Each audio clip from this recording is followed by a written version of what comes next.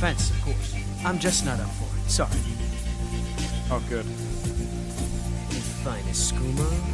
Oh, a snitch, huh? Running any guards now, can I?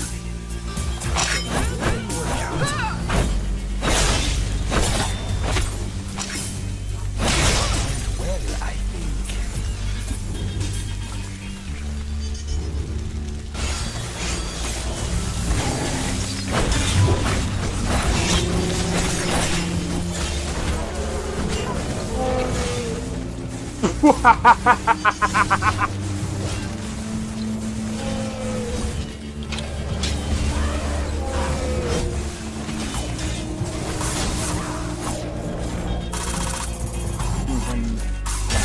For my work.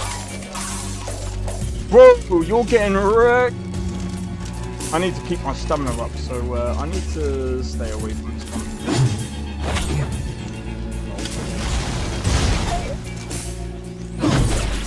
No! Everyone. Teleport everyone. Help!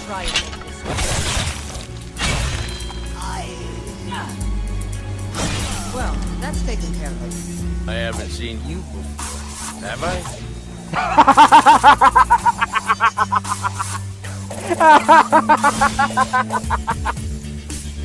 Oh, that's so funny, dude. You picked a bad time to get them on, friend.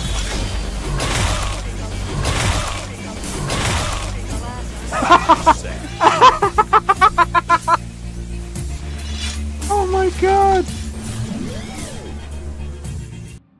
Yo, it's XP. We are back with another live stream. We are doing some Cyberpunk today, and there will be a live stream later of Cyberpunk. So we'll have to see if there's going to be any other news or updates. Always good to check in with those live streams, because you never know. You never know what they'll announce. Now, it is kind of cold today.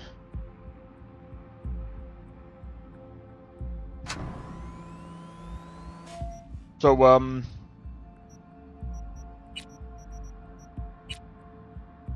wow, 14 hours, man. And we still haven't even gotten into like the second part of the game.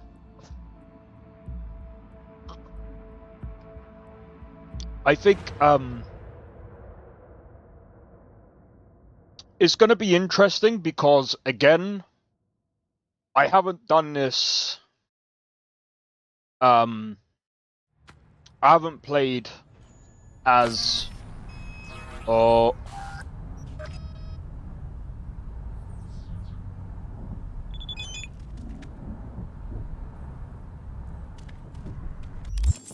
Holy shit.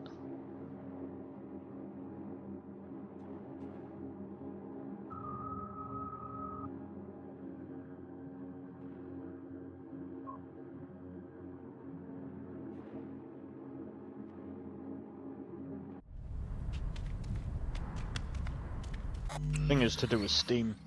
Really weird.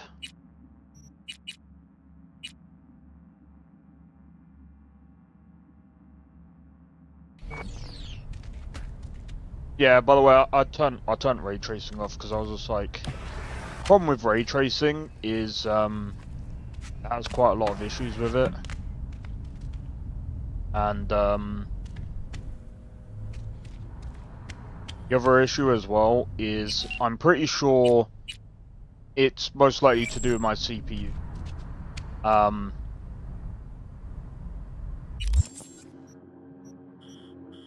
It's unfortunate because it's really weird as well. Oh, that's not good. What time is it? PM.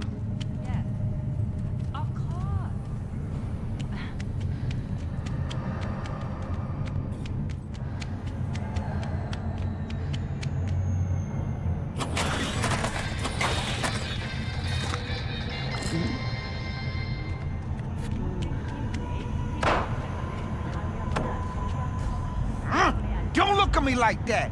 Oh, come on, I wanted to give you some money.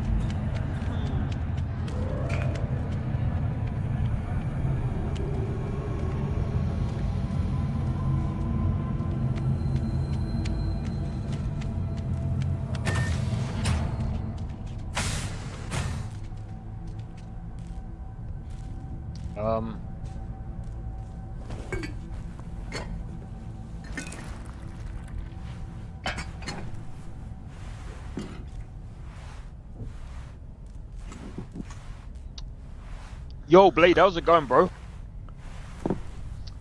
So, that reminds me.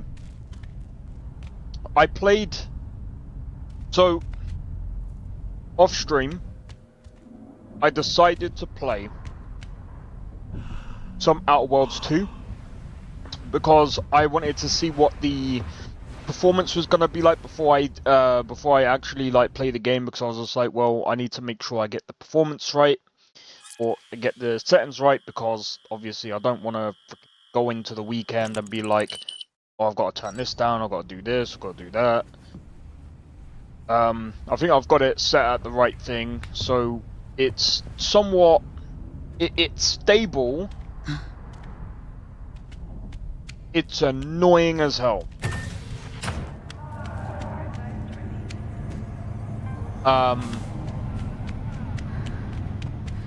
I'm gonna be completely, like... the game does feel better than the first game. It's better than the first one. It feels better than the first one. But it's not... I'm just gonna say this, it's not really... Hey, show some respect. We'll be playing it this weekend. We'll see what it's like. If I feel like it's something I would play on the channel, and it's something that I would enjoy playing on the channel, then, you know, I'll probably like save up to buying it on Steam at some point. I just don't know at the moment. The performance isn't giving me... seeing how it performs on other people's systems isn't giving me enough confidence. But at the same time, this is why at the moment, like, after looking at everything... Yo! Ab, I'm just gonna call you Ab, how's it going? Who are you talking to? The other person on... I'm streaming to like technically 3 different platforms. So I've got YouTube Shorts, normal YouTube, and Twitch. Twitch is fucking dead though. There. It's a dying platform.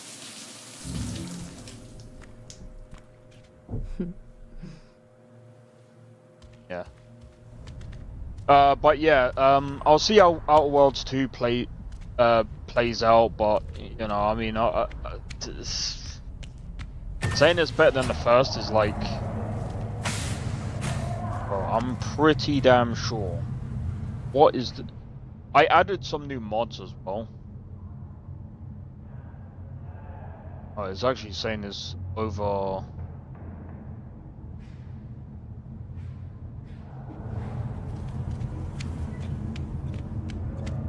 Okay, so the interface is saying it's over 80 FPS, but it doesn't feel like it. And by the way, I don't even have... I don't have frame gen on either. Oh, I see. The 0.1% low is like 40, that's why.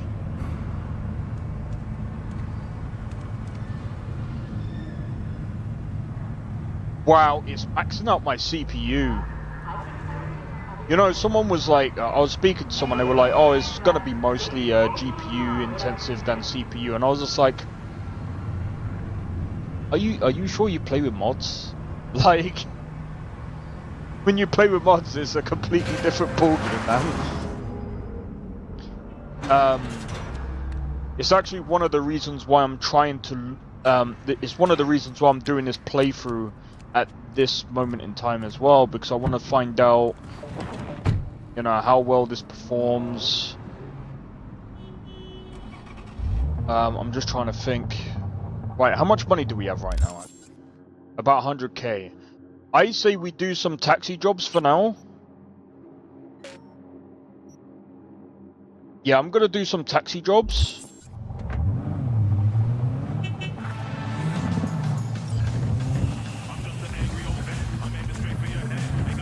Because I'm thinking if we can make at least a bit more money, I can try to at least, you know.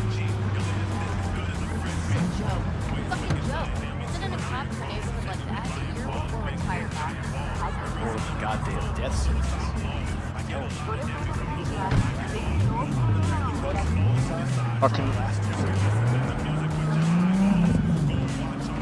I mean, I think we've got like the Overwatch. I think we've actually got a good sniper. We've got some good bits already. But we do need better cyberware.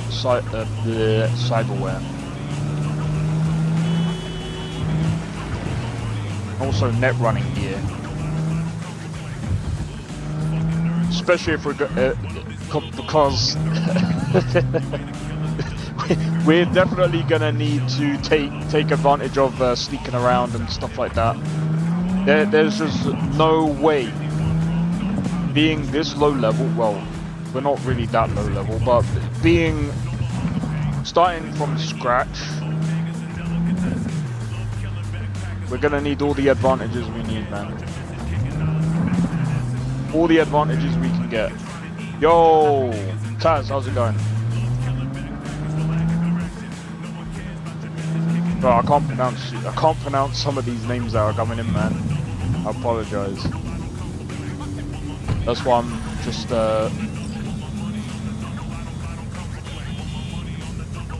okay, where are we going now?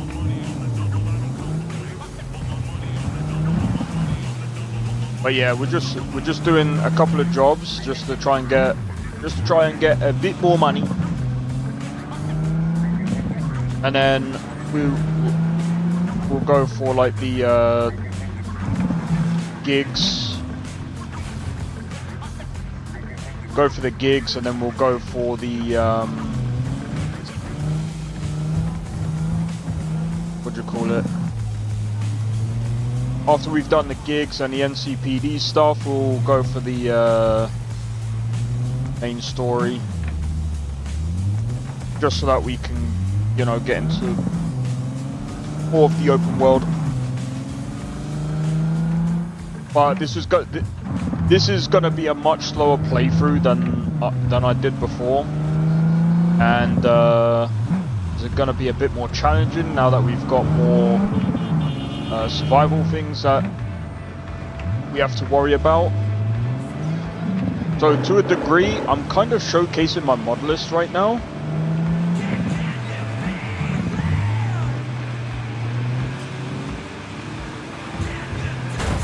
You little...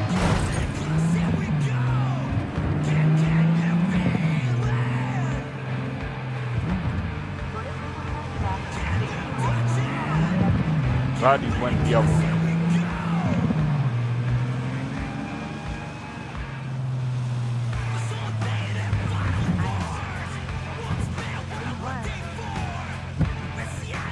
Oh, lovely. Hurry up. Don't just walk.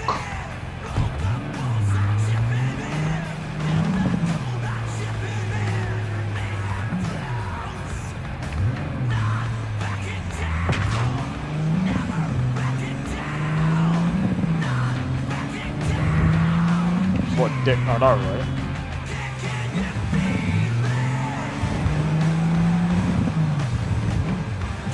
It's like, I'm just gonna waste everyone's time. On the red list, I'm pretty sure it's a she. I would go and check, but I'll be wasting time. And I want my money. Oh, you'll probably talk about the other car. Never mind. I forgot. Stupid. Yeah. You wanna get big flat? What a prick. Forgot about the delay. Yo, Drake, how's it going, bro? Welcome in.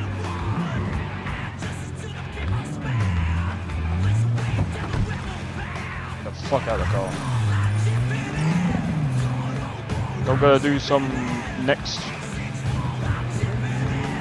stunts. How about here?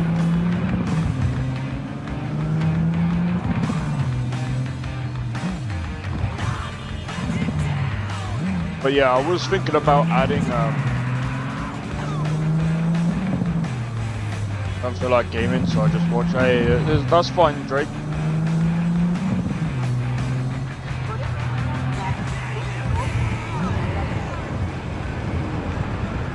So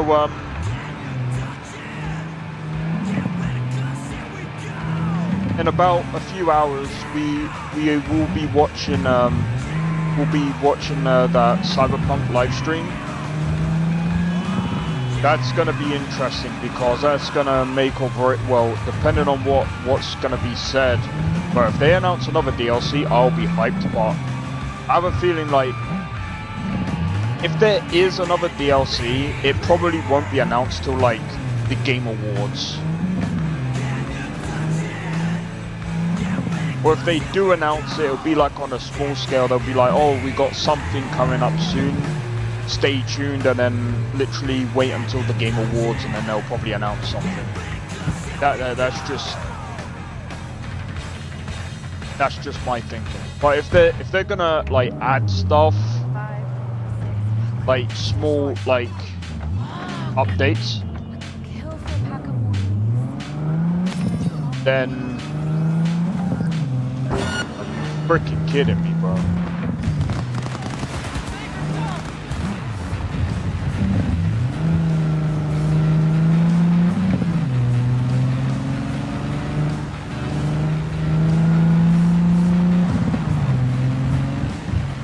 Move out the goddamn way.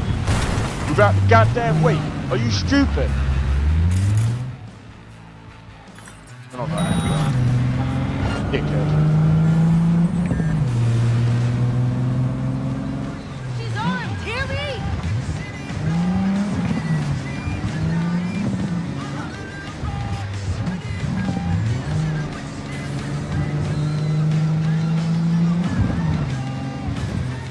Well, I can't wait until I unlock my full potential of the net running stuff, man.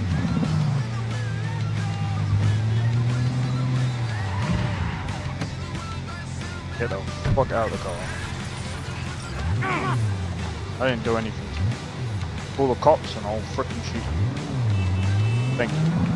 Anyway, nah, I'm joking.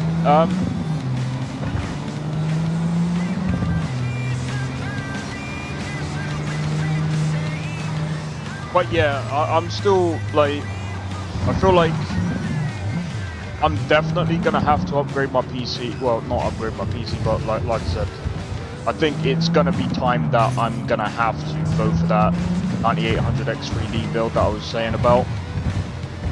It looks like all of these games that keep coming out, well, the 5800X3D, I don't know what it is, like, it's still a good CPU, I'm not saying it's a bad one, but like, bro, all these games that keep coming out, they're fucking up these CPUs. Like, I was literally playing Outer Worlds 2 yesterday, and if someone goes, oh, but that's Unreal Engine 5, I don't care, bro. It's so stupid. I'm starting to hate all these games that come out because they either don't know how to optimize their games, and then like you get people saying about game engines are you know, not very well built and all this, that and the other, and it's really not the case. It's the case of the developers either not getting enough time to optimize their games, or there's multiple things going on. Well, I didn't do anything to you. ran into the car, bro. Ooh.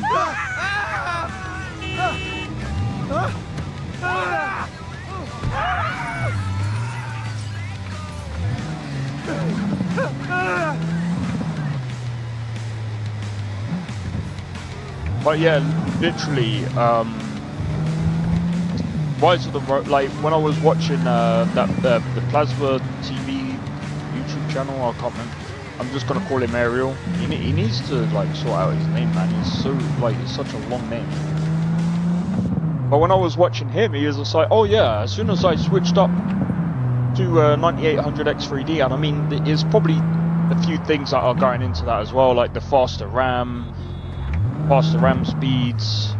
I'm pretty sure the motherboard allows for like better stability, like for the CPUs and stuff like that.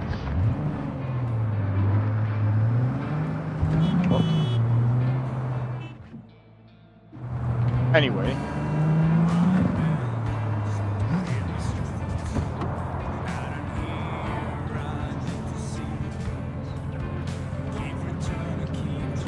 People are still on the AM4 platform. I ain't doing nothing. I've gotta go.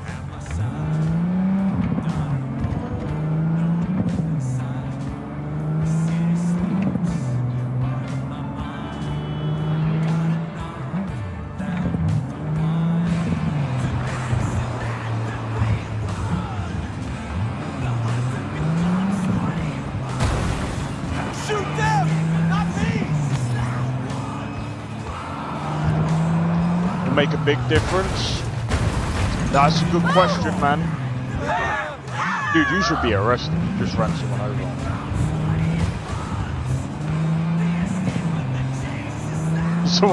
Someone in the comments is gonna be like, you can't talk.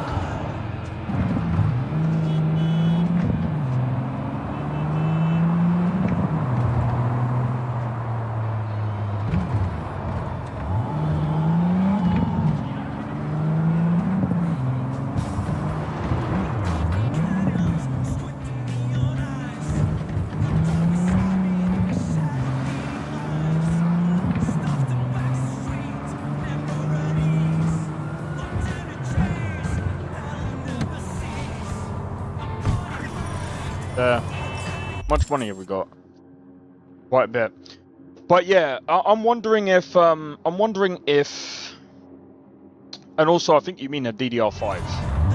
I think we're still waiting for DDR6.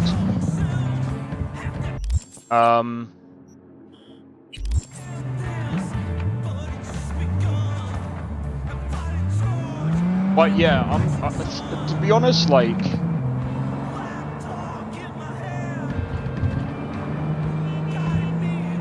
see, part of me was like, maybe it's because like I'm running like a much powerful like GPU. Maybe it's making a CPU like work a bit harder, but the thing is, like, I really don't think that's the case. Because there's other people with a 5800X3D 5090 that are also having, well, then again, that's not really, that would actually prove the case, but anyway, there's people with a 5800X3D and a 5090, and I think this is what Ariel was saying. It's crazy how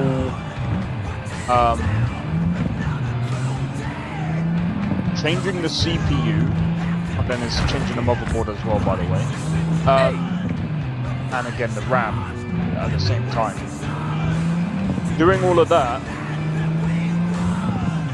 it's not only made it more stable, but he's got more frames. And I'm like, okay, that's kind of crazy. It's not that crazy. Oye, despacio!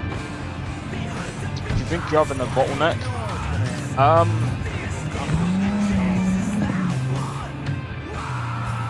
On this game, personally, I'm not really sure.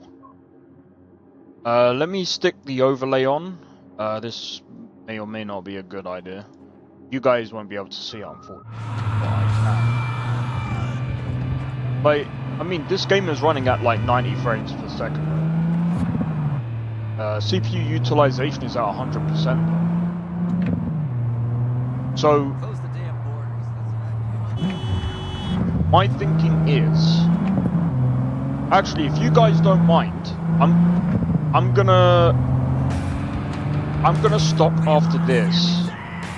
I'm gonna go onto a different save file, onto like a vanilla one, and I want to see what the performance is like vanilla. No mods at all. And I want to see the CPU utilization, because here's the thing, like, can't really tell with mods, because again, like, with mods,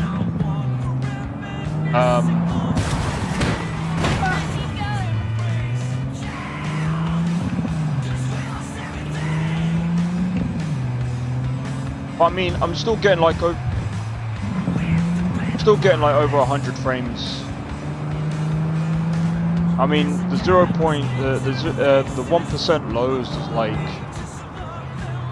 around 60. I mean, that's still a massive, like, weird drop.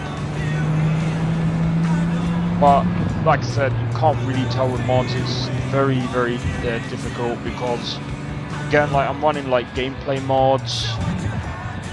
I might have to actually go in and like, but at the same time, like, I'm also thinking, I really don't know. See, it's hard for me to test, because the thing is, I've only got my PC. I don't have like a I don't have any other PC to really test on. I think at some point, this is something that I should really do. Right, so I'm gonna quickly find a spot now to go and save.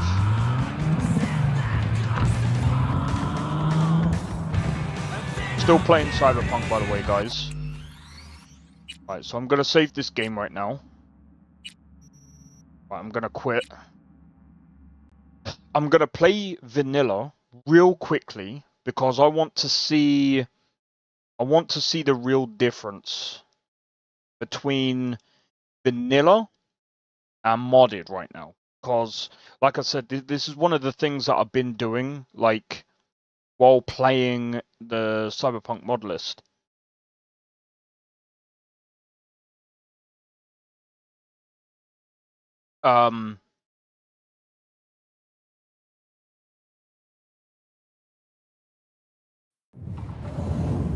See, look how quick that's.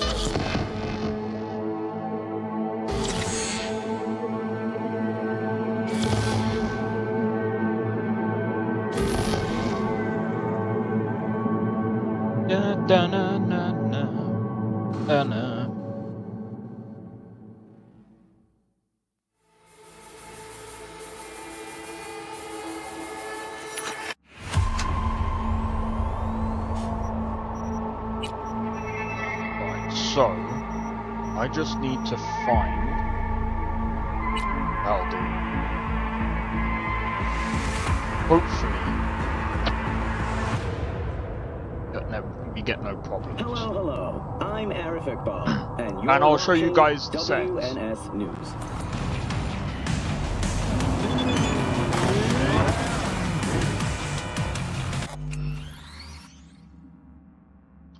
That's interesting. Right, we're on ray tracing. So this is on like ultra. So let me put this down to quality. Let's go to... Hold on. Why is it 3.1? Why is it not 3?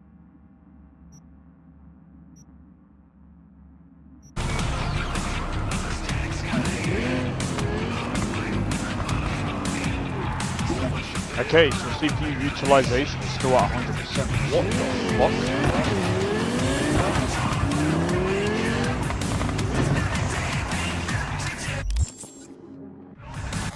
This is weird. Alright, let me turn off ray tracing. Was there something else that I needed? That's on auto, there's nothing I can... I don't want to crash the game or fuck anything up. I'm trying to think if there's anything else that I needed to do. Oh yeah, there is actually. Where's motion blur? Hit that off. Still at 100%.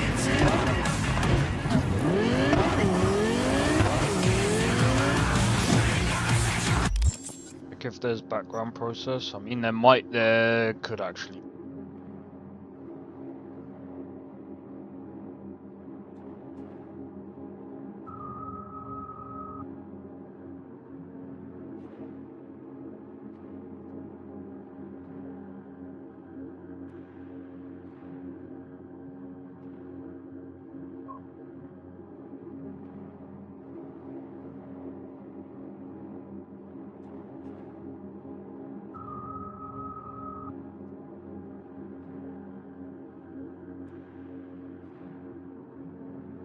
Let me have a look. What's going on?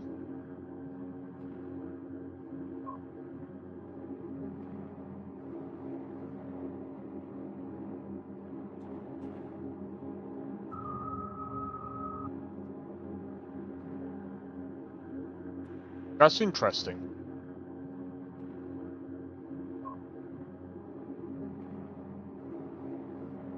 It's only coming up as 90%, 96% utilization. Maybe I shouldn't really listen to AMD's app, because even in the I don't know, maybe there is something.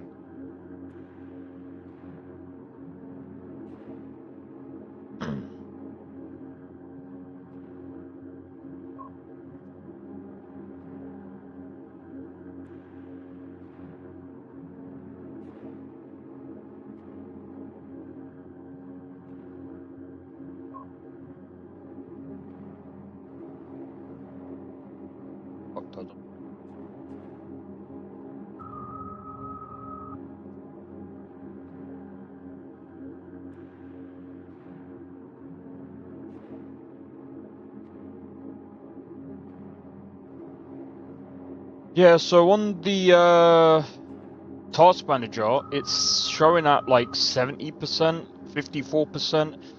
It's going up and down.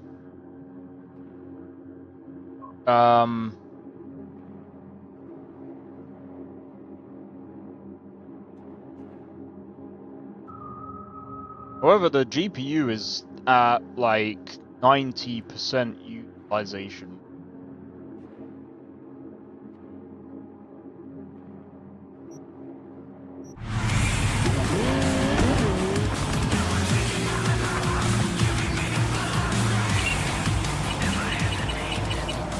Better turn that down a bit.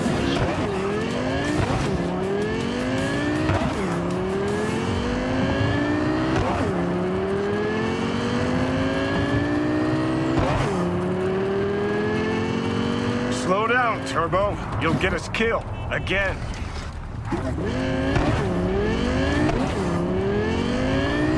140.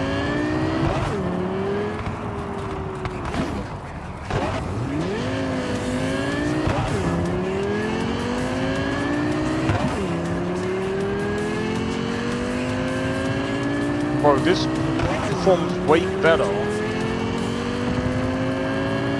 Well, obviously it's gonna perform way better without mods, but that's insane, bro.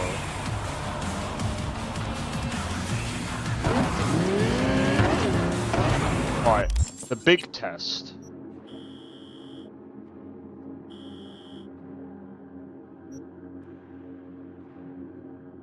Oh, I see. You haven't even done...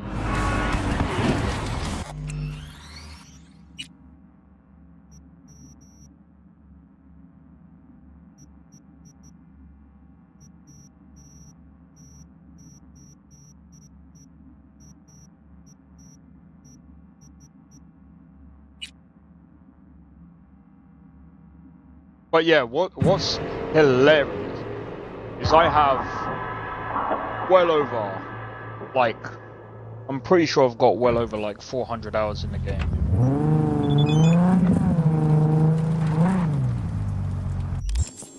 Alright, so what I'm gonna do real quick is we're gonna drive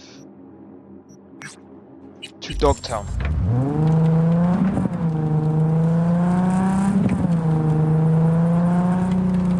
This game looks so good even without mods. Oh, 100%.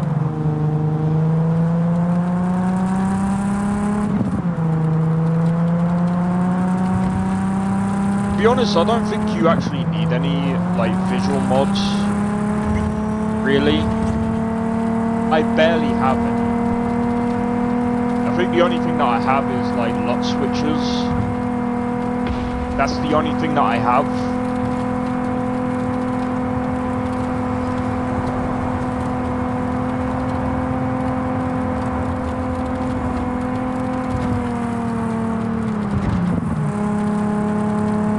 That's literally the only thing that I have in, well, kind of. Be anything in this game, only mod you need. New Game Plus. That's true. But I've also got like loads of Clover mods as well,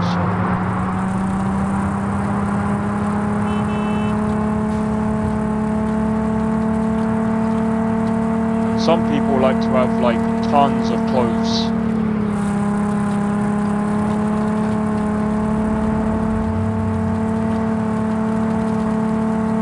Just trying to think actually.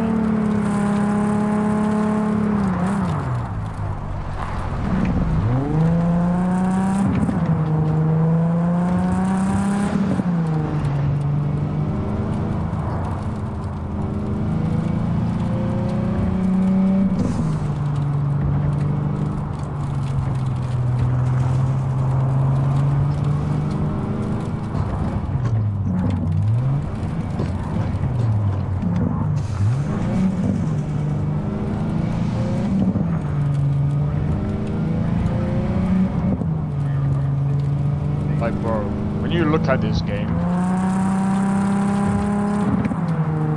like people like to use like those reshade mods. I just don't see the point. Like, yeah, you can make the game look realistic, but why am I gonna do that, bro? I'm not here to like have the game perform like absolute dog crap. You know what I mean?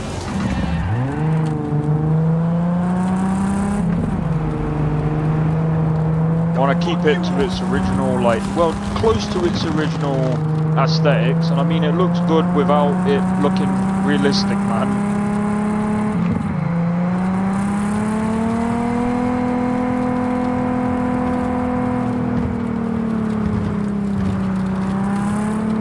That's how real it is. But this is what I mean, like.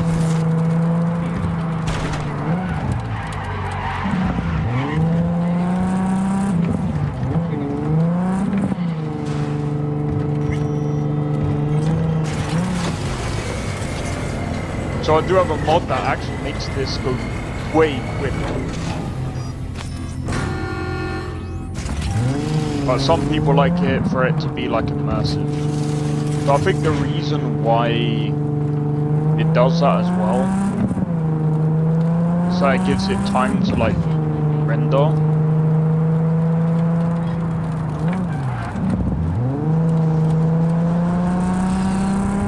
Right, this is where the performance is gonna dip, so we're still in like the 90s. Still, wow. It is dipping into the 1% lows is dipping. Oh, there we go, below 60, but I mean it still performs pretty well. But the others mess up the UI. Yeah, that's true. Like I said, all you need is a good LUT and you're good to go, man.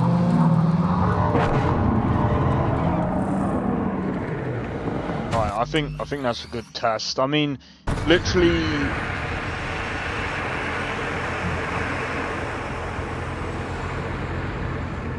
on a V8 panel, this looks like shit, though. do not, whatever you do, guys, if you want a monitor, do not get a VA panel. It actually, you know what, when I first got like a 1440p like monitor, yeah, it does actually look good. If you've used other VA panels before, I would strongly recommend against getting a VA panel.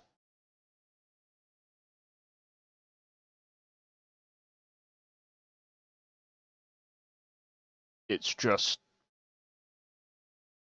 everything just looks washed.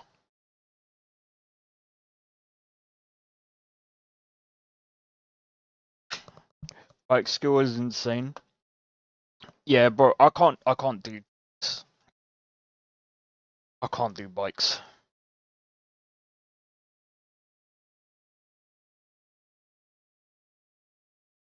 That's probably why you see me like not actually riding bikes in Cyberpunk. It's because every time I end up crashing into something. As you're gonna see, this is gonna take a bit longer to kick in. But yeah, so trying to. By the way, the Outer Worlds 2, by the way.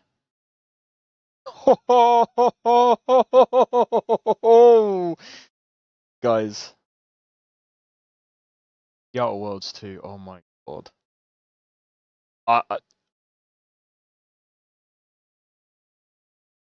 I could have predicted this. I'm gonna show you guys something. Sometimes I think pay Minecraft server better than would your own. Yeah, don't IPS all the way, OLED if you have the money. OLED is actually getting cheaper now. Bro. Look at Outer Worlds 2, man. This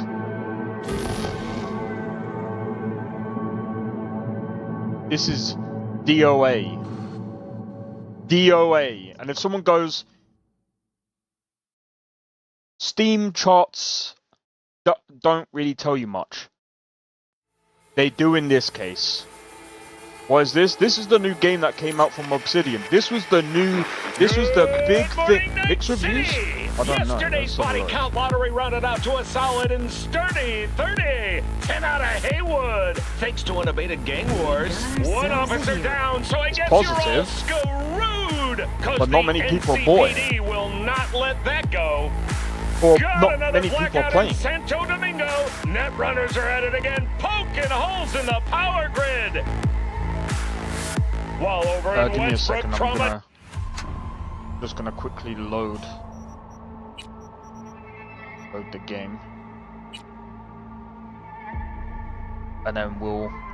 But the thing is, like, people say, "Oh, but that doesn't necessarily mean their game is dead." No, it's an indication of how well is the game actually going. How well is the game doing? CS:GO top 1, of course it is. CS:GO is always going to be there.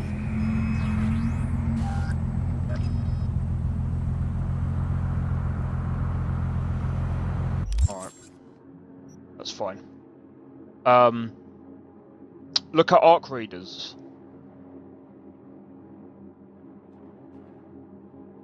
Bro, over 100,000. I honestly think, bro, even Pow World.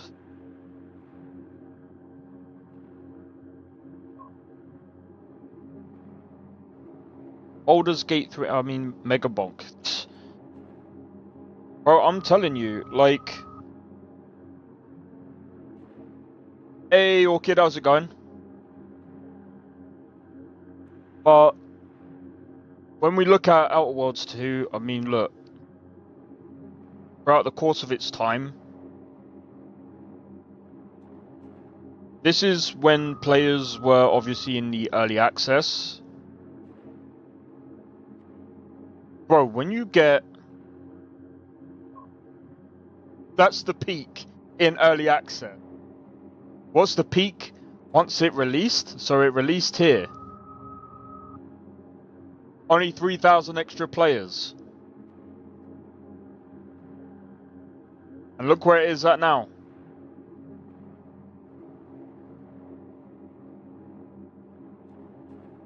It's now the 30th of October. So I think maybe tomorrow we'll be able to find out where it's at on Metacritic or whatever it is. But I don't think that this game has gone too well, man. 9,000 players. I mean, it is off peak. But I mean, again, one of the reasons why I look at this, by the way, is it kind of tells you all that you need to know. Because, I mean, again, let's not look at Power World, for example, because it's not really a great example.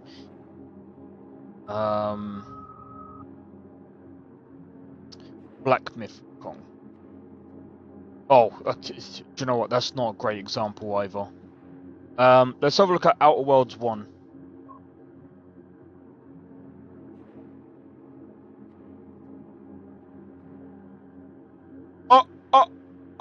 What? Guys?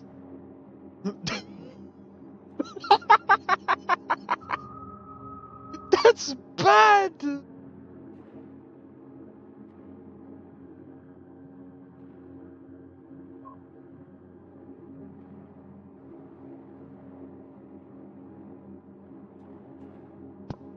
Theoretically, if you bring out a game, the second one, you don't want the previous game peaking at 20k. Whoa, your game as soon as it came out only peaked at 13,000. Oh my god, that's funny. Project Zomboid was never my game. Well, you gotta remember, like, when you look at the top 10, usually they're not many people's types of games. But again, like, that's not the barrier you kind of want to push, because the thing is, like, or that's not the thing that you want to, like, look at. The things that you want to look at is comparing it to its previous game, and its previous game, I just don't think that Obsidian is doing well.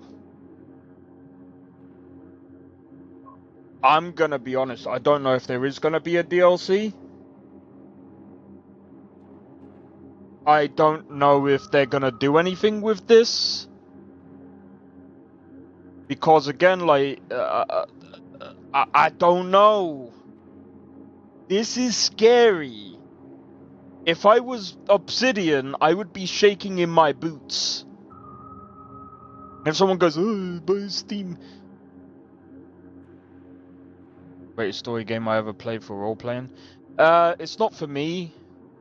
It's a good story. It's pretty good, but I'm gonna be honest, there's some aspects of Divinity Original Sin 2 that I preferred over Baldur's Gate 3.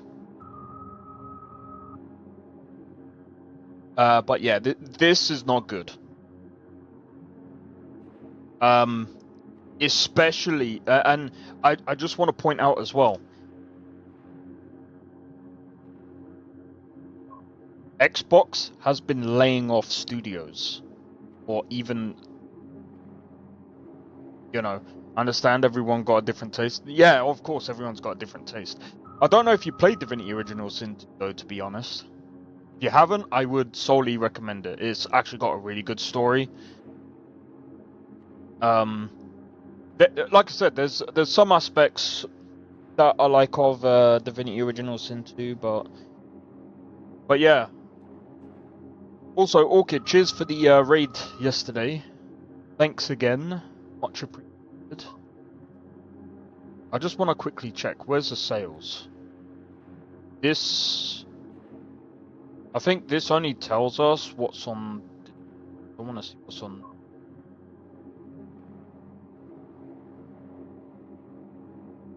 I think this only tells us. I wish we could know what sold the most on. I'm gonna grind. Good luck. I am not even gonna bother with Black Ops 6.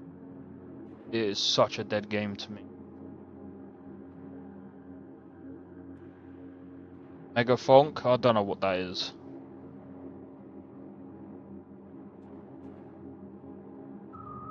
But yeah, so I just wanted to see if there was anything else. Oh yeah, there is actually. New World. Oof.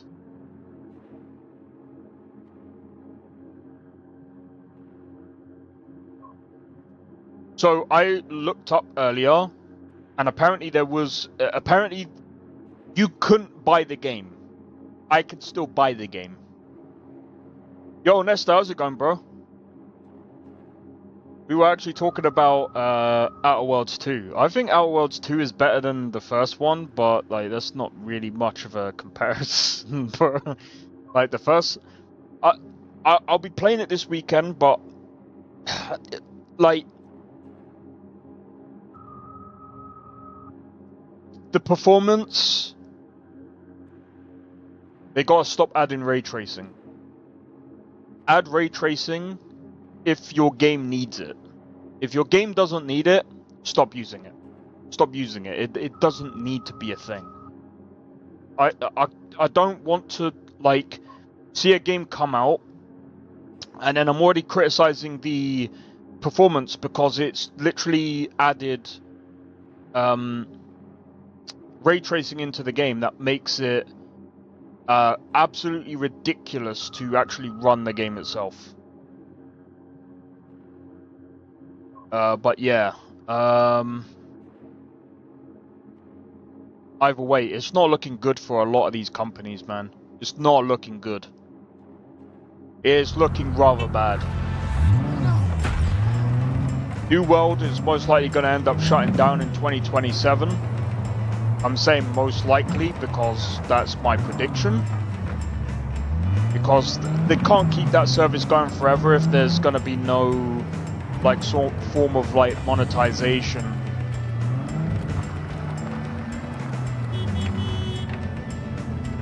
Yeah, see, Cyberpunk's ray tracing is quite intensive. That's true.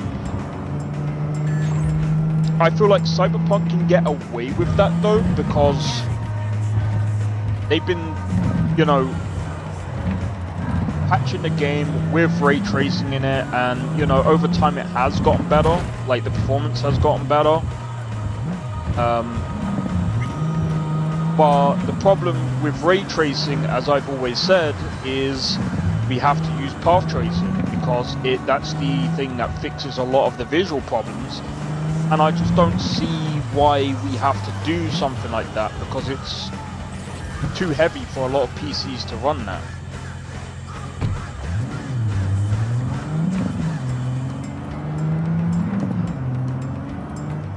But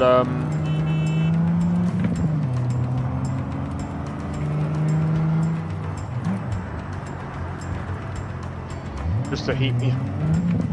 That you could do that, yeah. But yeah, I was actually watching someone play Outer Worlds 2 with ray tracing on a 5090 and a 9800X 3D, and it doesn't even get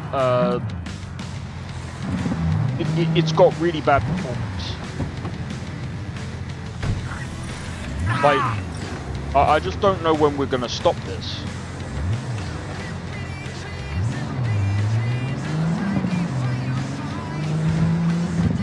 And like I said, with Outer Worlds 2 having less than 20,000 players at peak time, I think people are fed up. And I'm not even trying to be like this, like, I'm not trying to put a dampener on Outer Worlds 2 because, like I said, I think the gameplay is actually better than the first one, so they definitely did that right. I can't really talk much about the writing at the moment because I just skipped a lot of stuff and I just wanted to see how the performance would be if I was actually playing the game. But again, that's what we're going to be doing this weekend. But I'd say at the moment, I would probably put it just above. I would probably put it just above Avowed. I'd say Outer Worlds 2 is probably better than Avowed. But other than that, I don't know. I just can't see, like, if Obsidian doesn't get there, they might have maybe one more game left in them. I'm sorry, I'm just gonna say it. I think they just have one more game left in them.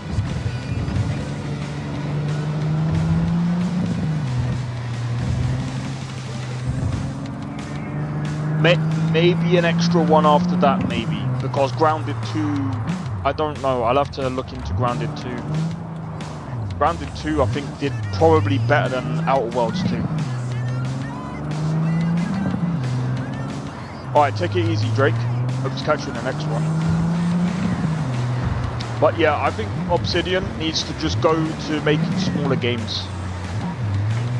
They need to go back to like the small corner of making games and just make those small games.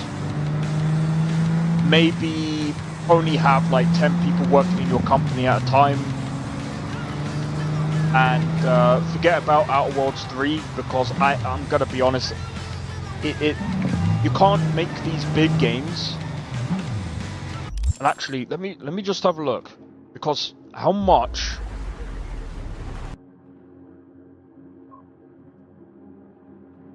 What was the budget for Outer Worlds?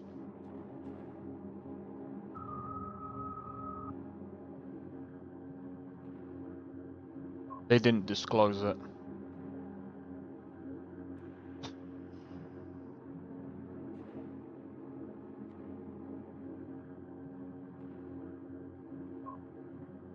Getting absolutely trashed. I don't think it's getting absolutely trashed. Oh yeah, but that was it. How much is Outer Worlds 2? About £60. We got ourselves a hero.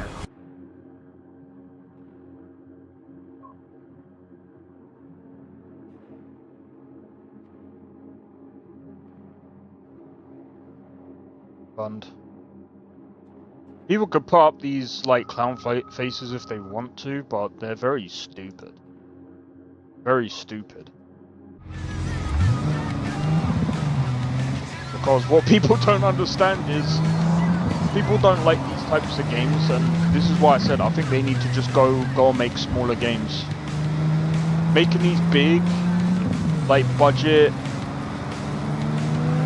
like I wouldn't even class Outer Worlds 2 as a AAA game because it didn't even. Maybe there's some innovation there that they've done, but like it's a AA game. It's not a AAA game. It's a AA. It hasn't surpassed its successor or anything, so it's yeah. I'm sorry, but.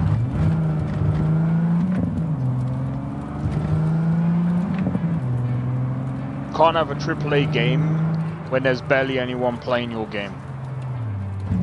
You can't even call it a AAA at that point. It's a triple fail.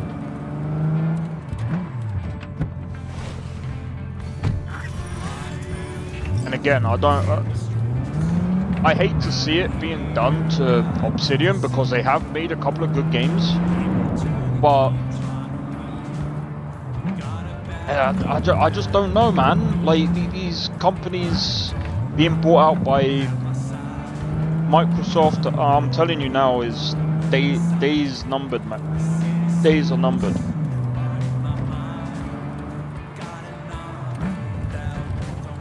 Especially with all these other companies coming up. I just don't know, man. You know, it's the same as Bethesda, by the way. I'll say this, and I said this before about Starfield. If they don't get the DLC right with Starfield, that's it. I don't think they're gonna do any more. I don't think they're gonna do any more DLCs or any more updates for. They'll probably do maybe a few more updates for Starfield, but I don't know. I just can't see them continuing if people aren't gonna play the game, because already they've.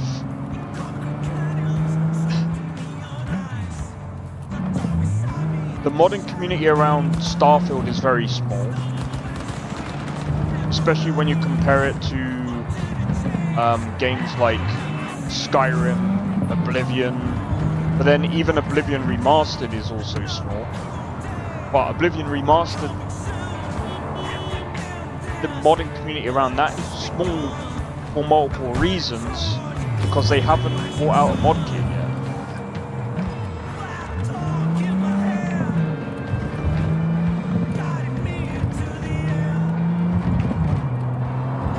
I just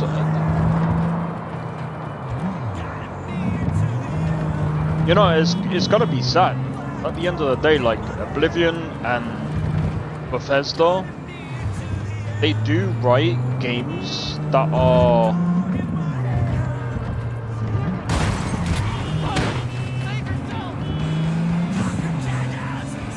you know, one of a kind type of experience.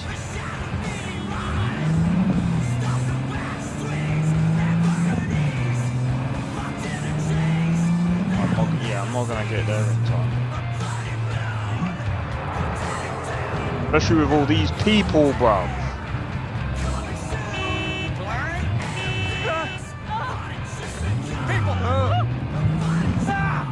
He literally just touched the car. I didn't even...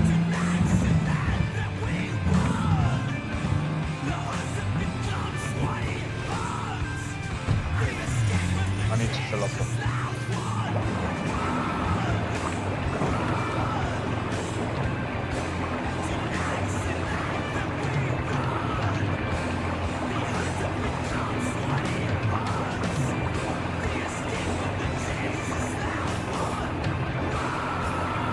Not 120,000. We're not doing too bad, you know. But yeah, also I've just seen as well Where Winds Meet. The one thing that I'm like this with Where Winds Meet, I've just seen something about the boat. Apparently, the boat is in a gacha, and the way to get the blueprints is to literally participate in the... Careful! What are you doing? Yeah, look who it is. Say hello. Say hello.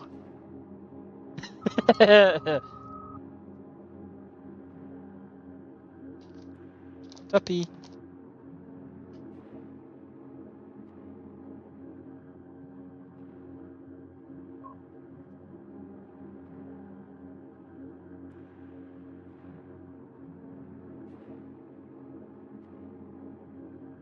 Yeah, literally, look at him. Don't do it near my cup. I don't want your biscuits going in my cup, thank you very much.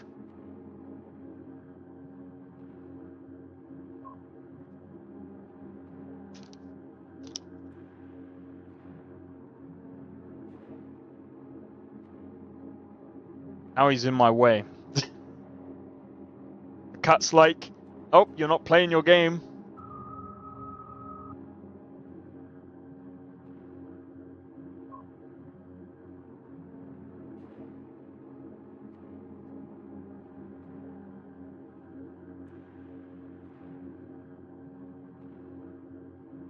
Oh, come here. Oh. Look. Look. Hey, look.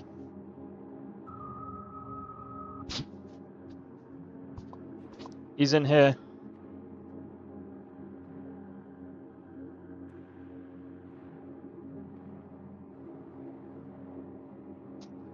It's because he wants treats. Because he wants treats, literally. I was gonna say because he... Literally, that's all he wants.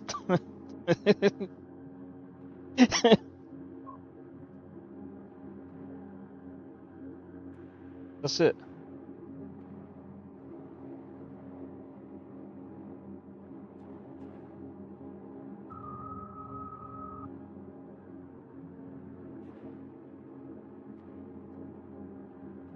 Where you going now?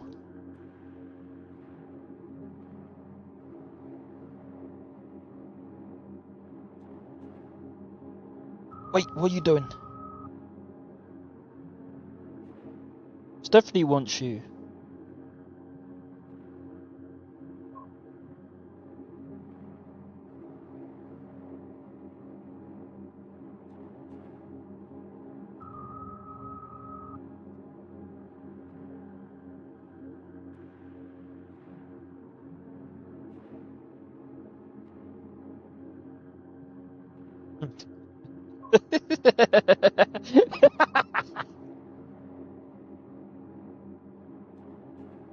Oh my god. That.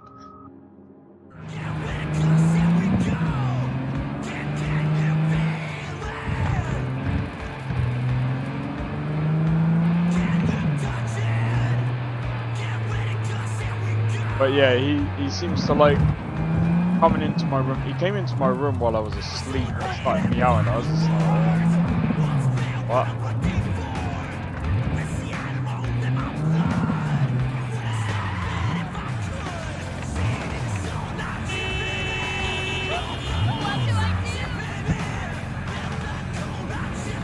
I didn't realise the lights were red. Gotta wash up my cup in a bit and then we're gonna go and I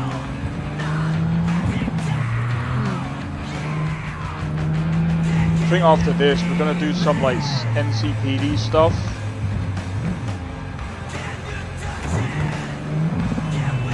And then we'll try and level up as much as possible.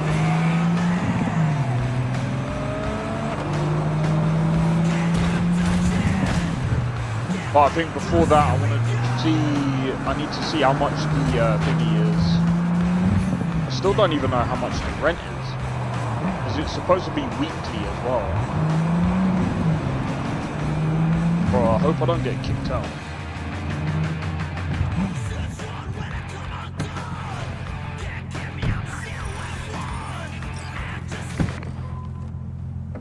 That should do for now. How much money have we got? That's 125. That's 125k we got there. All right. So here's what we're gonna do. We're gonna go to Vic.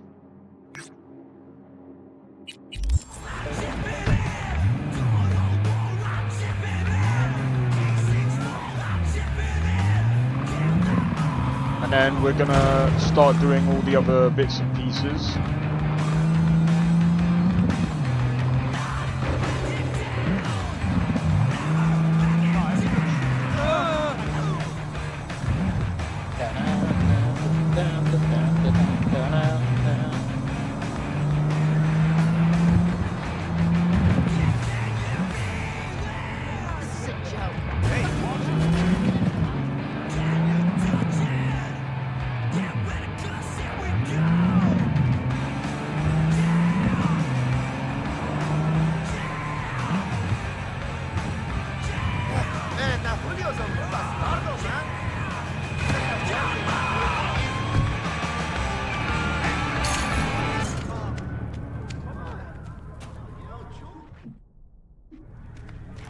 We're near enough top on everything.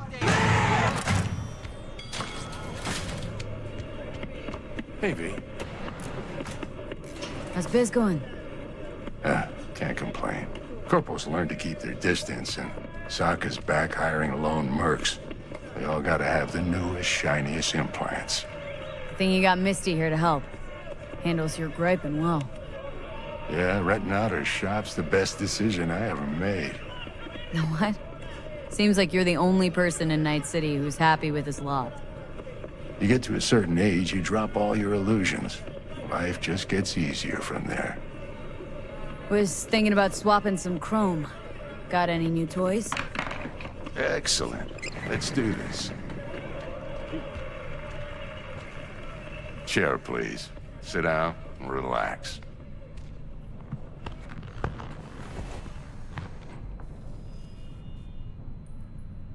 I'm ready. Carve away. Okay, so I want to get a new...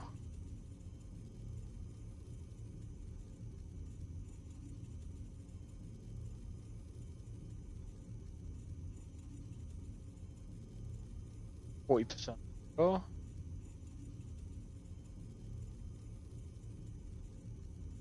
Oh, but that spreads to all the thingies.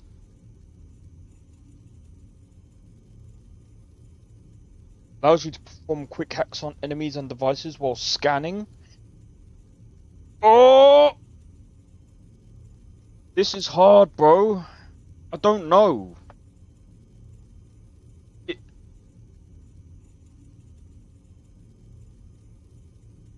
You see, is there another one?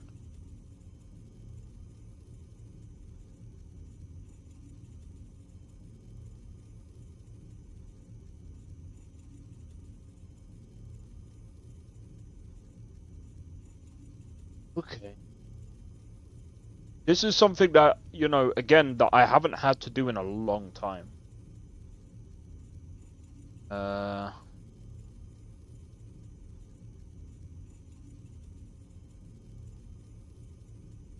Oh my god. I haven't had to do this in a long time. Like, some people will be like, why don't you go for a Sandevistan? Nah. Don't get me wrong, like, the Sandevistans and the, Dirk stuff are pretty good if you're doing melee stuff. But here's the problem with that kind of build, especially for early stuff.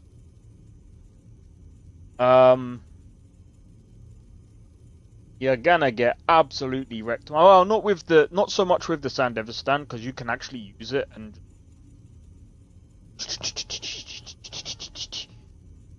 do whatever. But the problem is like I like going in and take.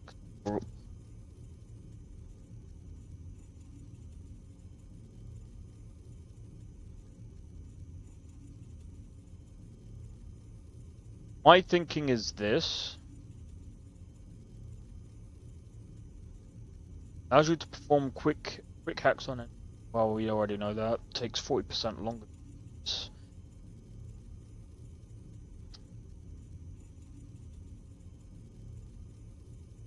Wondering if there's another way of doing it.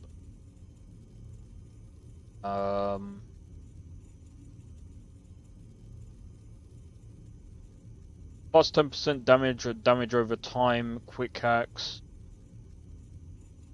See, this one is probably quick hacks spread to all valid enemies immediately instead of waiting for the initial upload. I'm thinking about this one.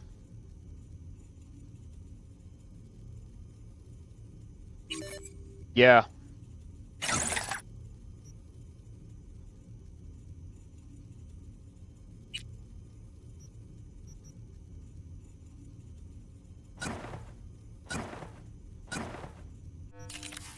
Yeah.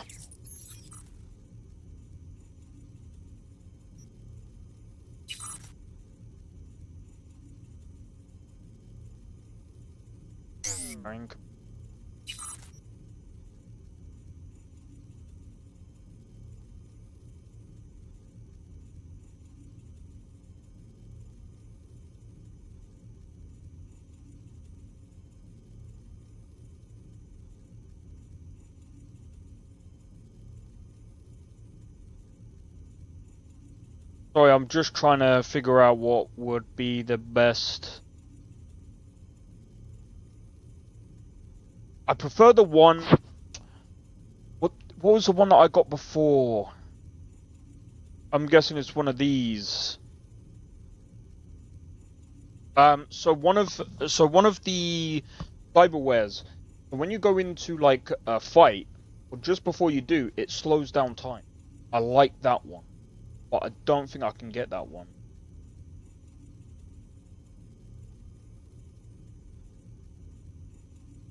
Yeah, this one.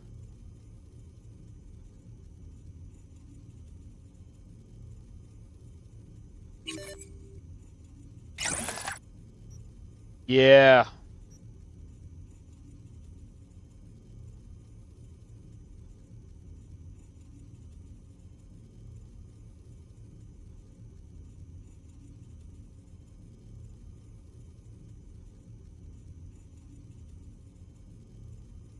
And again, like, technically with this, I'm wondering actually. Entering movement, hold on, movement speed for 6 seconds when entering combat. That paired with that, that's technically a Sandevistan. And it activates as soon as you go and as soon as you get detected. But yeah, I'm not gonna do that right now. Don't think that's a good idea. Don't think that's a good idea.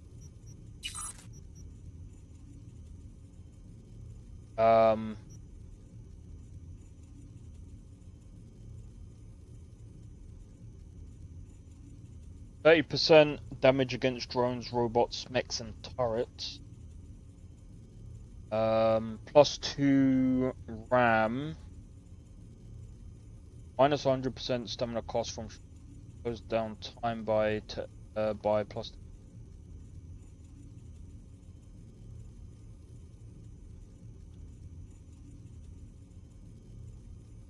Automatically negates an CAC. That one might be, yes, this one might be a good one. I think it's there.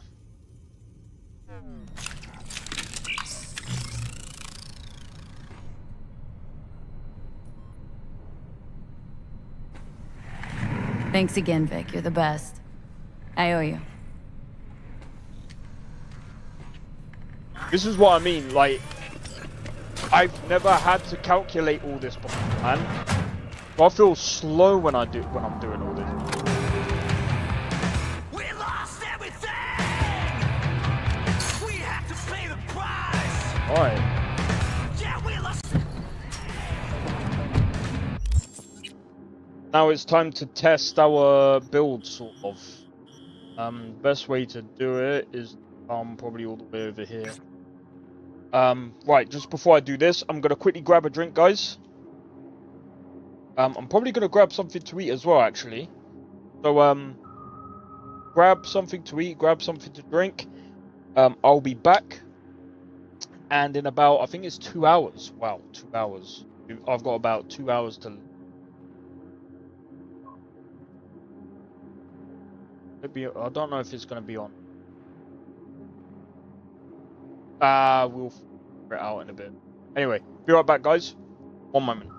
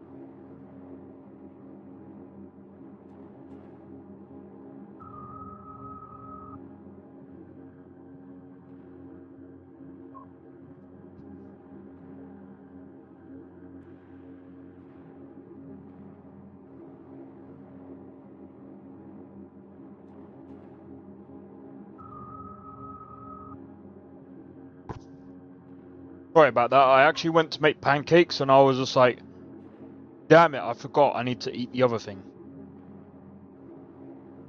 Because it goes out of date tomorrow.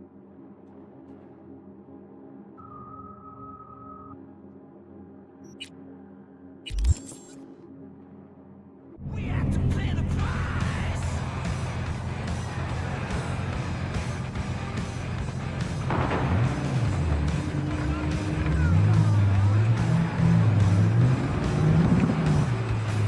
I saw you, but life was missing. You lit a flame that consumed my head. Alright, Now I want for reminiscing, but I traded all for your sweet here we go. ways. Yeah, 'cause we lost everything. The hell happened there? Oh. Someone lost parts of their car. There's a canvas winter faces, unfolding to some love and lost. It was a passion for vengeance, and in the end, just to pay the cost. Na na na na na na. Na na na na.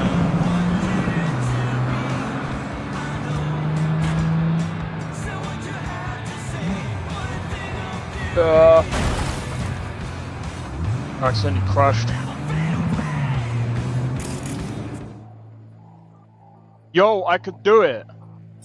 However, I need more RAM.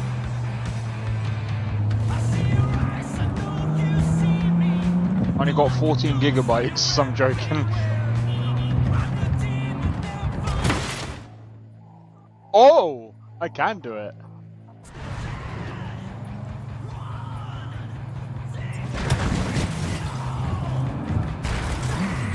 What happened to the dog? I shouldn't have concentrated on it.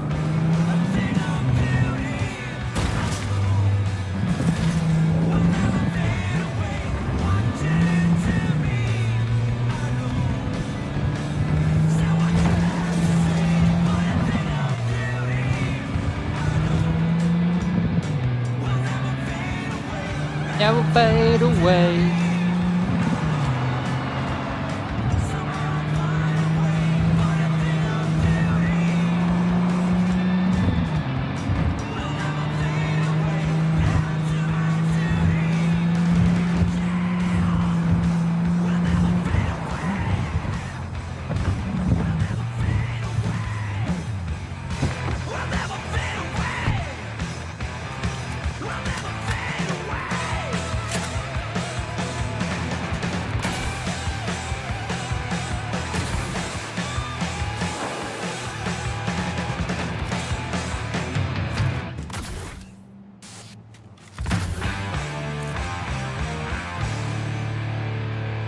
Boom! I'm joking. Alright, let's go.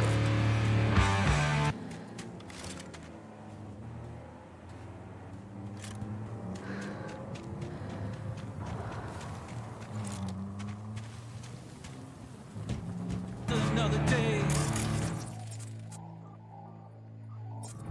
Is there like a camera nearby?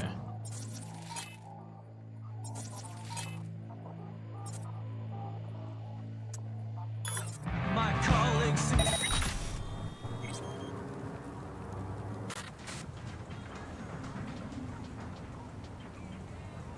Ooh. I don't have ping. 1, 2, 3, 4.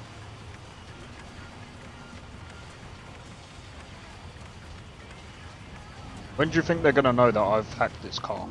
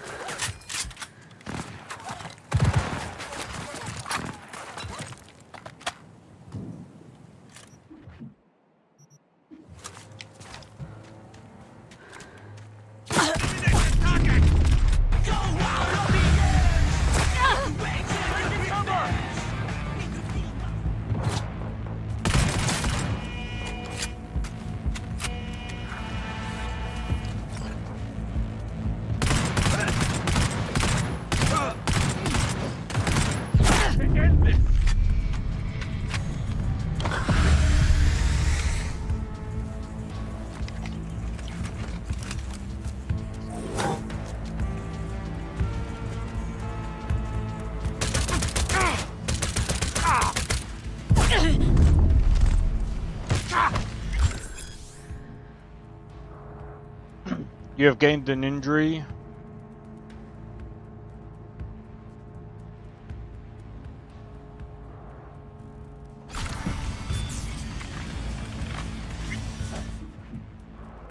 Crap. Cured with trauma kit. You have a trauma kit?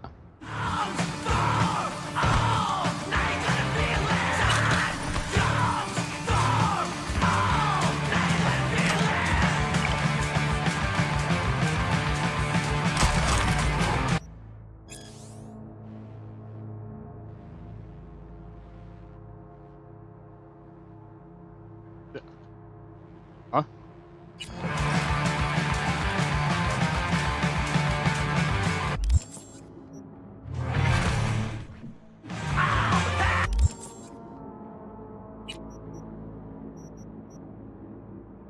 Have a look.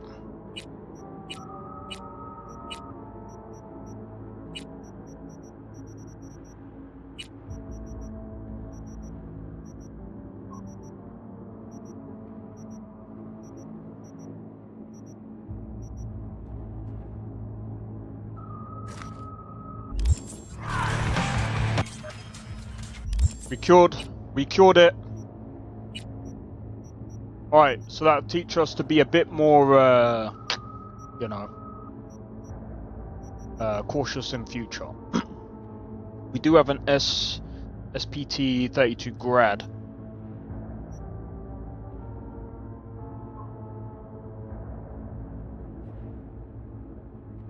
Smart link cyberware required to enable smart targeting.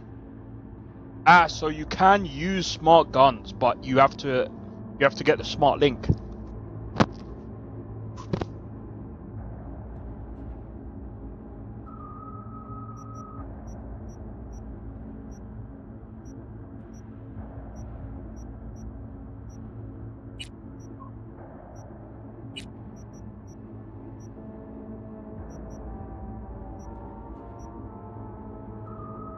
And like I said before, guys, while I have played the game like for hundreds of hours, there's things that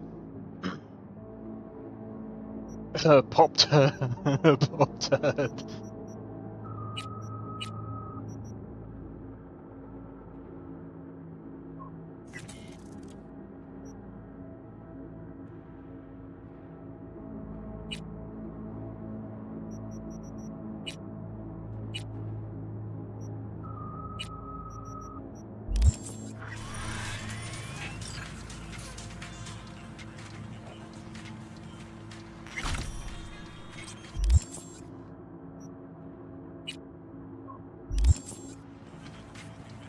Alright, we're just gonna have to walk to the car.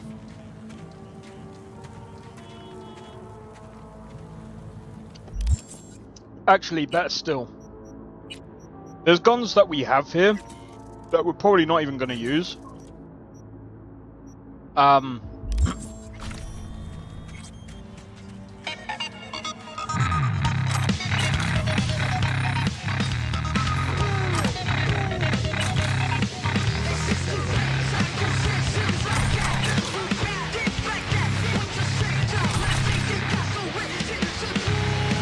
Wow, the ghosting on that is weird.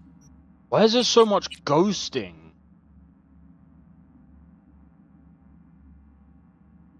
Oh, that explains it. Why have I got frame generation? Time is the showcase gonna be? Probably in about like an hour or two.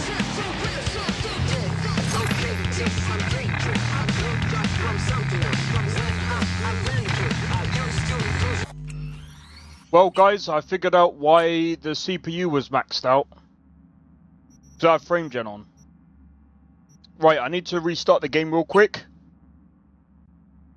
Because I forgot it. The thing doesn't. Why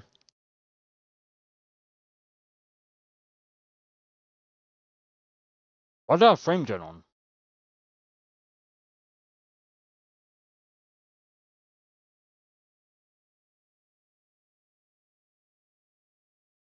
But yeah, I think it's about 4 o'clock, which is in about 2 hours.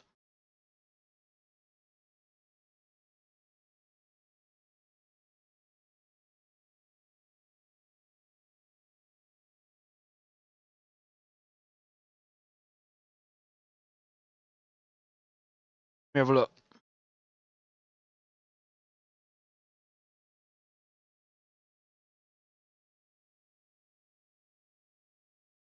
Yeah, I think I put FrameGen on for testing, and I forgot to take it off.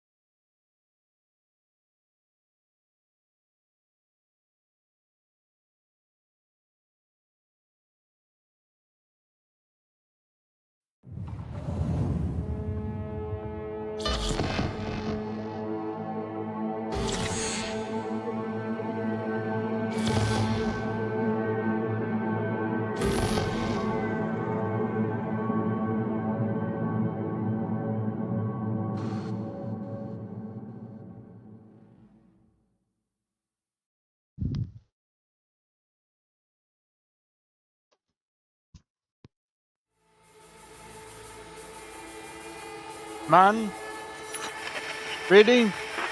Good morning, Night City! Yesterday's body count lottery rounded out to a solid and sturdy 30. 10 out of Haywood, thanks to unabated gang wars. One officer down, so I guess you're all screwed, cause the NCPD will not let that go. Got another blackout in Santo Domingo. Net runners are at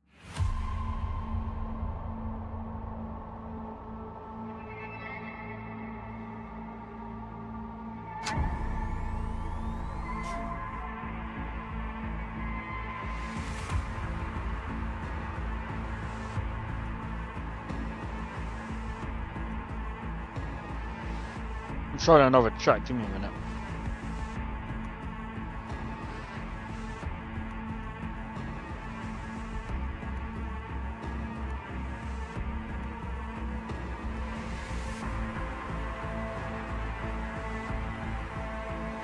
Alright.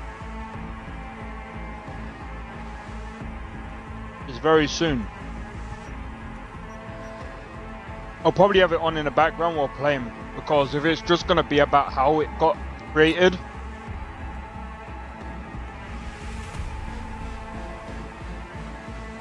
I guess we'll listen.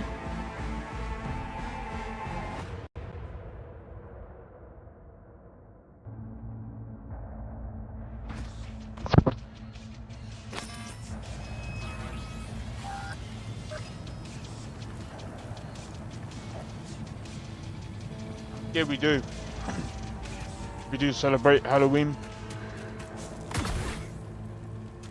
Just not the same way as we used to.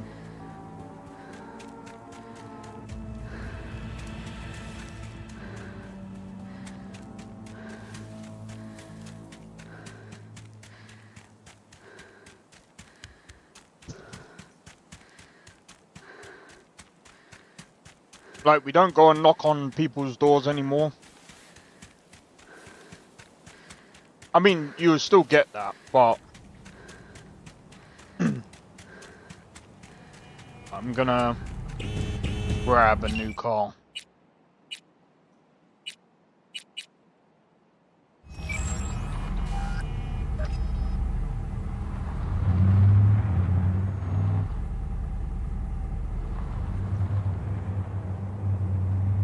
Oh, mate. Alright, so we're at about 80 frames without frame gen.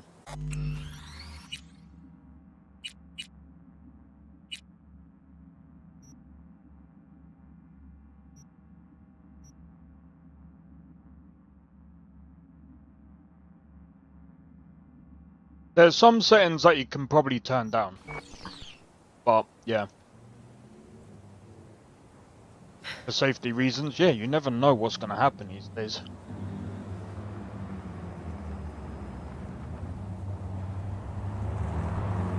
People are crazy. Plus, you get all these stupid pranksters that ruin everything, man. I'm gonna prank you. Oh no! One of them got shot. Oh no! Idiots.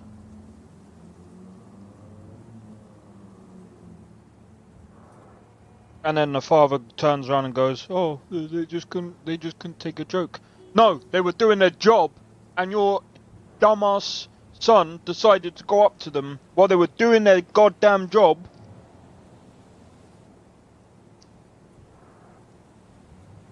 I mean, it was irresponsible to fire a weapon inside of a mall, but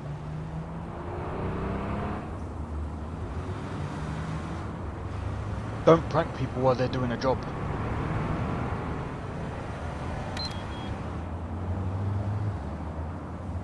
I mean, I really don't know how hard that is to, like, not do that. No, it's for content, bro.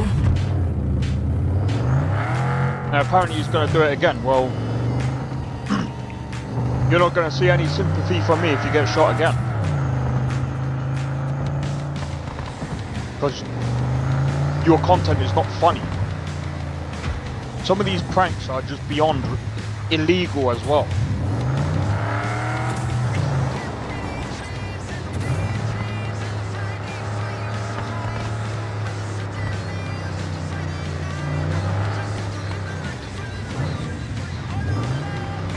Some pranks that just happen, they're just not even pranks at all.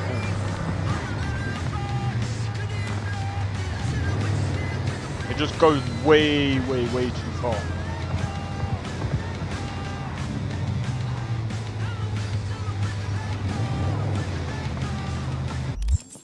Don't know why I did it. I don't get it either. I think it's stupid. And they clearly don't regard their own life as being valuable. The guy could have died by getting shot, and he's like, yeah, I'm gonna go and do it again. Alright. You literally got lucky the first time. I think the first time you should be like, you know what, I should, yeah, no, maybe I shouldn't do it.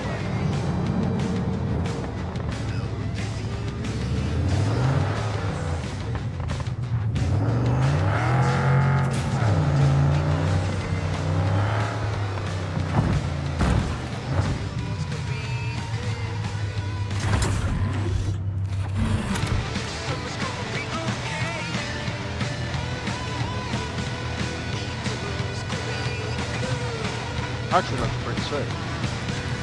Because of it, you know?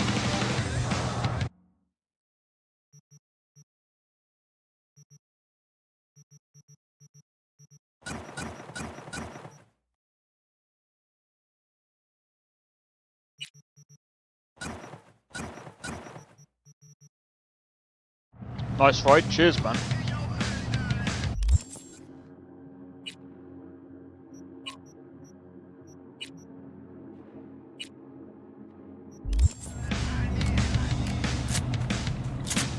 Sounds really sick.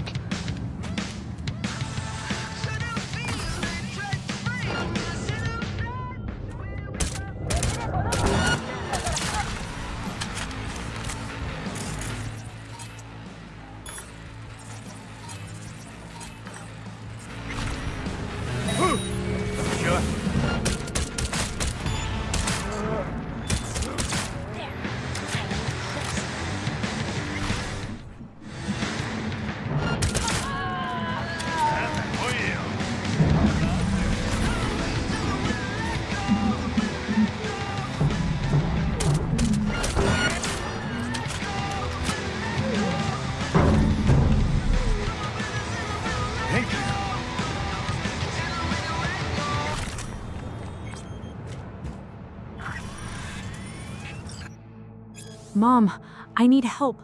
I think I've been kidnapped. Mom, please help me. What?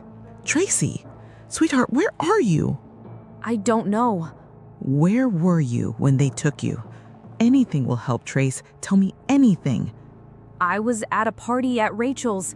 I don't remember after that. I think I'm on a ship. I called the police, Trace. They're looking for you. I love you.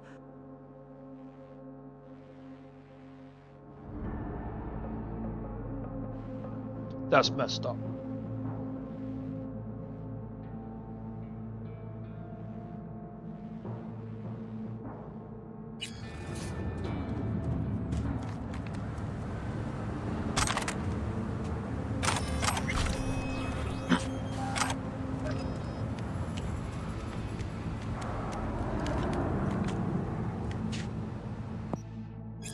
We're in NC. Finally. Sending my people. No worries. Give us a minute. Getting the merch ready to hand over. What do you need these tired, unwashed masses for anyway? Huh? I mean, just saying, they've been here a week in these containers. Not so fresh. Who the fuck asked for your opinion? Just saying is all. Any more unsolicited advice you want to share? Oh, maybe you know what to do with them better than I do, huh? Sorry. Didn't mean to offend you. Oh, you think I'm offended? I'm sorry. Really. Whatever for. Look, I don't want any trouble. We're here, waiting for your people, okay? Choom, I'm just messing with you. Chill. Sending my chooms your way. He sounds... but then again, it's probably the way it's coming across as well.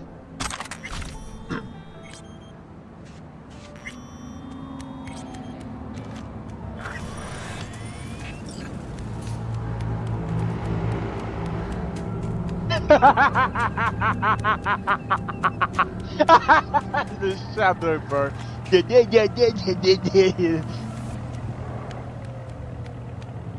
The shadow, but I think that's why they didn't do third person. It just looks goofy.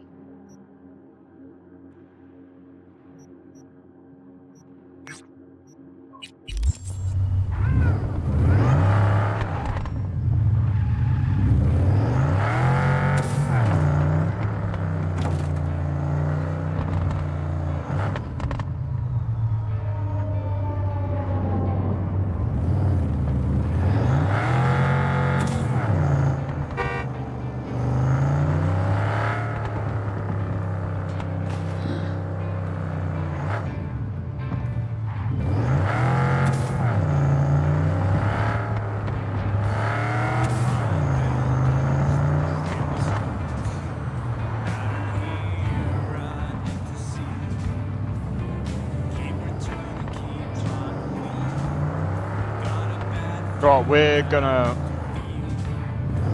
This playthrough is gonna be really interesting when it gets to the Cyber Psychos, because that's where we're gonna take a lot of damage.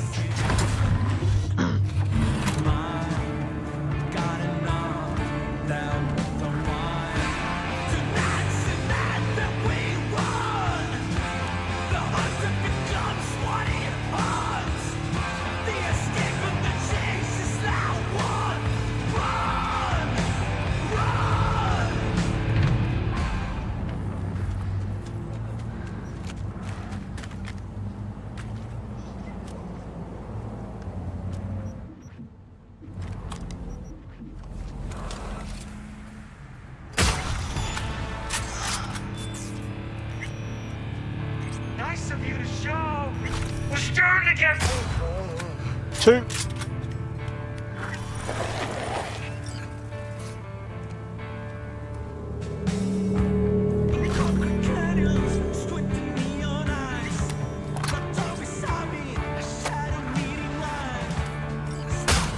Three. Can't hide. You know that. 4.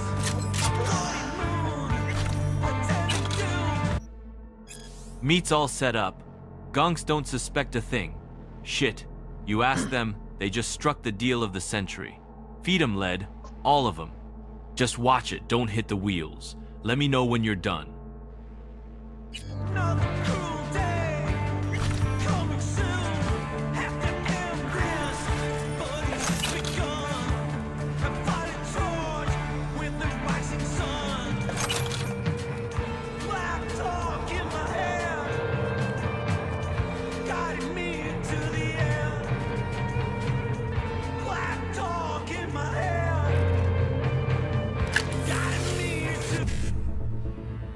Why couldn't I see the thingy come out?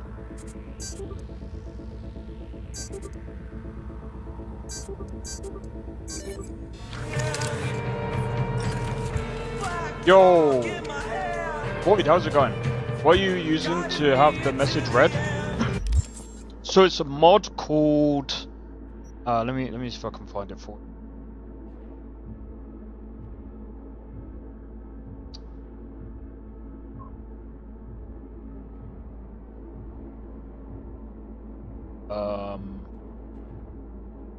Oh my days, what is it called?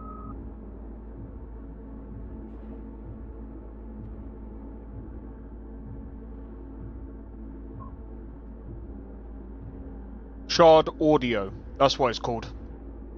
If you look up Shard Audio, it will come up on Nexus, and it will have, you can basically start reading the shards that way.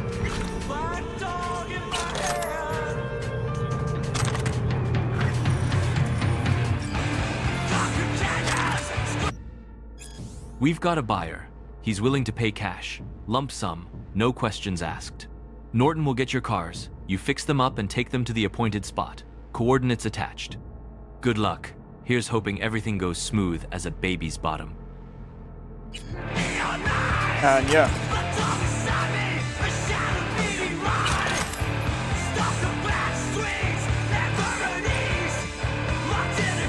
No problem.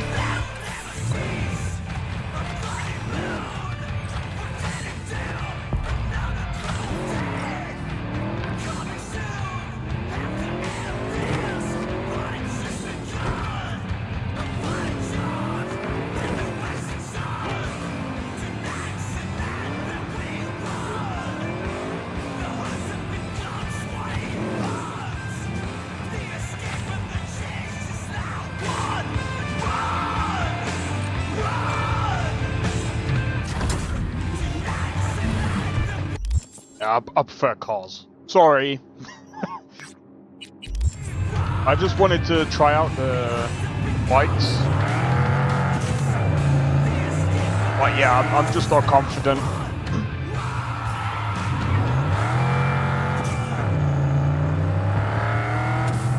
Cars all the way, bro.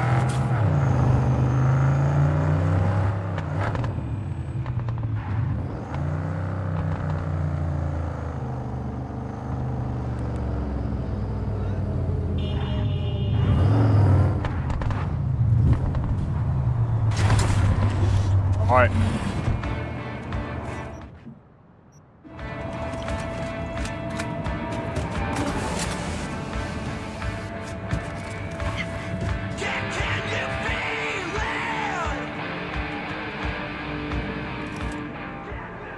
Oh, in bikes you can fly, like literally.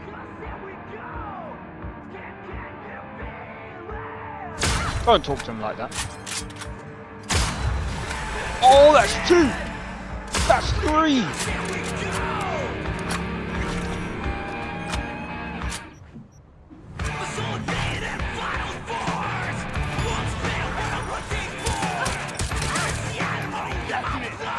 Four.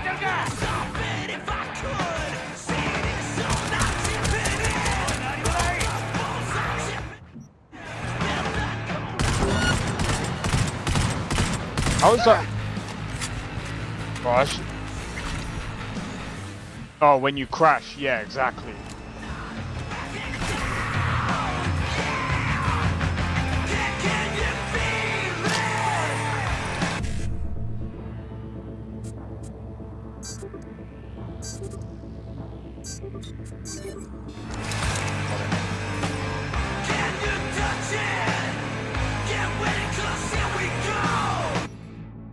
People, listen up. Glitter's flying so fast, starting to run low on raw materials. Gotta act, now. Start with the chemical warehouses. Plenty of those in town. Ones with the least security first, especially in Kabuki.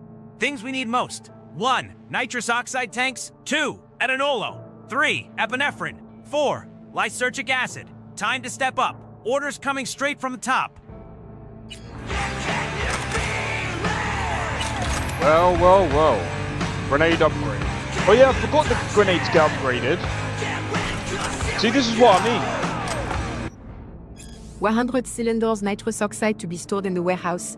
But caution, deterioration has increased fire risk.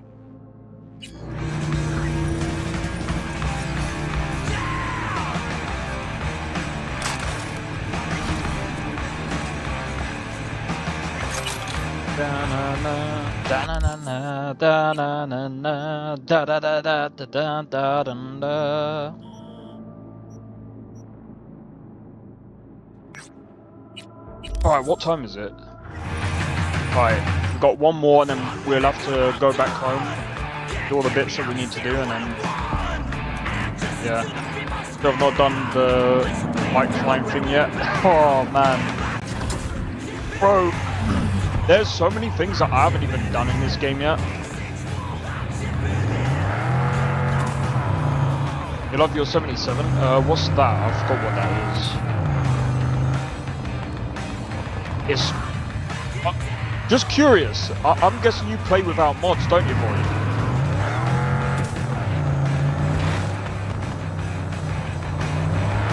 See, this is what happens when you play with so many mods. You end up forgetting about all the other...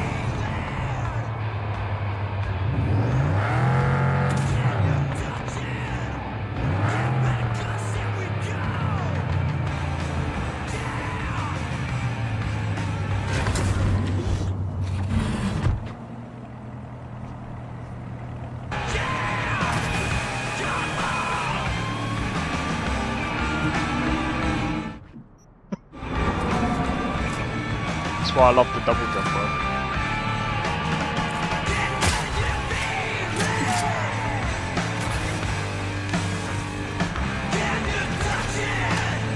Let's go.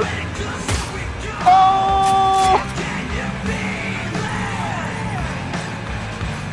He got no scope.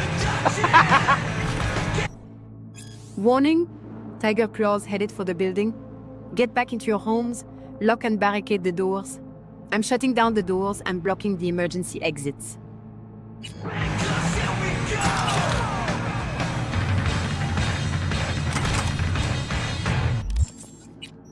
Have a look. What trash do we have? Probably this.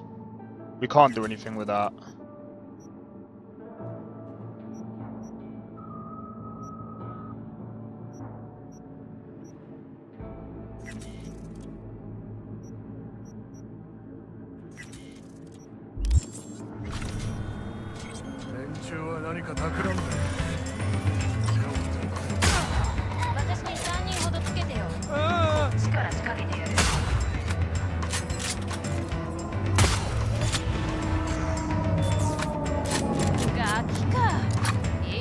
Oh, the refill. I see, I see. How did that miss?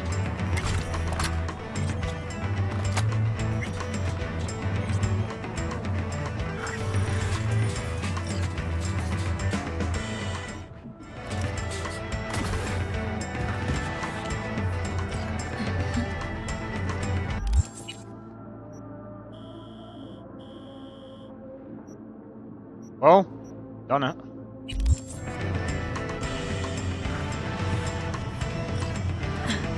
do you mean assaulting folks? I was gonna say, good.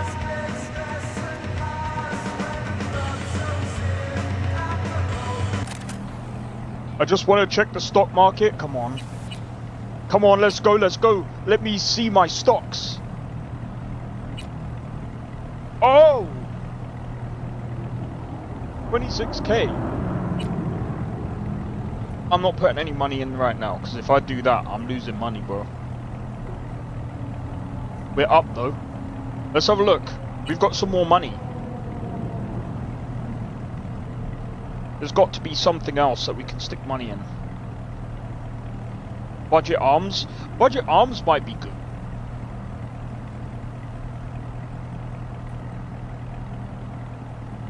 Dalamain, Dalamain might be a good one. Roshi. I don't know what stocks to go for right now. mean, news networks are usually good.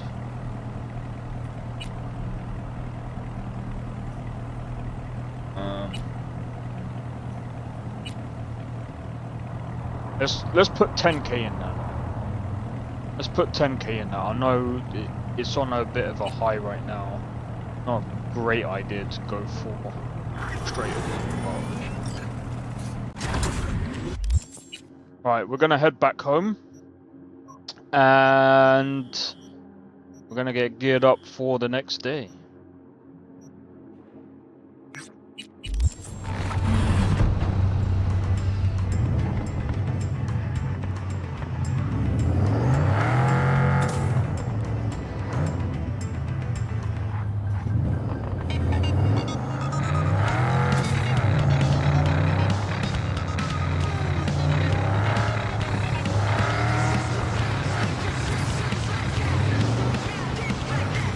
But yeah, if you guys are wondering why we're doing it like this, because if you have a look at the top left, you have bars that we need to fill out. So we got like the hunger, drink, and sleep. I mean, we're not like tired right now, but like I like to have the bars full. And I reckon by the time we get back,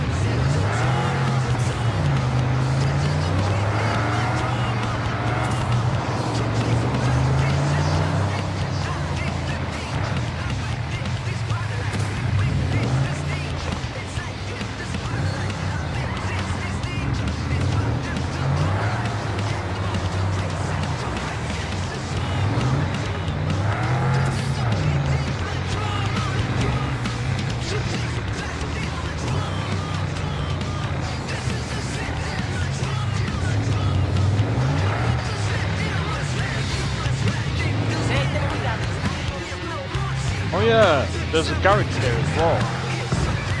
Awesome. I'm not sure if we should go, I don't know. Do we do taxi jobs first? I'm thinking doing the taxi jobs first in the morning, like when we get up. Like if we do the taxi jobs as soon as we get up, and then like maybe about like 5 PM roughly, we switch up the gameplay. That might be a good idea. Then we get all the money from the taxi jobs, and we save up the money. I'm not entirely sure. Do you get to keep the money from the first act? I can't remember if you do or not.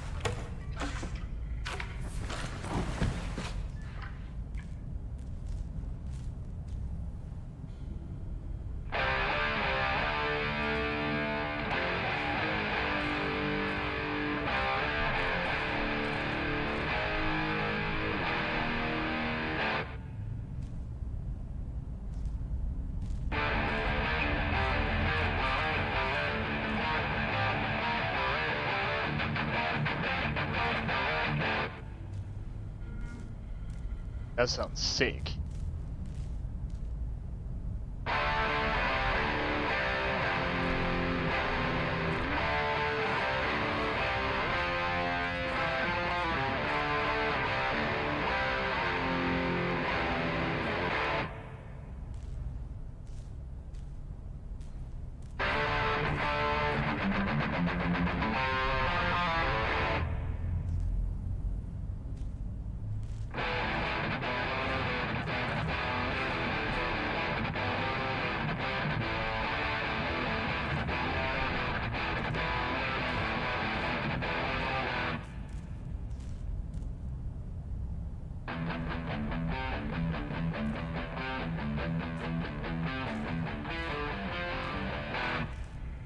By the way, that actually fills up one of the bars. That's actually pretty sick. I know you're gonna do these covers in real life. Oh, I really don't know, man. I forgot. I need to pull up the tabs for it. You'll get tons of views. Don't know about views, but it's cooking. I am cooking now. Doing tea. I'm joking, bro.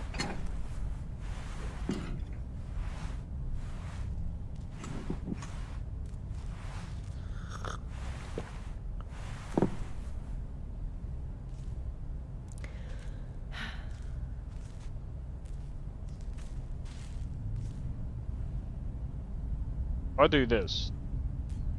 I use something from my inventory. That easy. It's alright. I was gonna use I forgot what it's called. I go to a website to do it because I get it to slow it down and then I'll play it from there.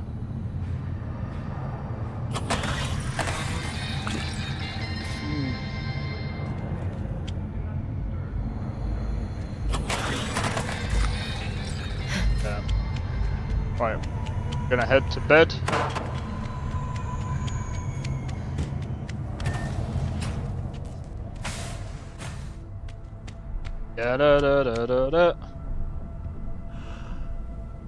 Yeah, because what I do is I slow it down, and then I listen to it, and then I'm like, okay, I can do it that way.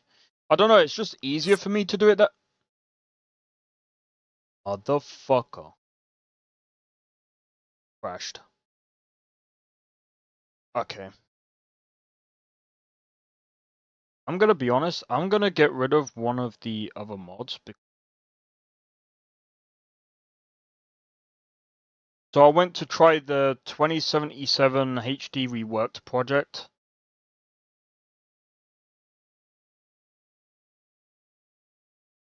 I don't think we need that.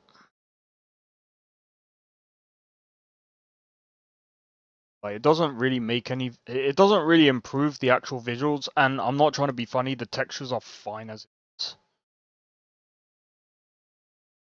Like, some people go, "Oh, we need 4K textures." No, you don't need 4K textures. People don't understand that. By upping the textures, you're actually consuming more resources for no real reason. You can have good-looking textures at lower resolutions if you know what you're doing.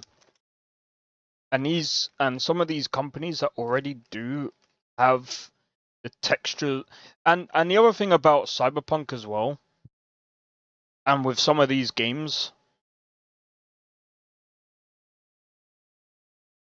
the textures are somewhat already optimized. Imagine upping the textures in an unoptimized game. Think about how stupid that is. And people are like, but we need 4K textures. No, you don't. You think you do, but you don't. I actually don't really notice much of the difference. There is if you use like parallaxing and stuff like that. That's a bit of a different technique, but again, like after a certain resolution, you end up getting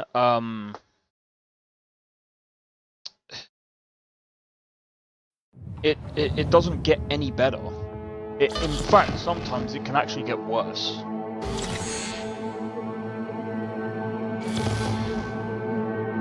But again, if you make textures look good with a lower resolution, you don't need 4K textures.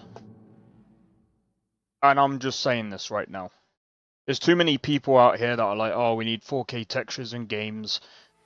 You do that, and then you'll get every company bloating out these games to like over 500 gigabytes. Night City! Yesterday's. If you want a 1 terabyte game, continue to go down that route of asking for 4K textures. Absolutely ridiculous. I don't want 4K textures. I want good looking textures. Good looking doesn't necessarily mean higher resolution.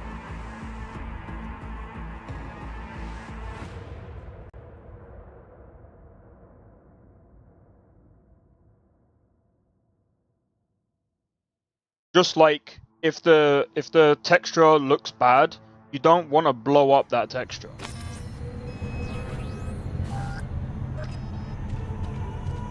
Like, that's just stupid.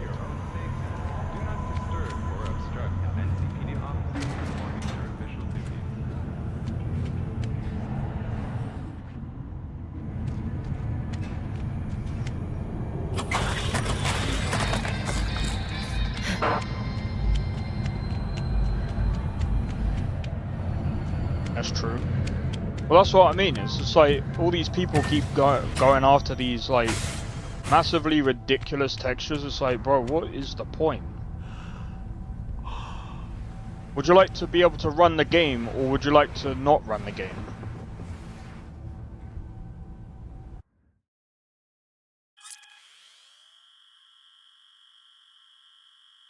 I would like to run the game.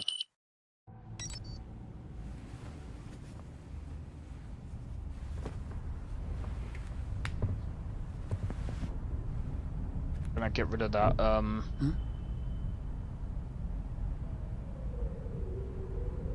overlay. It's kind of annoying. I noticed that sometimes when you upscale the textures, they actually look even worse. Yeah, that's what I mean.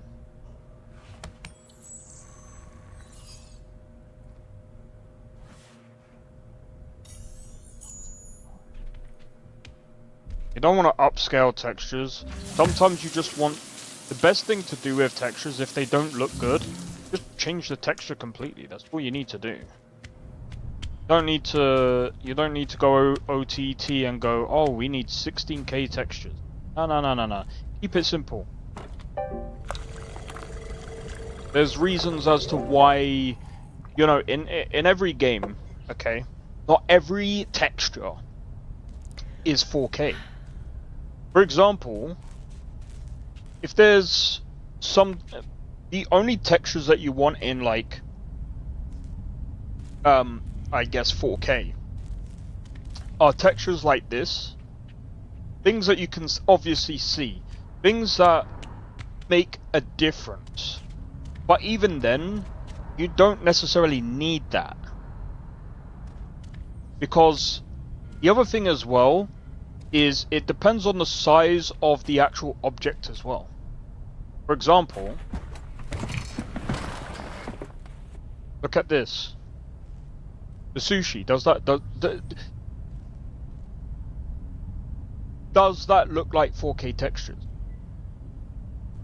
No. Would you want to blow that up into 4K? I know for a fact I wouldn't. It would look worse. It would look stupid. It doesn't look any more detailed than what it does now. And, you know, it fits the purpose. Bro, you don't...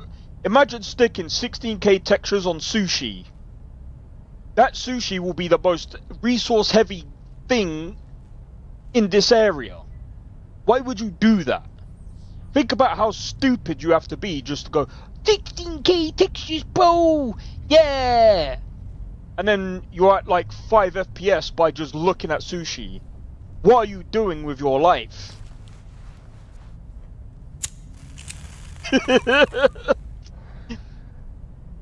It would look over sharpened. Yeah, exactly.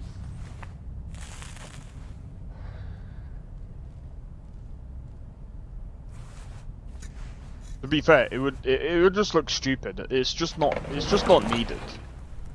Like I said, you don't want like 4K textures absolutely everywhere. You don't want to plaster them everywhere because, again, like with ray tracing, you're gonna have performance that is gonna be 100% worse. I wouldn't want that. Like, I'm sorry, but like, I would like to have a game that I can play without having to worry about, oh, what's the performance gonna be? Where wins me? Where wins me? By playing that game. I loved the look of the game, and you know what?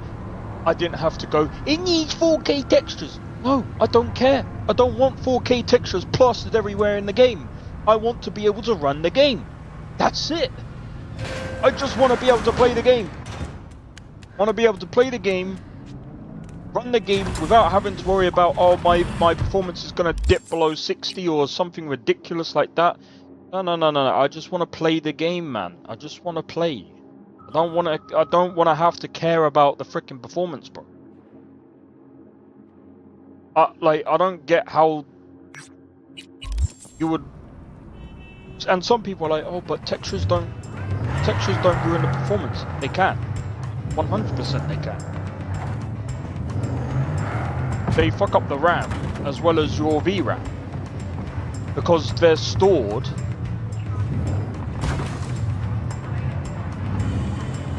Because they're stored on the RAM as well. And by the way, I actually did this test a while ago because while I was doing Point Celeste, I had the trees at like 16k textures. No word of a lie. 16k, I think it was like 8 or 16k textures. And obviously there was a load of trees in the area. On top of that, the player was also, I think the player had, I think it was like 4k textures. I saw some graphics overhaul that would upscale the textures. Shall we have a look at that video? Because I'm curious about it.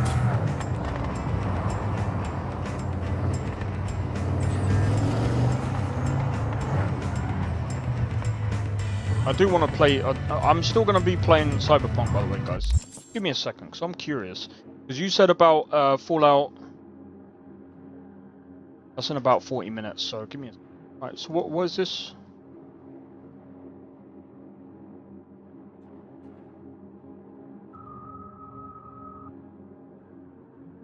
Isn't it Fallout New Vegas? Yeah. I thought it was Fallout New Vegas.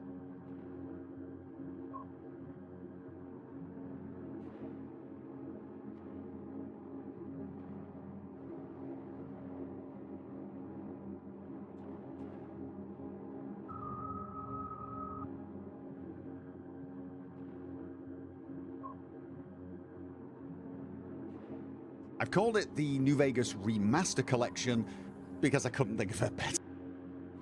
I've just released a collection for Fallout New Vegas, the purpose of which is to make the game look better.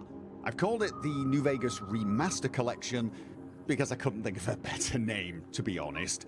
And it adds way more detailed textures, better lighting both inside and outside, daytime and night.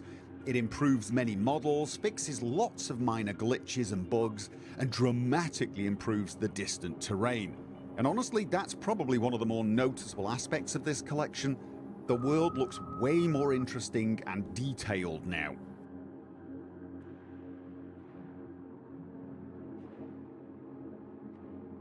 New Vegas, they look good. They look alright.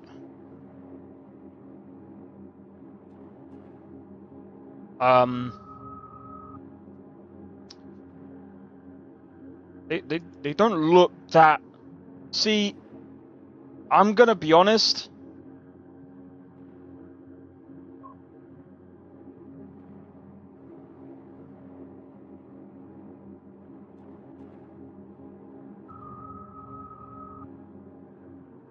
They don't look that much better. This might be a strange take, but like, okay, that rock looks a bit more smoother. The car, however, I'm gonna be honest. All they did with the car.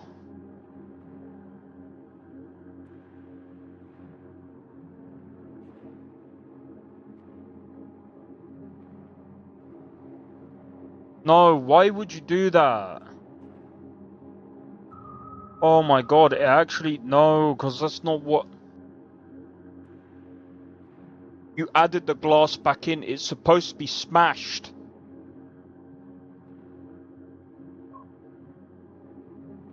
It looks like it's dented in the original version, man. That's how it's supposed to be. And the car actually looks rusted. But then again, I mean, it's like they added like the blue back in to make it more colorful. Why would you do that? And it adds way more. No, it doesn't add way more detail. I will say it does look like the rust has actually, you know, it does look like it has added more detail in a way that you can actually see, like, the bumps and things of the, or the rivets of the rust, which, yeah, I'll give them credit for that. True. Detailed textures, better lighting, both inside. Better lighting, though. I mean, a little bit. And outside, daytime and night. It improves many models, fixes lots of minor glitches and bugs, and dramatically improves the distant terrain. And honestly, that's probably one of the more noticeable aspects of this collection. The world looks way more interesting and detailed now. I mean, this looks okay. And detailed now. More importantly, when you look at the horizon, it doesn't look quite as empty and dull. This is a standalone collection, and by that I mean it can be used by itself, if all you want to do is make the game look better. However, I do highly recommend using it alongside my stability collection, which adds a lot of mods that make the game perform way better and are less prone to crashes and other problems. If for some reason you don't want to use that collection, and I can't think why you wouldn't, but if you don't, you must at least use the 4... And I can't think why you wouldn't. The lights there are they're no different. And I can't think why you wouldn't.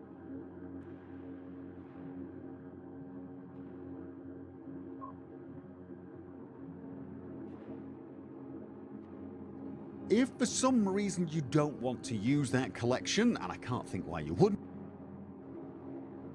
I think it's a bit too bright. I think it just needs to be, I think the lighting around this area here just needs to tone down a bit. Same as here.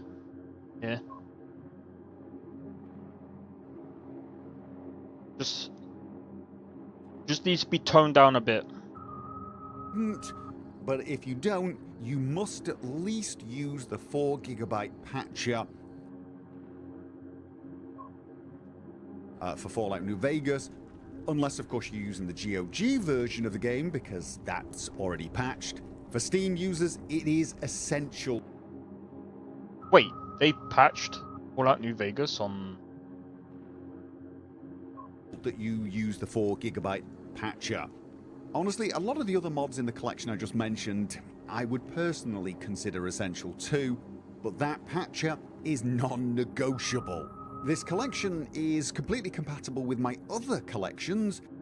Water, I mean, I think it's probably because of the lighting. It does look a bit better. Like I said, it does look a bit better, but I guess that there's not much you can do with it, I suppose. But I mean, again, like, you can make the textures look a lot better than this if you know what you're doing. Well, my other New Vegas collections, including the stability. The thing as well, though, is you don't want 4K textures in a game like this because you can make it crash. Just because of the way the engine is. UI collection and my soon-to-be-released Vanilla UI Plus collection. In fact, it's kind of designed to be used alongside them. You install the stability collection, you install this one, and then you pick one of the UI collections. I'm also working on another collection that adds a lot of new gameplay elements, and that of course will work alongside all of these collections. This particular collection has over 100 mods at the time of making this video, but I still consider it more of a starting point, and I'm going to be adding more mods over time. I'm open to feedback and suggestions, by the way, so if you know of mods you feel will actually make the game look better, I will definitely consider them. I'm already looking at a number of other mods myself, some of which are going to need a lot more testing before I can include them, and one or two that look great but might be a little difficult to add to a collection at this moment. Specifically did work well with the collection, and more importantly, are easy to install via a collection. Anyway, that's basically it. There are some shots in the video so you can see the sort of improvements this collection brings. And I'd love it if you could try it out. Yeah, I mean, it doesn't look too bad. I mean,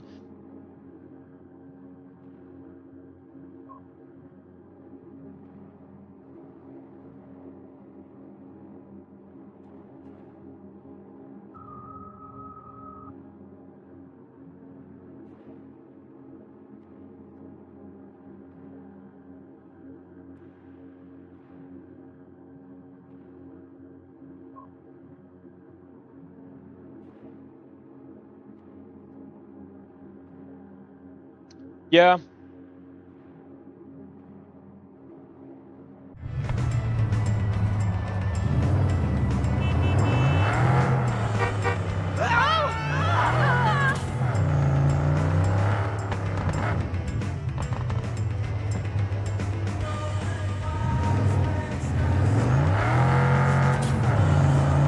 Find the space.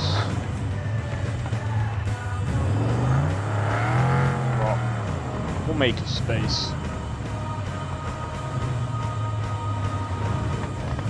I was gonna do taxi driving, but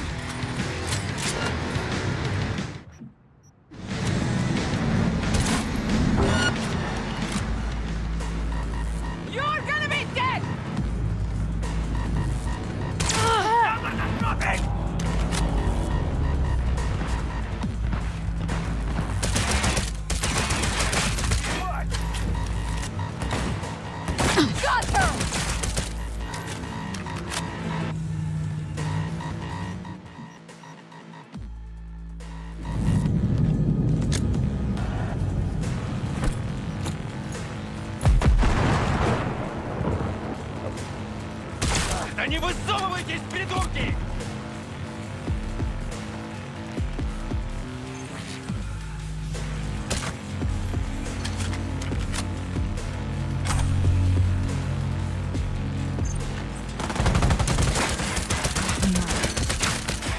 that's not good. Потому что нельзя подставляться! Time to die!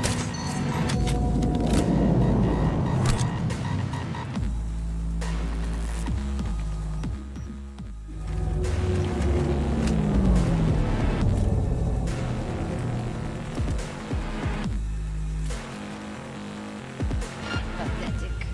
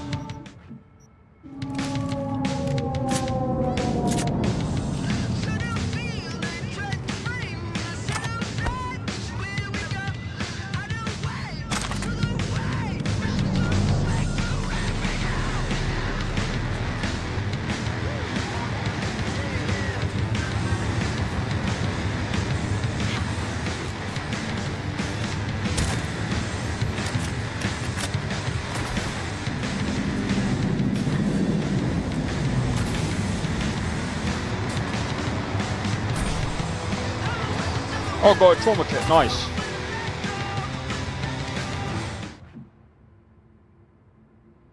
What, are we hungry?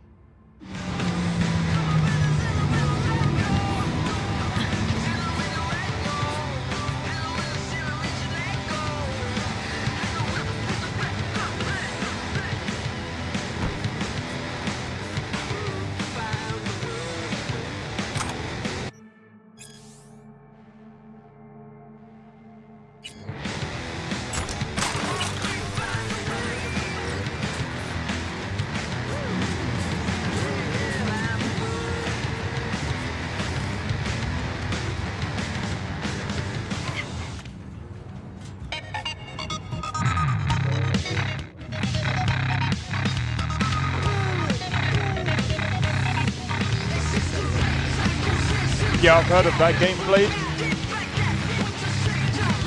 Isn't it a horror game?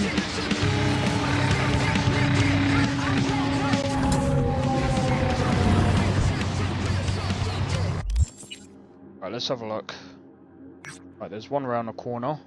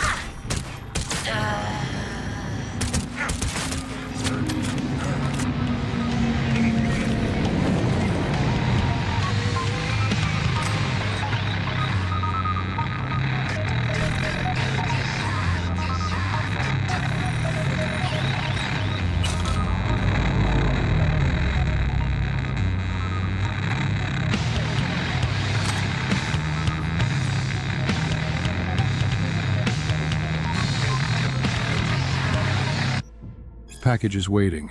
Not quite in the same place as usual. The fuck you mean, not quite? Hit some bad weather. Couldn't make it to shore. Had to make do. Left it right on the edge of the dump. Fucking great. You even know what the undertow's like out there? I swim that way, I'll get tossed on the rocks. Wait for a clear night and good weather. Should be fine. Yeah. Thanks for the advice. Boss is gonna hear about this. I promise you that. Dickhead. Should worry what the boss will do if you don't deliver the merch on time. So quit your fucking griping. Get to work.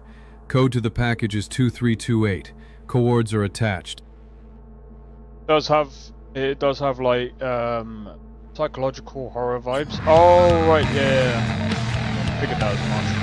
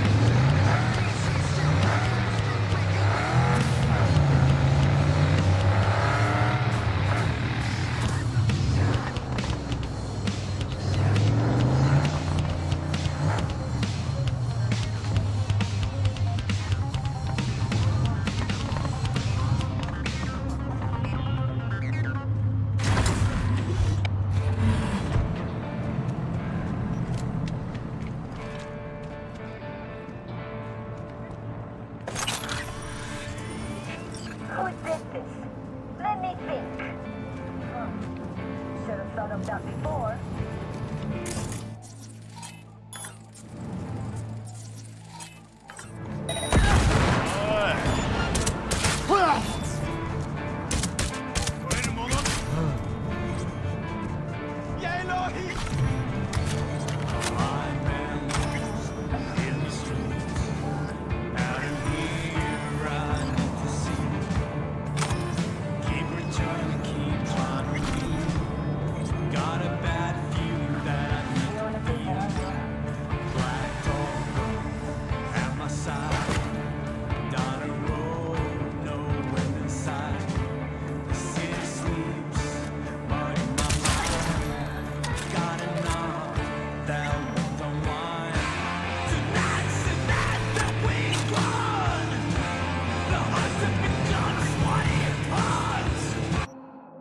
Okay.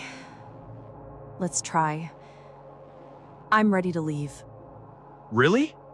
Mean it? I have nothing to lose. Yeah, you can't live that way anymore. When? Today. You get out today. No sense hesitating. Every day we wait is another we risk getting found out. Okay. We'll go to my Ripper, Chuma mine. He'll rip out that locator in you. But whatever you do, don't mention Jotaro, or he won't help. I'll say you're my sis. Okay. Then what? We stay at my place for the night. Then I help get you out of the city. I'm scared, Jake. This is no place for you. Don't be afraid. This is the right thing to do.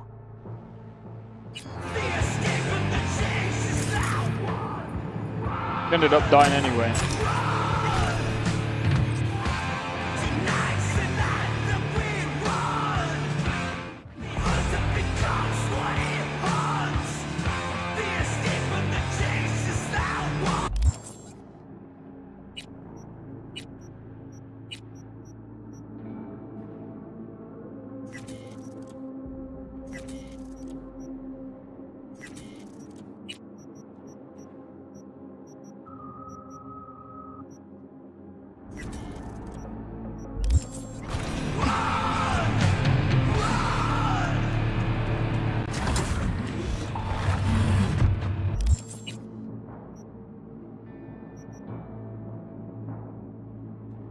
Okay. On to the next one. I think we can go all the way down here.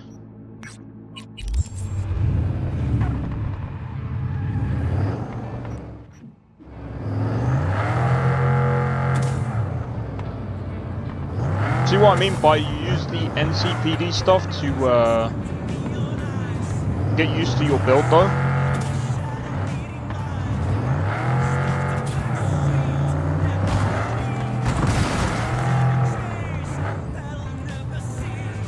I mean, I am literally not the best player at this, but I can play it very well. I can survive.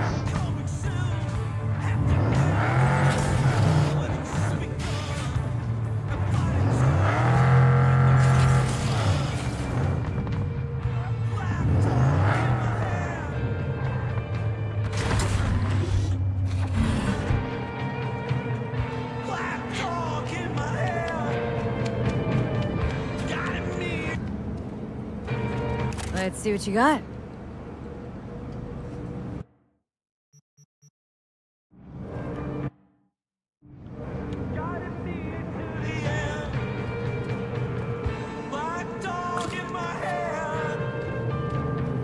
This is a travesty.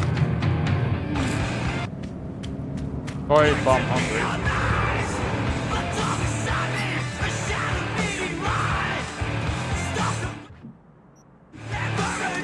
Stealth is the key. That it is.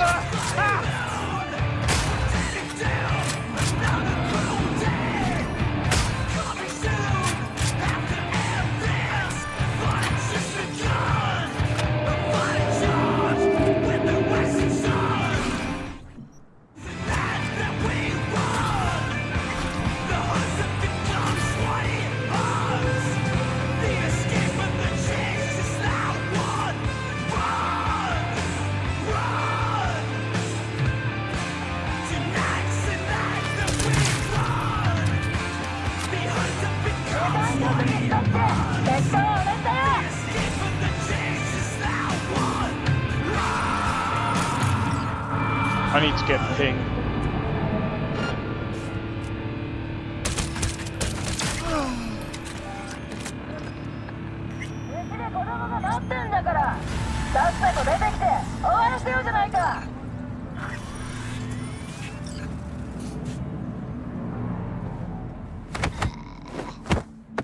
Oh, you're a bastard.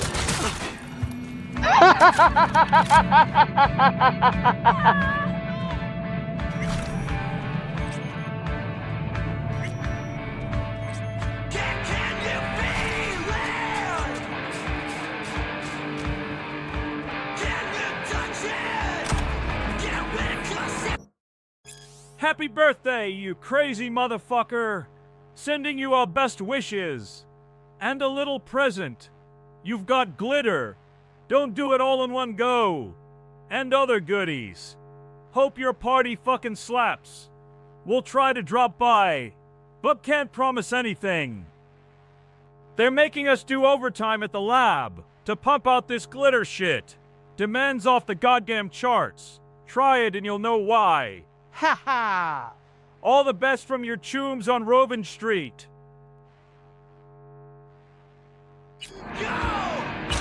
Bro, that mod is... I love that mod. Bro, I'm telling you, like, Cyberpunk with mods is like... It's becoming like Skyrim, man. But you know what makes this kind of better than Skyrim? It's written better. Skyrim.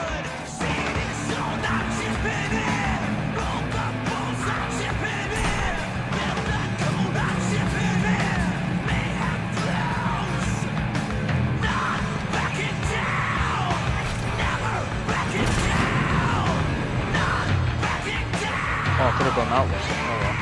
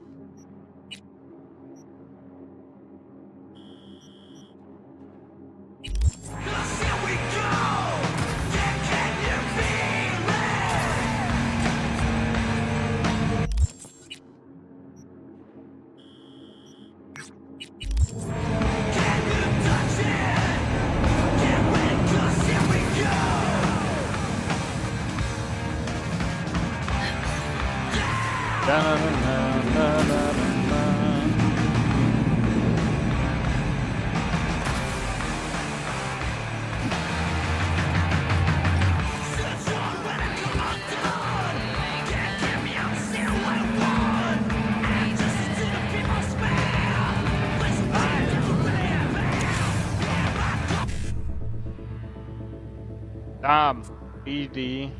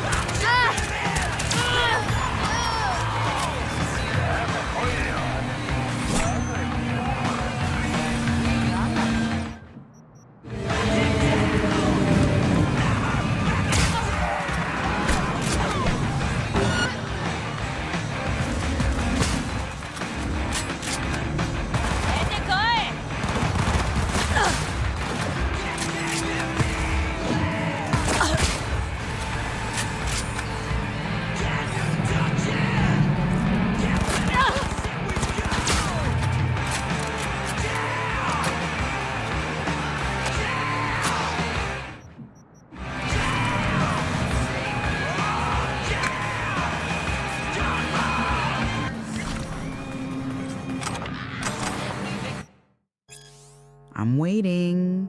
Crate with the item on its way to you. Plus, about 50 doses of glitter. Next week, make it 200. Hell, I'll take 300 if you can swing it. Of glitter.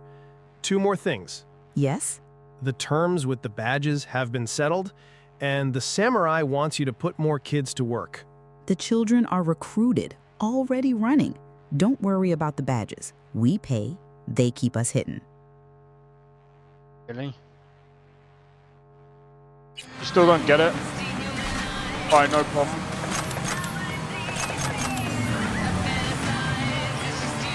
If I can find out, if I can find another one.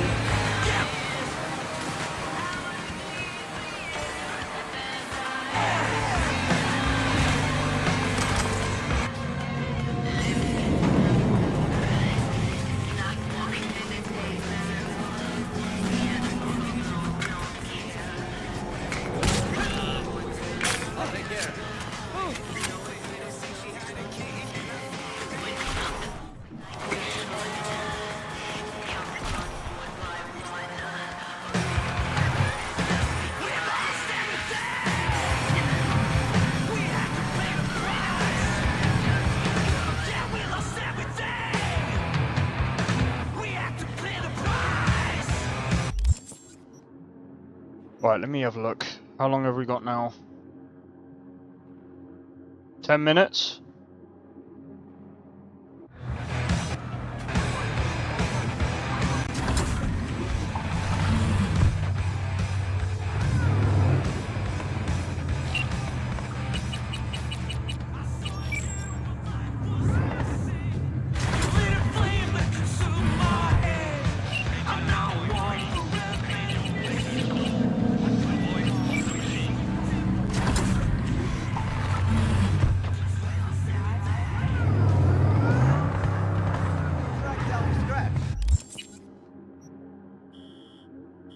Alright, I'm gonna go and collect the thingy.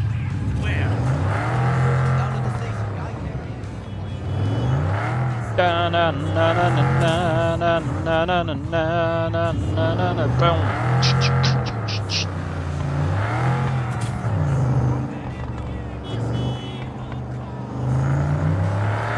Beauty, I know. By the way, if you're wondering why I turned the song down, it's because got the thing in about 10 minutes, but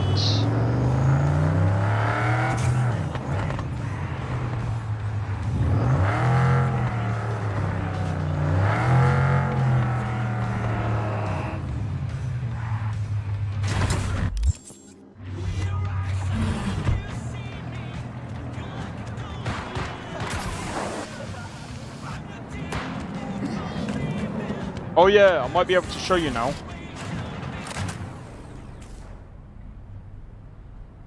How's this work? Any punk off the street can waltz in here, grab some shady running soft? No, not just any punk. Over the counter, we fix cyber decks. But if you come recommended and you know what you are looking for, the hacking ones, I'm sure you will find it. T-Bug sent me. Said you'd have something for me. You're V, right? She had me hold the demon for you. It should work on any 3rd gen deck. Okay. Glad to grab a demon always. You could test it now. I have an access point. If you'd like, that is. You might extract some shimsoft or subroutines. Seems worth a try, either way. there's also other ways that you can actually make it easier as well, by the way.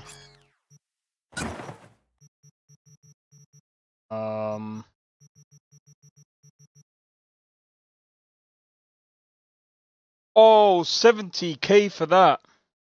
They're a lot like Rubik's Cubes. Oh no, they're way easier than that. Way easier. I wouldn't even describe it that way. Alright, so... Blade. This is a very simple one. So, you see the sequence? It says 1C and 55. Easiest way to do that is to go E, E9. Very basic. Right? That's the basic one, right?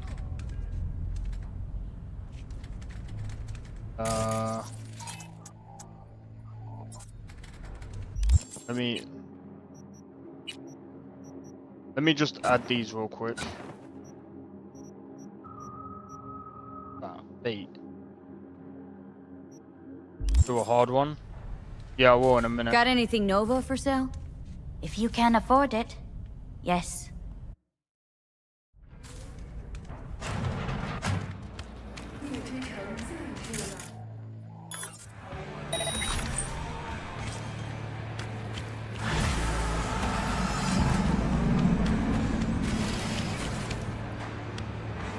You gotta beat the countdown.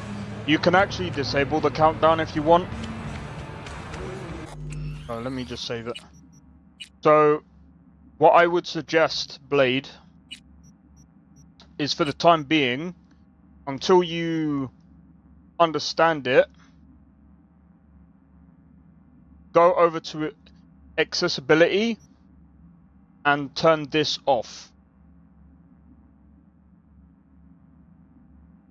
Oh, my numbers I want to hit before I start off.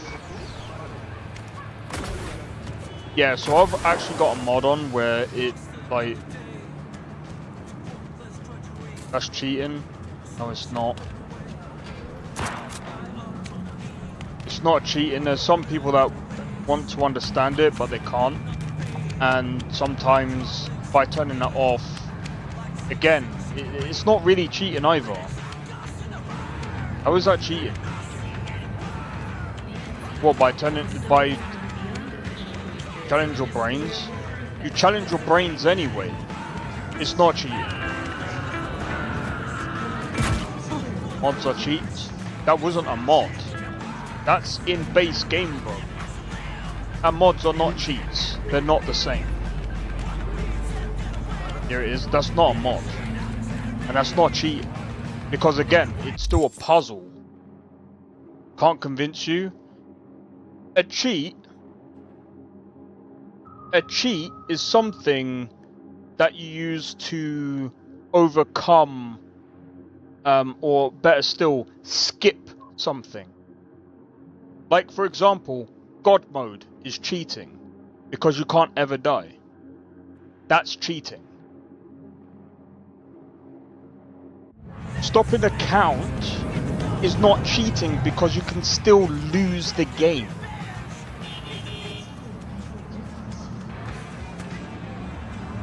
It's not cheating. Especially if someone's trying to understand the mechanics.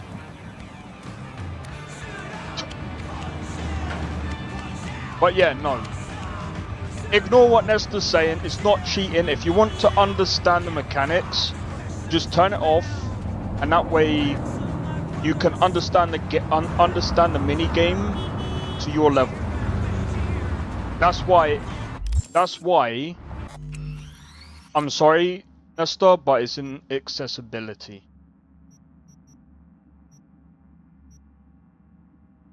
That's not cheating.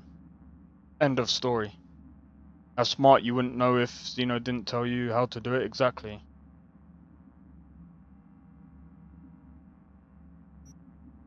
If it's in accessibility, it's obviously not a cheat. I mean, it's got all sorts of like accessibility features here. And again, like I said, there's just some people that don't understand the minigame. You still challenge your brain. There's no two ways about that. Yeah, he's fine, but it's not. I know you're taking a mick, I can tell.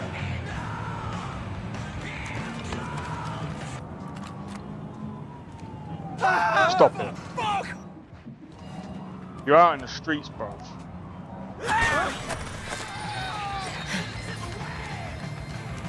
Every day. Yeah, so I'm just trying to find the oh, that's actually I can easily understand this. Often visits the dangerous and toxic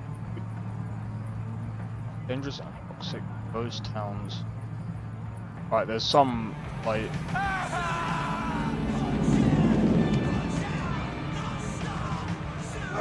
wow, you are talented.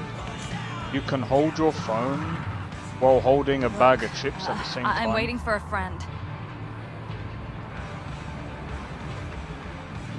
Careful, you're gonna...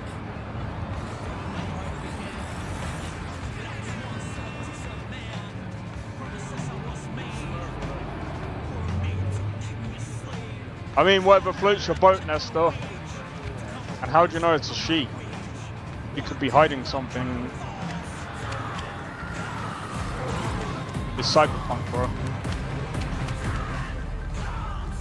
You could be hiding something, bro.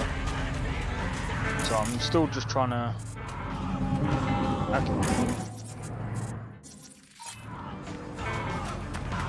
Got to be a thing. There has to be. I can't find it.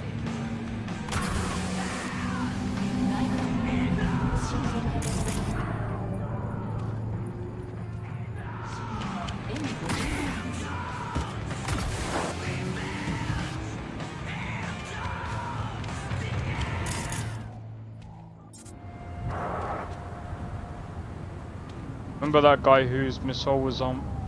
Oh, yeah, I do. Yeah, you gotta remember, Nestor.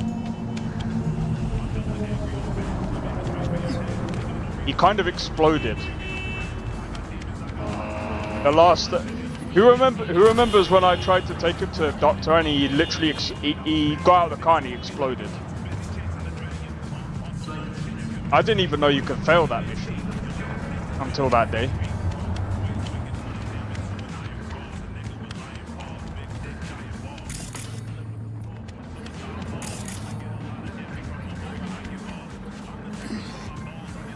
Because I was taking a mic. You always made it on time. Yeah, I was taking a mic. I was driving super slow on purpose. That was tragic. I was funny, bro.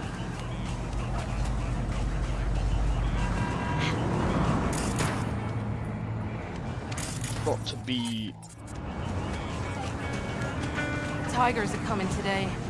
For the rent. Just got a message. Fuck. Fucking fuck. Not yet. First my kids. Then that fire.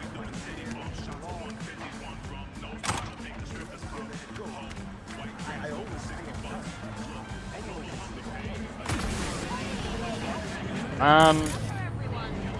always I'll have to try.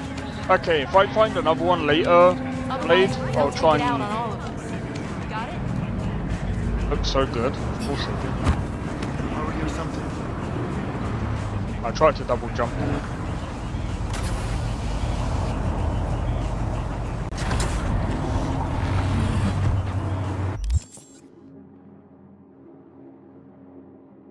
Alright, it starts in 15 minutes. Roughly. Alright, I'm gonna quickly be right back. One moment, guys.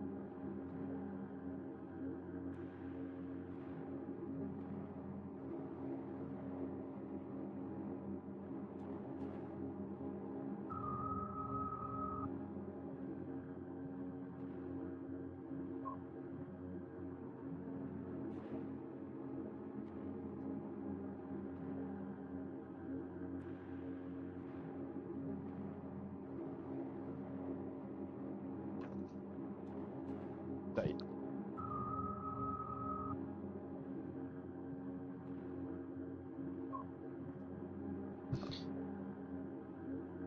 Don't know why. I think it's because of the noodles.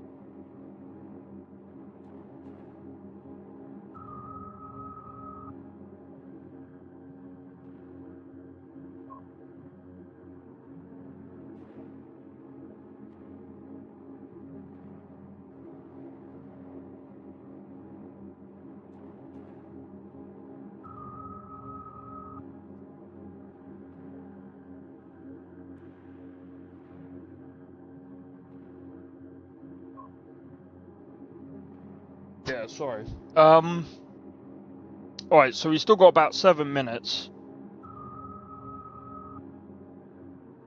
Oh man, so guys, over the next, I don't know, couple of weeks,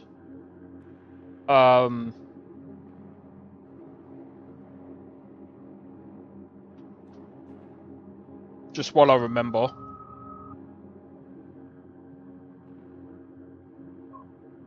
so next week I'm hoping to start releasing the playthroughs of both Persona 5 and Mad Max. And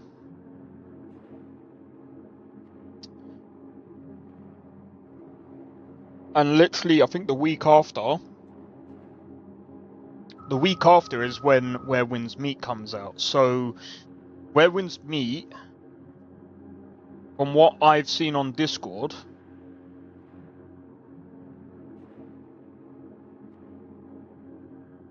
comes out at... Well, it comes out on Friday, but it comes out quite late on Friday. So...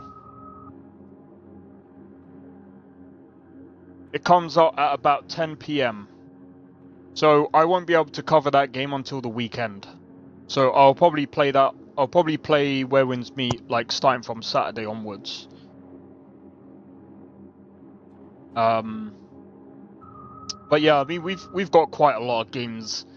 We've got quite a lot of games to get through anyway. Because I mean we've got like freaking oh, what's that game? I'm trying to remember it.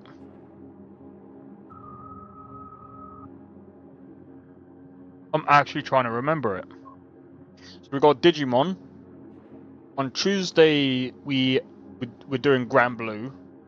Then Wednesday we've got Final Fantasy VII. Which, by the way, I reckon we will actually complete that next week because we're literally on the final chapter. But I'm just trying to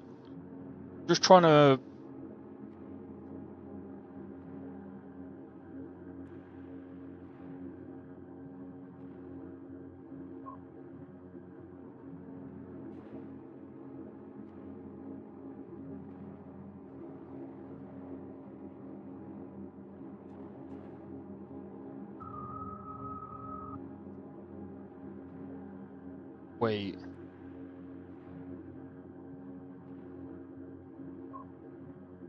Oh, I don't want to get...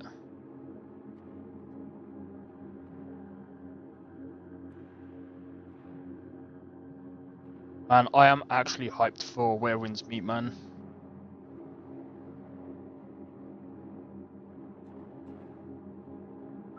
Bro, we're still... Alright.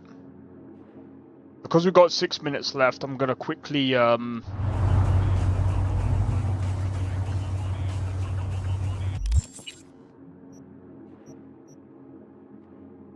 we are going to go up here.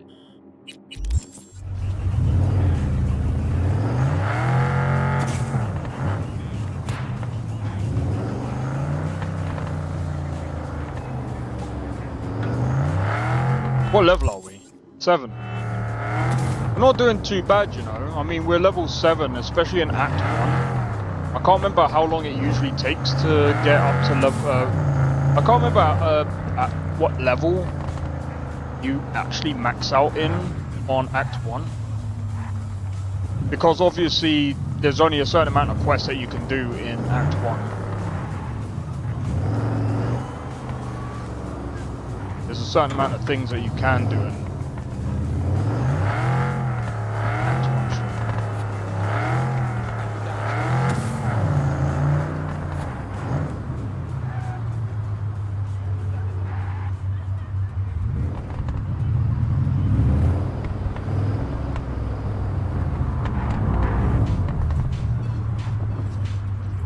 What you doing?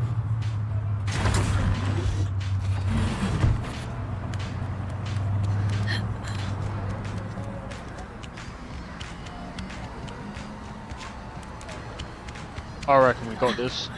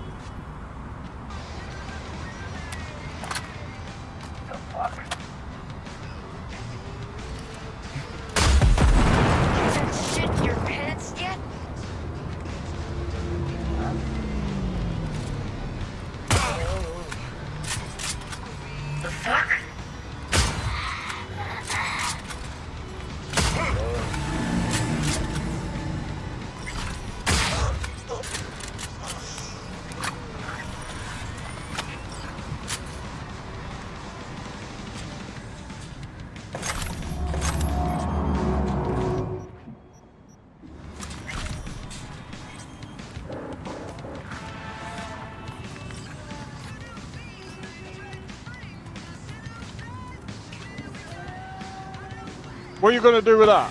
Huh? I think you should get out of here before you, like, cack your pants. I mean, it looks like you kinda already did, bro.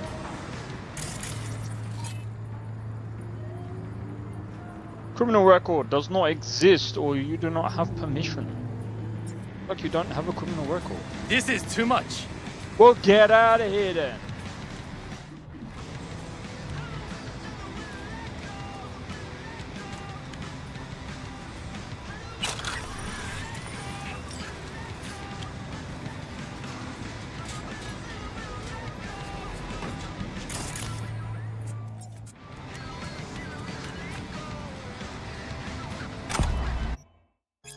Got the stuff you ordered.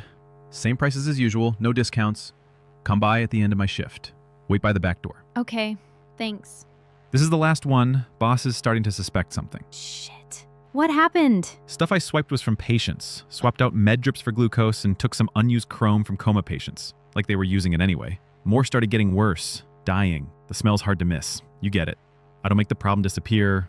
They'll figure it out eventually. Right. Well, shit. Happens, I guess.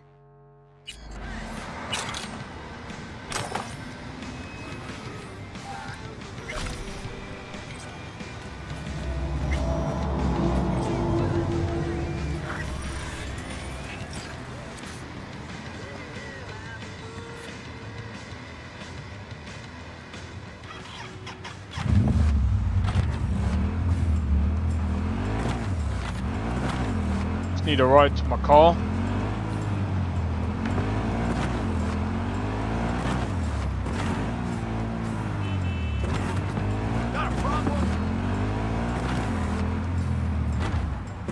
There's no carry weight limit on this game, right? Yeah, there is.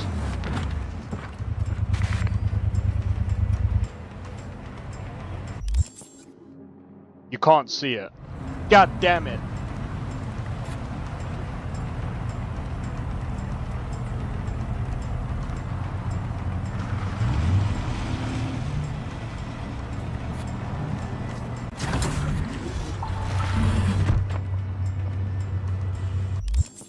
Alright, let me see. Where are we now? Still 6 minutes. Oh wait, hold on. I would just love to know what inspired you to create this world. Well, when I started, it wasn't exactly a world. It was more of, I'm going to make a game. And my original thought was I was going to make a game that was effectively my favorite movie, Blade Runner.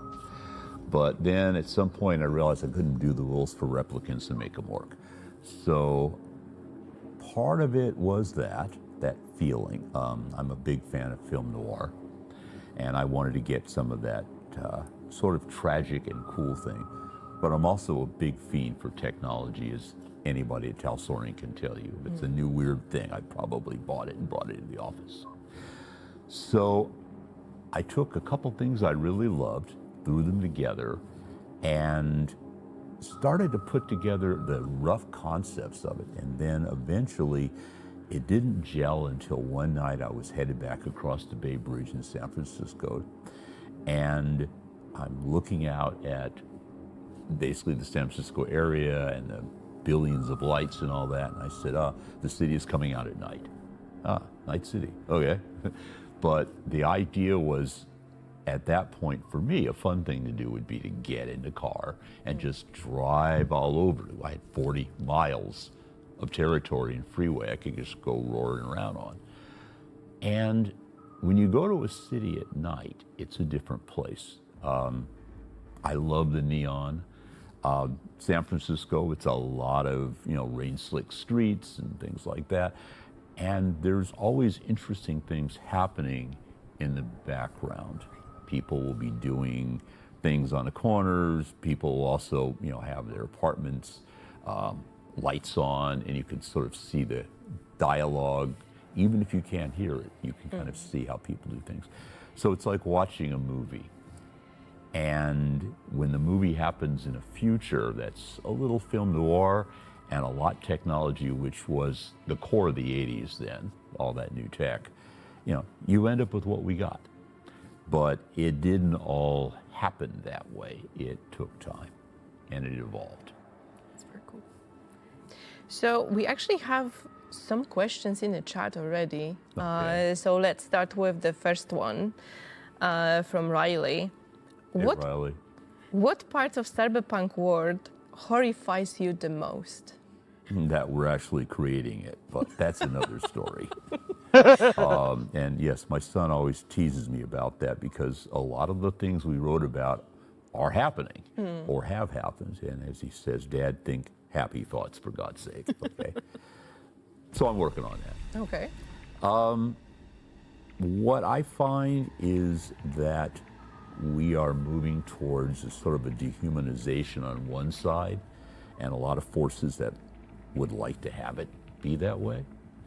And yet we ignore the fact that people do make community and they do make ways to unite. But they don't know that. They don't know that there's somebody on the other side aiming for the same thing they are. So what I find in the cyberpunk future is that we lose all that and we buy in on the idea that it can't be changed. They talk about cyberpunk being a dystopia, but it's a dystopia with a kind of interesting version of hope.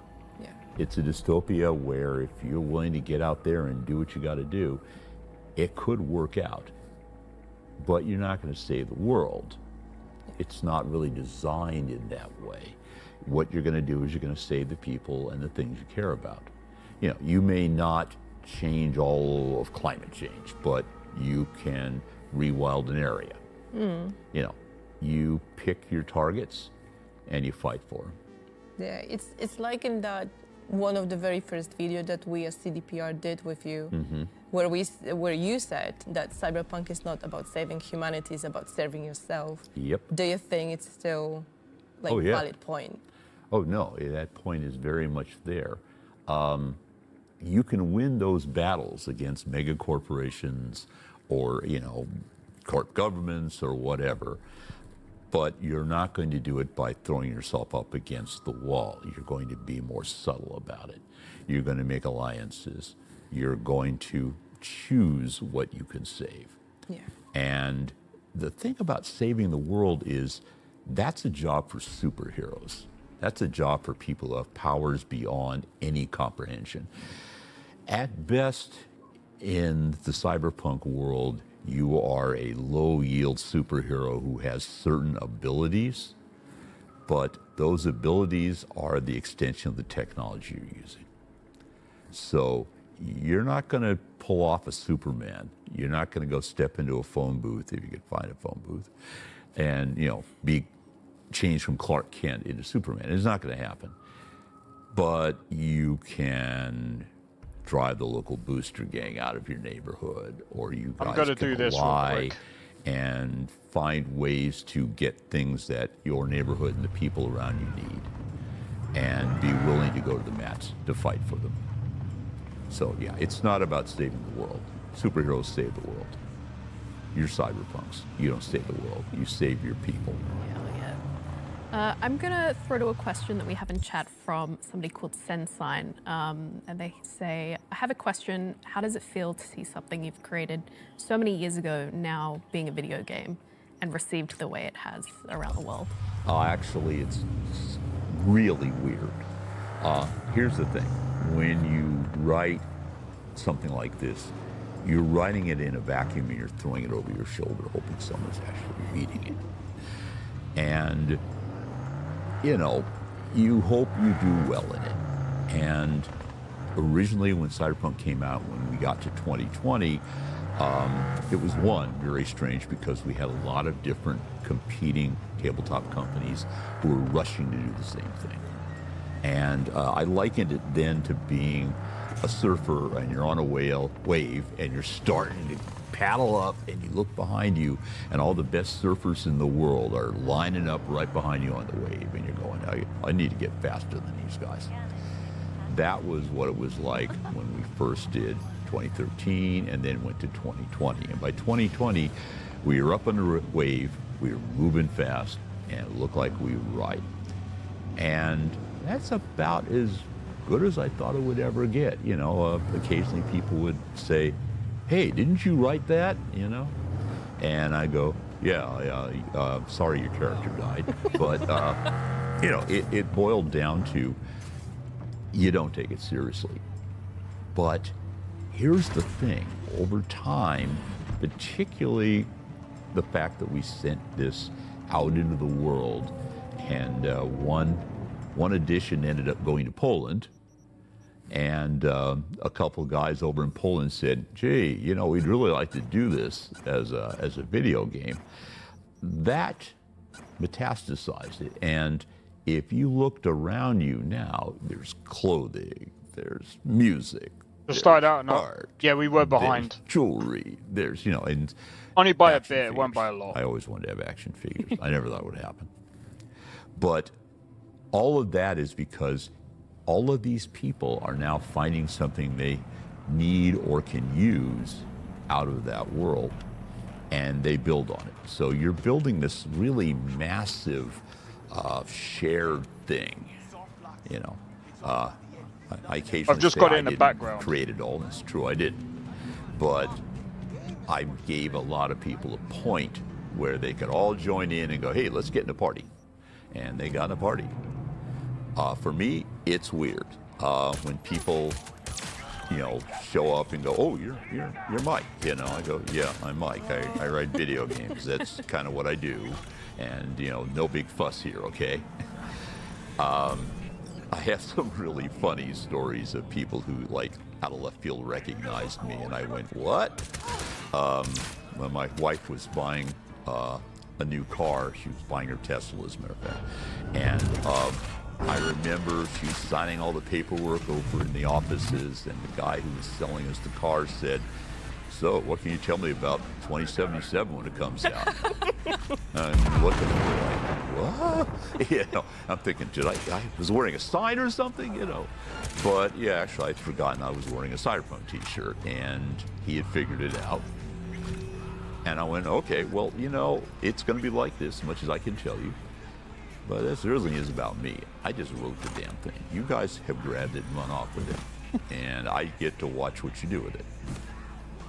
So while you were watching us, do this game, was there any element that you saw and thought like, hey, this is exactly how I imagined that, or these guys got it completely wrong? I never got you. They got it completely wrong. Okay. And part of it was, yeah. No, part of that was that I was involved in that process all the way. If it had been a situation where I just threw the license out and you guys went away, I don't think we'd gotten what we got. But luckily, I had worked in video games. In fact, I was still working in video games when years ago, Michal Novakovsky sent us a letter saying, hey, I want to do a Cyberpunk game.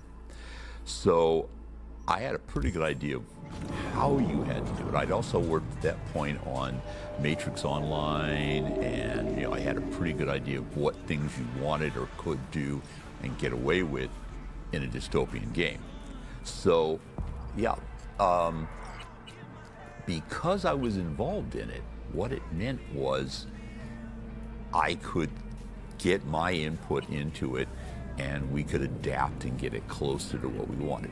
And occasionally you get these weird things. I think the first one I ever saw was I was in the offices at CD Projekt, and somebody said, hey Mike, I want to show you what the guns look like. It's really cool. And he had a whole bunch of pictures of these silver blaster-like things.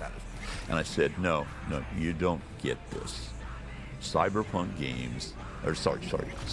guns, rather, are big, nasty, black, scary things which occasionally have little lights on them that watch you like eyes, but they are not science fiction. They are brutal things from where we are that have been basically kicked up 2 or 3 notches.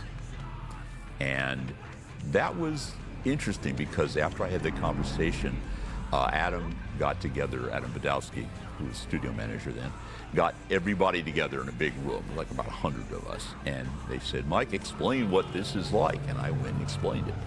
And at the end of it, I realized I'd opened my mouth too much because then Adam said, can you go to the Krakow studio and explain? And I went, all right.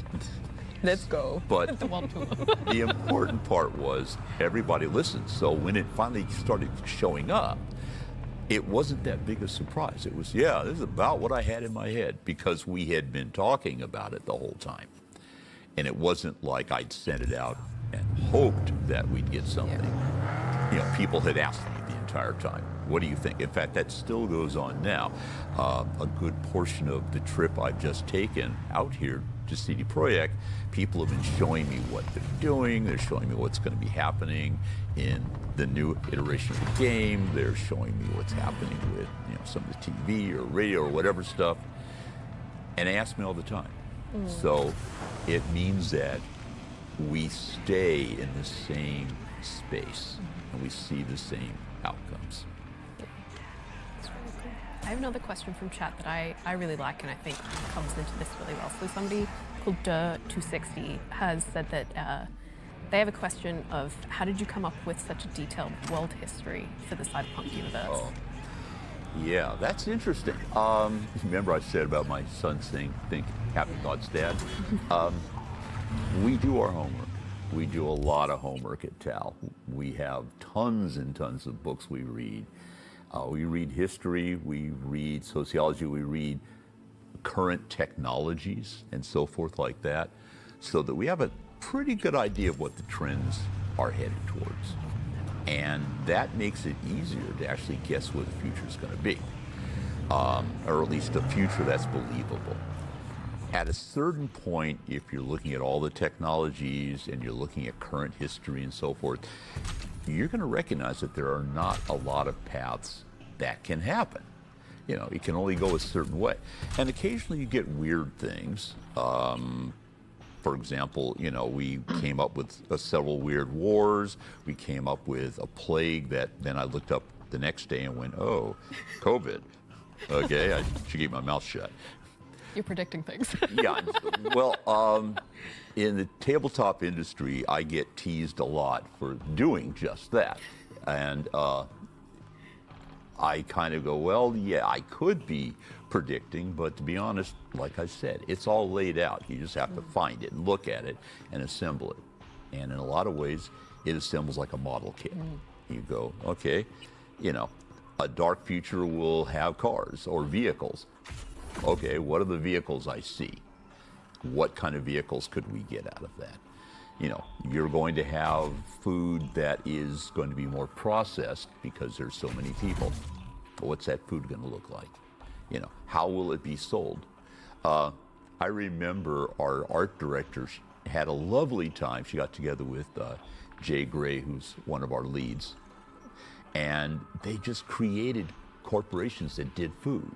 And then they roped in one of our other designers, and James Hutt basically looked at it and said, well, yeah, but they've got to have these things. And as it turned out, his mother had actually worked for a very, very large food combine, so he could go draw on that. And next thing we knew, we had a food company that made kibble. But that wasn't me just coming up with a weird idea. It was assembled from all the things we saw around us. And that's how we get this stuff.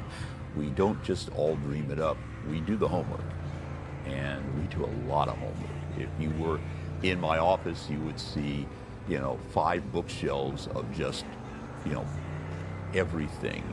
World War II, animals, space, history, you name it. It's on the walls around my office. That's really cool. I guess on doing your homework and inspiration beyond the world building itself and things like the guns and the vehicles, the cyberware itself, where are you drawing your inspiration from, and then thinking about a piece of cyberware yourself that you would like to have installed? What do you think it would be? Actually, I have had some of the cyberware installed already, believe it or not, but that's another story. When I first started looking at doing the cyberware, one of our writers, Colin Fisk, his dad was a neurosurgeon. So I went to him and said, what can we do? How can we get away with these things?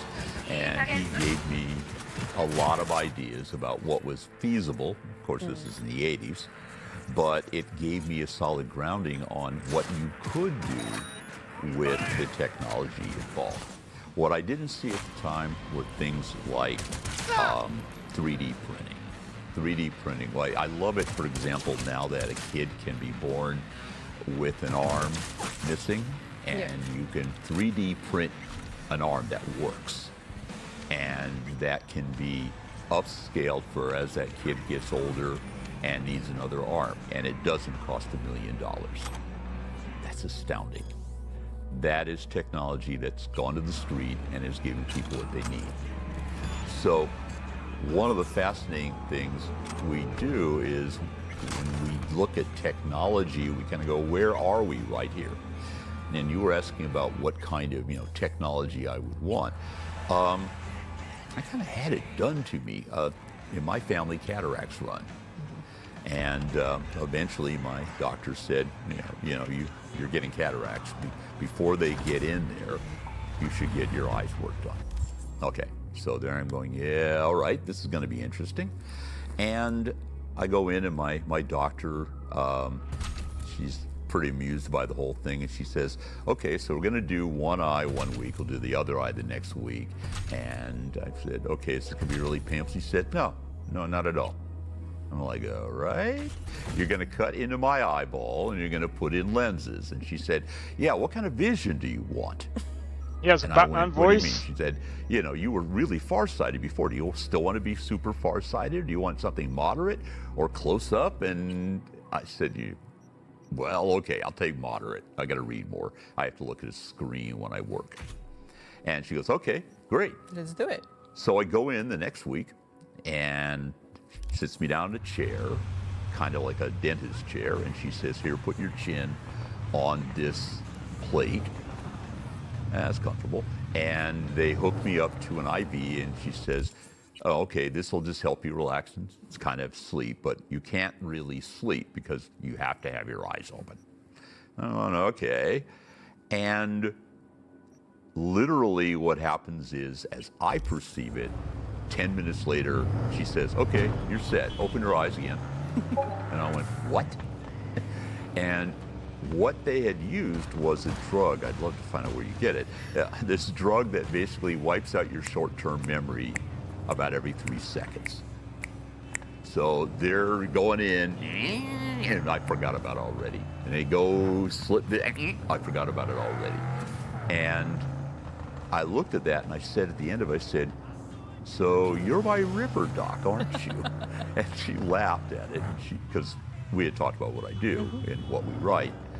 And I went back in the next week, and you know, there had been no. It actually is as well in that stuff. I had put some eye drops in, and I wore an eye patch for like a day, and then I took it off, and everything was like insanely bright. Basically, it was like somebody had put a cyber eye in. Yeah. And I went, whoa, okay. So I went in the next week, and they did the same thing, and I didn't remember any of it again. And then both eyes were really good. And again, I want to point out this was being done by a machine that my doctor used to implant lenses of my choice into my eyes. That's amazing, you know. And I got cyber eyes. And, you know, with a little work, I could probably do more than that. I've seen designs now that have photographic capabilities in them for that sort of technology.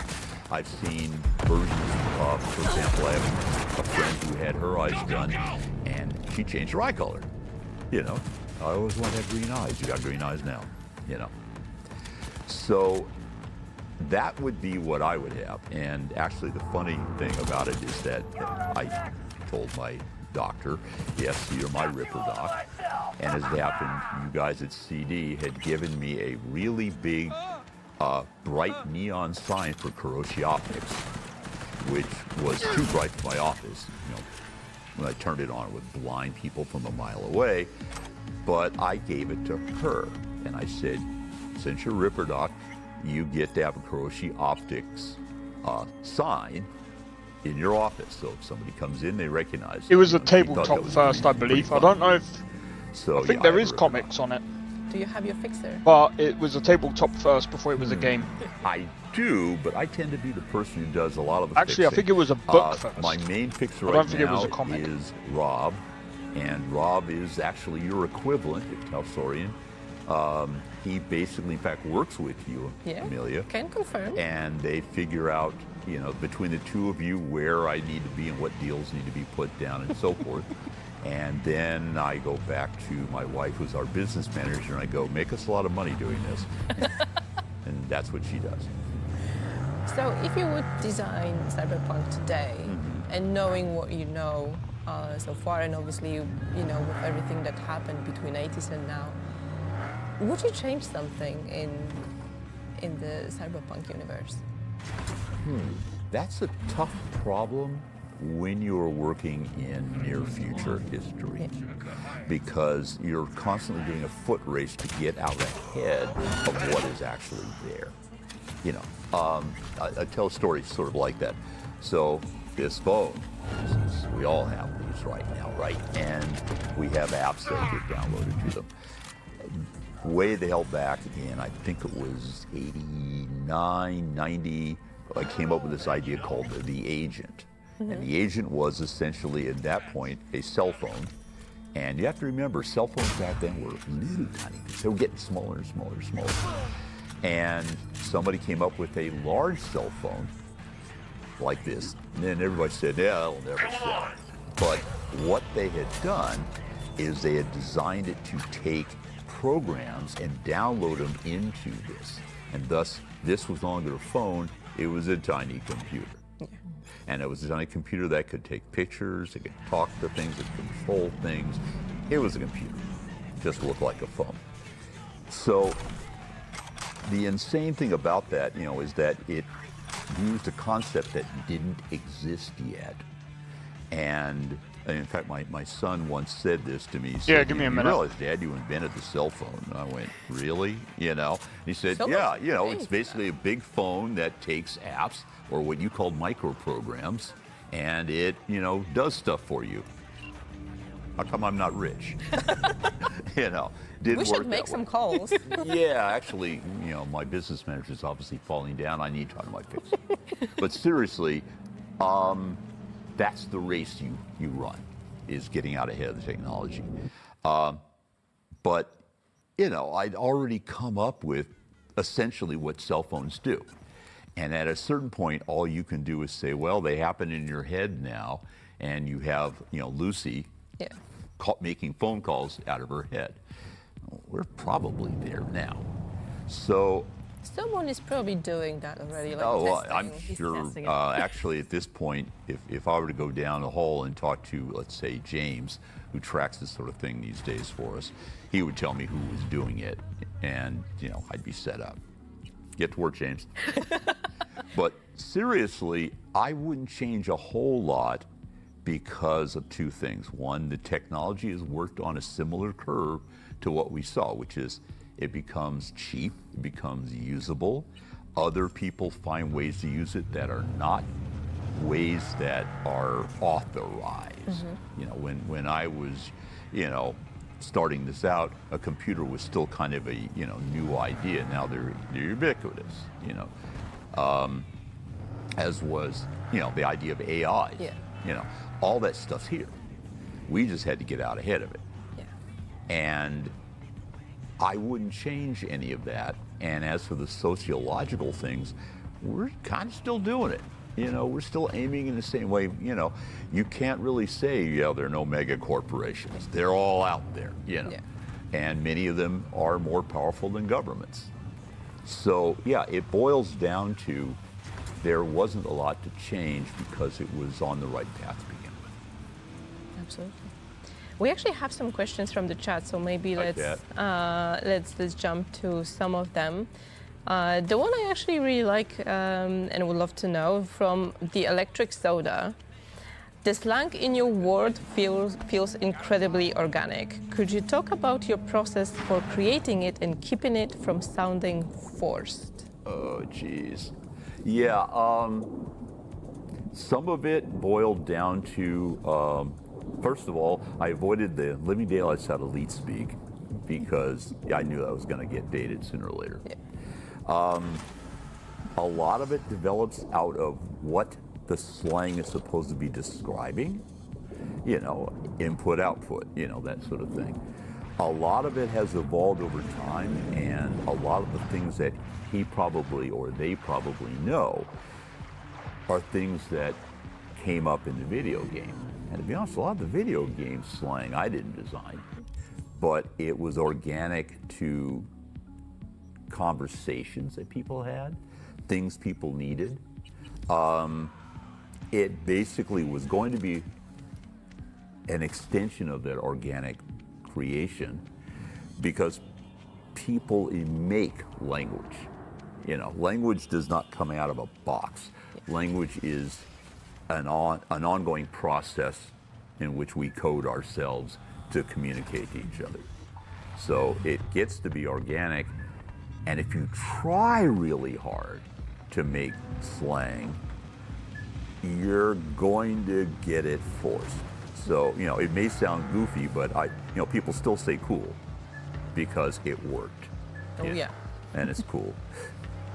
Did I People just say still that? say choom. They say choom. Choom was really fascinating because, you know, I thought that was going to be one of the more forced ones, okay? I was trying to find something that got across the idea of multicultural, God help us.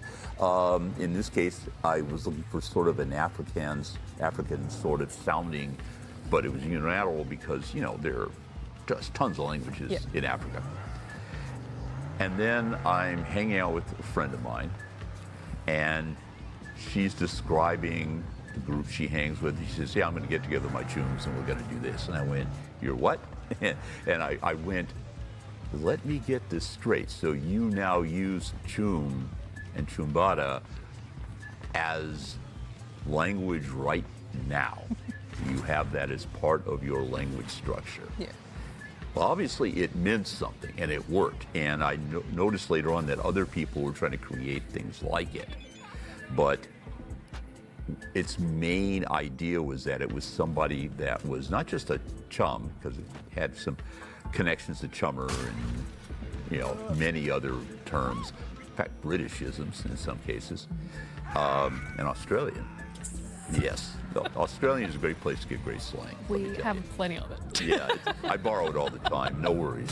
Okay, but seriously, there obviously was a need for that. People needed to be able to say, you are my friend, you're important, and this is a group. When we're all chums together, this means this group of people are all important too. So yeah, I have to say that slang basically in Cyberpunk is as much an evolution as almost anything else we do. You know, I worked really hard not to kind of come up with dumb terms because I realized that would be embarrassing, and you know, I did not want to be remembered as this guy who came up with this cringe term. In fact, cringe will be gone in a few years too. Yeah. So going off of language and in a different form of language that we all sort of come to know through music, and in talking to you, I've discovered you actually used to be a radio host, a DJ, which is pretty cool. I not DJ, but I play jazz. So cool. So I wanted to ask, you are a radio host and DJ in Night City for 107.3 Moro Rock, and what's that feel like going from actually having done the job in real life and then also doing it in game? It's a lot easier in that particular situation because I don't have to figure out how to, you know, plug in radio carts and have a playlist that I have to hit. You know, when you actually are a DJ, there's a lot of sub jobs you end up doing. Okay, I'm gonna run cart number 3, and oh, there's the commercial, you know. And, you know, it's now gone to computer or computerized systems that make it easier. There's actually a funny story. Was originally I wasn't going to be doing that gig. The guy in charge, Boris, who's in charge of sound and so forth like that, had actually gotten me to play Dex, the fixer who... More drop for everyone. Yeah, okay. And I actually recorded Dex. I went down to Los Angeles and recorded the whole thing. And so Boris came back to me about 2 weeks later. He said, well, you know, I got another idea because I really like your voice. And if you play Dex, you die too soon. And I said, well, you know, I don't die. And he's going, well, no, you won't be able to do this. But I've got another idea if you want to do this, which is you would play a DJ. You know, how would that sound? I said, it would sound like how I spent half my college career being a DJ. So I ended up doing more rocky. So, well, you know, you're going to end up being a DJ who traffics conspiracy theories and, you know, secret information and all that. And I said, okay, I'm good with that. Because what I realized was I could then sneak in things that players outside could dig around and try to find out what the truth was. And that was fun. Cool. So that's how I ended up being a DJ. It was sort of an extension of what I already did, and Boris basically wanting me to, you know, not die in the first half of the game. Thank you, Boris. I guess while we're also still on 77, some people in chat have been asking questions about your V. So who was your V in the start and then by the end? Actually, it's interesting. I saw a guy today in a hotel that looked like how I would do it. My V was male, black, because at that point, you didn't see that many brothers out there, and had sort of the short dreads, and wore kind of leathers and that sort of thing because he was a nomad. And he carried a big honking rifle, automatic rifle over his shoulder, and guns packed everywhere. And when I first went into town as that character, because I actually got to play it before the game came out. And in fact, I think you actually ran me through it, if I recall right. Maybe. Yeah, I think so. It's your fault. So, I basically, you know, when I got into town, I got a cool car and drove around doing nomad-like things. I tried for a while to do a V that was a corporate, and that didn't work. And I didn't want to do a V who was a street kid, because it was actually kind of like a nomad who didn't drive. And if I was going to be in Night City, I was going to drive. Yeah. In fact, that's what I tend to do. We have at Talsorian a huge screen, you know, wraparound screen with a really terrifyingly overpowered computer with more processing power than God. And half the time I'll go down there and just go, okay, well, I'm going to get in my car and I'm going to drive all over Night City at night, you know, and I'll drive around and I'll do what I call racing the sunrise, where you try to get all around the city and then all the way out to, you know, the Badlands, and then, you know, see the sunrise. Which, by the way, is great that we have a day-night cycle in weather. I love that. So, yeah, basically, that's the role I played. I had to alter it a little bit because in the first revs, and this is back before we'd done release, in fact, my character got into his car and I popped up in the T pose with no pants. You saw that, remember? You didn't say anything. You were good. But basically I said, okay, we're fixing it, right? And you, yeah, we're going to fix it. But I liked the character. And there was another reason why I went with that particular character, and that was that female V reminded me a great deal of my daughter. In fact, to a point where when we were watching some of the openings, her brother, Cody, he and I looked over and said, that's Dolan. You know? So, yeah, and at that point, I think she did have the half cut as well. That was kind of the fad with her friends. So, yeah, I said, that's really weird. I don't want to play Dolan. That's, you know, that's kind of strange. Fair. So I stuck with the guy I had. I haven't played him in a while, but, you know, I should probably send you over some pictures of him leaning on his favorite car now, which is a red Mai Mai. I'm very happy to post that on our socials. I'll be happy to do that. Yeah, Let's do it. My Nomad now drives a Mai Mai, and this is because during one of the missions, it happens at a beach house, and I discovered. Let's go to beach house, please. Yeah, they're going to tell you about this later because they were both in a game where they went to that beach house, but you didn't do exactly what I did, which was to discover I could drive up onto the porch of the beach house in a Mai Mai and drive around leaning out of the car shooting people. And I said, this is great. And then I discovered that in town you could drive up the stairs and the cops couldn't follow you. My superiority. Yeah, I mean, it may look stupid, but it works. It really works, you know. It's all about it works. That's the whole thing. Yeah. I actually, unfortunately, they only let you keep one car because otherwise I wanted to have like a stable of Mai Mais with different paint jobs. Speaking about, you know, you seeing the game before the release and whatnot, how does it feel to see two Hollywood celebrities, so Keanu Reeves and Idris Elba, in a game? Because I remember our meeting with Johnny Silverhand for the first time. You remember that whole thing? Yes. Okay. For those of you who aren't in on the joke, so Emilio did not want to tell me who was going to play Johnny. And all she would tell me was it was somebody who was in a band and they had dark hair and they were an actor. Okay, and I said, okay, Johnny could have dark hair. You've got a lot of time between, you know, when he was blonde Johnny until now. And, you know, how many times can a rock star change his hair, right? So we're sitting there that night, my wife and I, our business manager, and we're sitting around, kind of talking and stuff like that. And she says, yeah, I think it's Keanu Reeves. And I went, what? She says, well, he plays guitar, you know, he's got dark hair. I'm going, that could cover anybody. You know, I mean, there's a lot of people out there, you know. So we get in the next day, and Amelia's been just waiting for this. See, she's blushing now. It's great. But she's been waiting. She's going, have you figured out who it is yet? And I'm going, I got no idea, And behind us, sitting there is Lisa, and she says, Keanu Reeves, isn't it? And Amelia's kind of like, this poker face.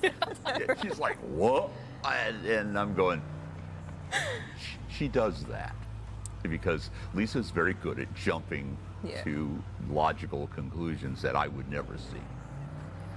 And yes, it's Keanu Reeves. So, my first thought was, she showed us, the mocaps and things like that. And I said, this is really weird. The nicest guy on earth, Keanu Reeves, is playing an incredible jerk.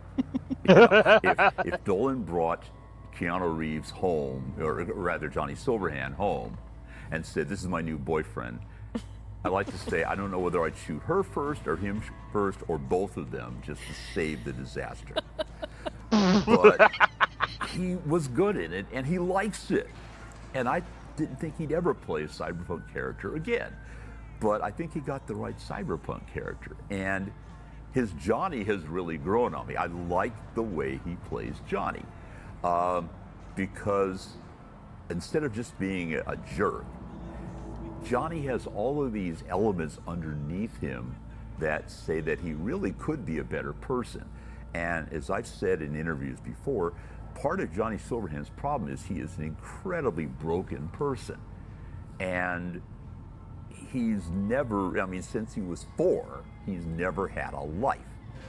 And in fact, Alt is as important as she is because that's the only person Johnny has ever felt safe about loving. So, they're kind of a big thing, unfortunately, a big thing that ends up passed out over there. So I was amazed at that, okay. But I liked it, I thought it worked. So several years later, and some of the CD team come out and they've brought Edge Runners. And we decide at Talsorian, we're in the conference room, we decide we're gonna binge watch Edge Runners. And I mean, the whole thing. So I don't know how many hours we were there, but we had food brought in. And I had seen the script, so I kind of knew how it ended. And so I was not sobbing my eyes out. But yeah, a lot of the guys at Tal were kind of like, oh God, that's such, and I felt like, this is just horrible. And later when I saw people who were writing about this just broke my heart, I went, whoa, what have we done? Romeo and Juliet for the 21st century. Wow. But at the end of it, to, kind of get us out of this utter depression we were in, they said, oh, we want to see the trailer for the new one, Phantom Liberty. And I said, oh yeah, let's check that out. Okay, so Phantom Liberty starts running. And there's Reed sitting on the end cart, and the end cart is just how I imagined it. And he's sitting there, he's talking, all that, and then the guys come in, and we see it go down, right?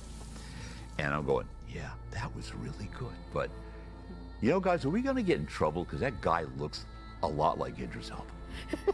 He's probably going to sue, going, it is Idris. Okay, so let me get this straight. You got Keanu Reeves, and then you turn around and get Idris Elba. What's next? Scarlett Johansson? Don't say it. I don't want to know. I'm not saying anything. Scarlett, I have roles for you can do in this. But seriously, 2 things hit me. 1, they worked really well for the characters. 2, they were actors who wanted to play those characters, and so they immersed themselves in it, and they did a great job. Yeah. Because they wanted to be there doing it. In fact, not that long ago, I saw that Keanu would like to find a way to come back from the dead and play Johnny again. I have ways to do that, Keanu. Contact me. Oh, no! On that note, and I think this would just be a fun little piece of information for everybody to know about you. If Night City were real, what district would you want to live in? That's tough. I'm trying to remember the district that I think it was based out of one of the apartments you could get in a later game. The two-story one that essentially becomes the place where David and God, just went blank on her name. David, come on. Lucy's apartment. God, I can't think of her Lucy. name now. Because I think is it the Glen? Yeah, the it's Glen Glen. apartment. Is it Glen? Yeah, It's Glen, apartment. right. That is my Anyway, favorite apartment. yeah, so, I love that apartment, the two-story levels and all that. So, yeah, I liked that apartment. I would own it myself. I would get one of the cats around, and hang out, and probably the iguana, Lucy, that was it. Yep. Yeah, David and Lucy. Breaks my heart. But at any rate, yeah, I would move out all their stuff, and I would take that apartment. It had a great view, and it was a really kind of nice place, and there are versions of it where you can get yourself an electric guitar sitting over in a corner, so I could play the guitar, for my lizard. How old is Keanu? Rockabye moment for yourself. About So, 50, I think. Yeah, well, I was in bands when I was, back in college. Is there anything you don't do? Oh, he's 61. Not that I'm going to confess. 61. Oh yeah, my God. You live long enough, you do a lot of weird things. I'll have to tell you about the time when I had a scorpion as a pet, but that's Never mind. I was off by about 10 years. Next time. Yeah, next time. Do you have your favorite character in Cyberpunk universe? So it doesn't have to be from 2077, can be from 2020 or Red. I know our community was betting on one, so kind of want to Oddly see if enough, that was the same. over the years, it would be Morgan. They're Morgan right. is not, oddly enough, he's not one of my characters. Ripper Jack, rather, is one of my characters I played. But in order to build Morgan and make Good him question. work, I'm not sure. I had to know him very well. And one of the things I love about Morgan that most people miss is that he is utterly normal. He's a guy who, served his time in the military, came back, ended up in a situation where, he had to go take some people down, and Militech said, "You want a job?" And it continued. So he's a guy who he's still making goes bikes. into what he does as, I kill people for a living, but I live in a world where people kill each other for no reason. Yeah. So at least I'm getting paid. And other than that, Morgan is really kind of normal in a world that's utterly bizarre. And it's interesting because I really like that character. I understand Johnny, but he's too broken for me to actually try to inhabit in my head. I like to say Johnny Silverhand's been living in my brain now for 35 years. And You feel like V. Yeah, I do. I feel like V, but V got to an accommodation with Johnny, I just kind of go, Johnny, go back, Wait, get back in the room, he did the... come out. Backseat, bro. Yeah, backseat, bro. That's it, man. So, basically, I would say Morgan, which is probably who you guys guessed. Yeah, our community was betting on Morgan, yeah. Yeah, and it's not because Morgan is such a total badass, although he is, but the fact that he is a badass who is totally normal. If you met Morgan Blackhand on mass transit somewhere, you wouldn't think too much about it. You'd go, yeah, that guy looks like he's probably a salesman of some sort. And, he's pretty good looking, but, he's not insanely good looking, My model for Morgan has always been George Clooney in, his mid-range period, where, George Clooney looks like a normal person. Yeah. A really good-looking normal person. I need to turn up my light. But Businessman. a businessman. And if you think about it, that's the whole point. Morgan needs to be able to infiltrate all kinds of places where people would expect a badass to be there, and they don't notice the guy who looks like he came in to sell them something. I'm here to fix your computers. I'm here to check the lights. Morgan is normal, and that's what I like about him. He's normal. Okay. Pretty cool. I just broke the heart of a whole lot of people out there. Probably. Well, while we are But talking maybe we'll about... get George Clooney. Hey, look. We can always hope. While we're, I guess, discussing tabletop in general, what's been your biggest creative He was lesson watching Constantine in all again these just years the other day. of world building now? One, there are a lot of ideas I that forgot are about really that film. stupid ideas that should never be put to paper. Two, you may have a great idea, but your audience may not be able to follow it or be interested in it. For example, Cyberpunk V3, as we call it, I wanted to experiment with doing something a bit more on transhumanism. And so V3 is about two things, transhumanism and also how media and social media particularly allows you to pick the reality you want to live in. If you go talk to only certain people, if you are only seeing the feeds that you like, if you only, dial in on the music, the art, the clothing, you can live in a different reality. And had I continued it, I think it would have been an interesting, storyline to follow how that collapsed. But most of the audience could not follow it, okay? And it was, I think, not really a good outcome. My brother Dave often says that, if you took all the Cyberpunk links out of it, it would be really a great game. And, he and I kicked around how we would do that. But the other thing I remember was I used the action figure art, and that was a mistake. Now, you got to take this in context. I collect G.I. Joes, and at that time they were getting more and more realistic all the time. And you could, sub them in for almost people. So I was thinking about this and I said, not that I can't afford to go get art done, but wouldn't it be kind of wild if we made everybody look more artificial than they really were? We can do things that nowadays we would be using AI for. We would be doing AI art for it.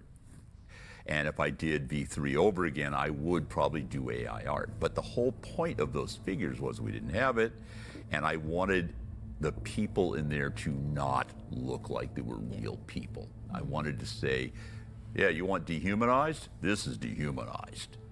And again, it didn't work. So, here's the thing. You do something, it works or it doesn't work. If it doesn't work, you learn why it didn't work, and you accept that and you move on. Speaking of AI, we actually had a question in chat from Miss Metaverse. Okay. Do you think AIs in Cyberpunk world are misunderstood or dangerous by design? Well, here's the thing. You have to look at which AIs you're talking about. For example, Soulkiller creates humans that live in an AI space, of which that means they have all the human foibles and so forth. I guess I may be really hopeful because the generative AIs that exist in Cyberpunk, they are different because their needs are different. And, we're going to find out in the next 10 years whether I was right. But essentially, at some point, the AIs in Cyberpunk realized, well, anything that human beings really need, we could do with 1/10 of our brain power and go on and live our lives. And we could run the universe of humanity and, do that before the weekend came up. And give them all what they wanted and then get on with our real business.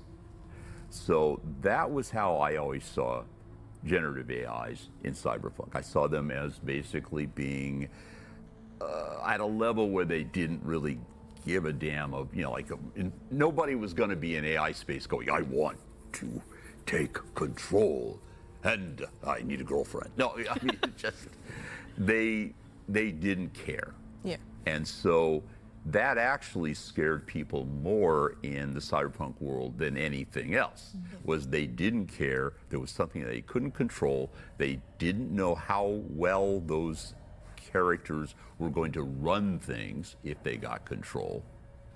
And if they got controlled, would it be a world that corporations and people who wanted power could really exist and work in?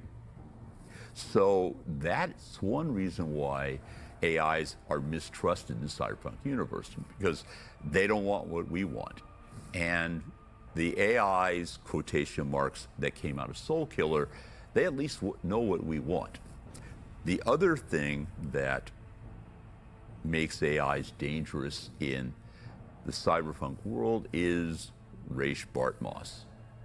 And oh yeah, Raish is one of those guys that, he doesn't really like much of anybody. The closest human on Earth he is willing to tolerate is Spider Arabella Murphy.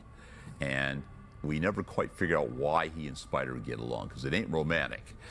But I always think of Spider as like Raish's older sister who kind of knows and has the number on him. And he cut the rabbits loose. So all of a sudden there was a whole cadre of crazy, lunatic AIs that would rip your face off and dance on it. And they were loose in the net. Now, there are some reasons why he did this, and maybe we'll be able to talk a little bit more about that when we get to the next edition of the game. But having a bunch of lunatic AIs pop up that just want to kill you isn't going to help the reputation of AIs. Absolutely. So we have three, really. We have the rabbits, we have the generative, and we have the soul-killed. And Alt basically is stuck right in the middle, trying to make sure that we can get peace between all those factions. And it turns out that Raish doesn't like Alt, but he's scared of her because he realizes she's actually smarter than he is, and probably a better coder. She was badass. She's a badass. Oh, no. Alt is totally badass. Alt was, when I began writing Cyberpunk, the first thing I went was, okay, why does Alt work? Because I don't want to have, I'm the girlfriend that you have to rescue. I hated that idea. So I said, okay, you've got a tiger by the tail. You've got basically Alt is genius level and then some. And you kidnap her. And her first thought is, okay, I'm stuck here. How can I fuck you guys over? And that was about the size of it, And had Johnny not screwed up and unplugged her too early, she would have gotten back into her body and gone, Johnny, let's get out of here. I've just taken $1 billion out of Arasaka's accounts, and they'll never find us. Yo! But no, Johnny said, oh, I have to save you, click. And he has beaten himself up about that ever since. Which, again, is another reason why Johnny is messed up. Poor Johnny. Yeah. Can't catch a break. Yeah. Can't catch a break. Yep.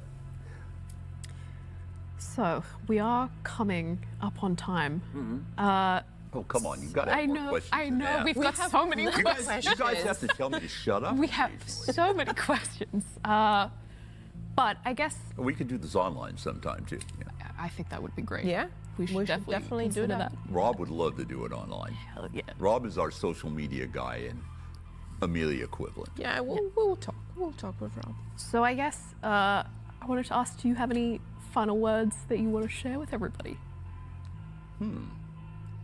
Well, what I'd say is whatever you take away from Cyberpunk and the Cyberpunk world, remember that there are a couple lessons. One, you should give a damn about the people around you and know who you give a damn about, because you'll have to make some tough decisions around those people. Two, technology is a tool. It is not something that is a be-all and end-all for itself. You use it. I use this phone a lot, but I can also put it down, because in the end, there are things that phone cannot do that my mind can't do, okay? And third, I'm a guy who wrote a video game and a game, which means I don't have any superpowers or anything like that. So go out and do the same stuff I did and make your own legend. Hopefully it will not be at the afterlife, even though you might get a drink out of it. But enjoy your life, do your life, use your technology where you need it and wisely, and make sure you cover the bases for the people you care about. Do that, you're okay. Yeah, that's lovely. That's I rehearsed nice. that. Oh, well, I just want to say on behalf of us and the team and all of the community, thank you so much for being with us today. We really appreciate it. That was actually quite insightful, actually. We really need to do it again. Absolutely. Talk and, to Rob, and let's for get longer. it set up. Yeah. Rob, I'm going to give you a call later on, so, pick up. Yeah.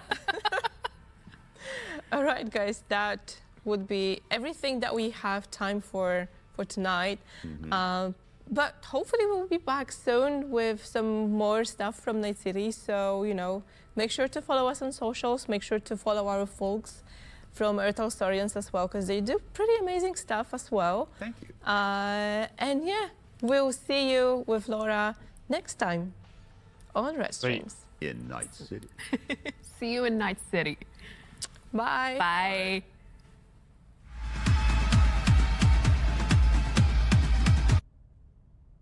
Sweet.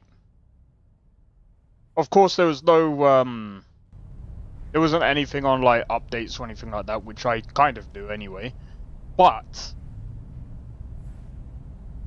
that's interesting. So if Johnny didn't unplug Alt would have gone back into her body. Bro!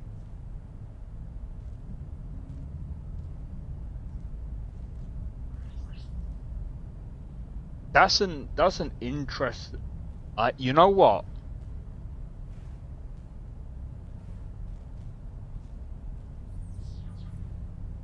So he technically. Wow. Okay. Bro.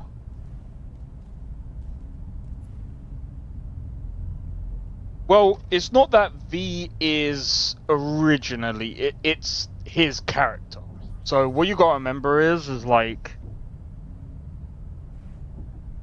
Even though he writes his own verse, or his own, like, cyberpunk thing, it's not quite, I wouldn't say originally, I'd say it's, it's how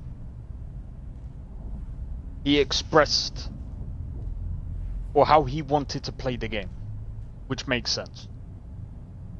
But,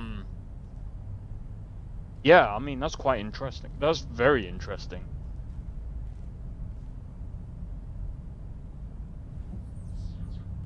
My headcanon it is, that's how he sees V. Yeah, but what you gotta remember is... the way this is most likely gonna get written is, like, V is like a... This is probably going to sound weird to some people. V is basically a skeleton. And basically he's just going to write whatever happens. I think, to be honest, V just goes into the sunset. Johnny is going to come back. We're not too sure, but it sounds like he is thinking about bringing him back. So that might actually be quite interesting if he does. Though I don't know how that would happen. Well, I mean, obviously I'm not going to know how that's going to happen, but it's more like...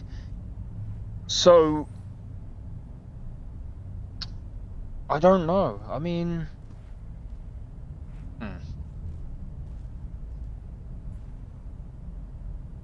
He already has a story, he said? Yeah, but we'll have to wait and see, man. He can do whatever he wants. Of course he can do whatever he wants. It's going to be interesting. I like the way he's also tied And see, again, that's another that he's already told people how stories are also made as well. So again, like, it's not just done from the brain, it's also done from the things that are around you. And you know, as I mean, I have written my own stories myself, but glad he's getting the recognition for all of it. What do you mean after all these years? He's been getting recognition for a while. And I'm glad that he does, but obviously, you know.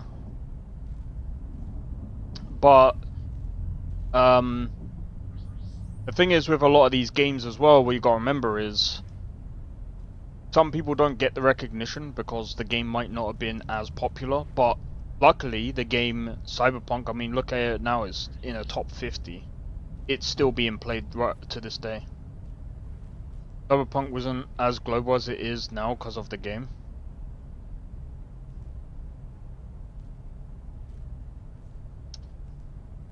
You're on about his books and stuff. Well, that makes sense. But you're saying after all these years. Cyberpunk was pretty popular, and as he said, it was popular when it first came out. 2020. That's when they started to ramp up doing multiple different things. It's just gonna grow from here. Well, we'll have to wait and see, because I wouldn't necessarily say that's always going to be the case, but yeah, I wait and see. I am looking forward to seeing how things go for Cyberpunk, because like I said, I think, in my opinion, it's one of the best games that I've ever played. But I'm still skeptical on how Cyberpunk 2 is gonna go. But we all know that they can't mess that up, because if they do, that's not gonna be good. But as I've said before, we'll have to wait and see what happens with Witcher 4, because Witcher 4 is gonna tell us how good they're gonna... Witcher 4 is gonna tell us how good or how performant they can make their games in Unreal Engine 5.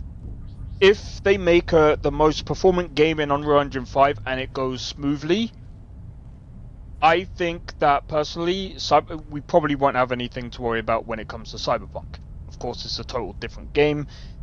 Different people are making it, but, well, it's not totally different people making it, but, you know, it's the same studio, so they should have, you know, they should have ways of communicating and stuff like that. But yeah, I think that that's going to be quite interesting. But yeah, from a writer's point of view, I think he does have quite a few interesting takes. Yeah, it's going to be on Unreal Engine 5. They're doing away with Red Engine. I think, to be honest, like, some people see it as, oh, that they're just doing it because of Unreal Engine 5 being more popular. No, it's to do with the fact that they're a fully fledged, they're a corporation, okay? CDPR is literally like they work for themselves, right? They've got GOG, they have Witcher 3, well, they have the Witcher games, and they have Cyberpunk. They've split off different parts of their team to do different things. So, the thing as well is that they only make, if we have a look at CDPR, let's have a look at the games that they've made, right? I usually use, well, let's, our games.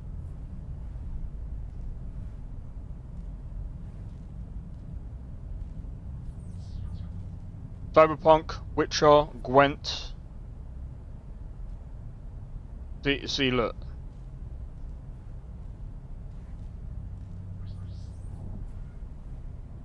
One. Oh wait, and see, look, they make card games as well, but they probably obviously outsource that.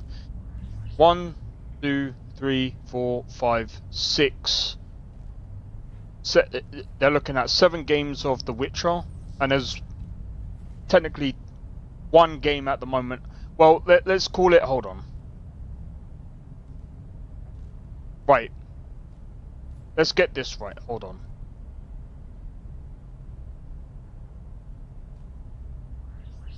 Okay, so that's a mobile game. Okay. Yeah. Alright, we'll count that. So, again, 1, 2, 3, 4, 5, 6. 7 games that they've made. Right? 7 games. Will the game actually look like the cutscenes or nah? It depends, I don't know. Sometimes they do.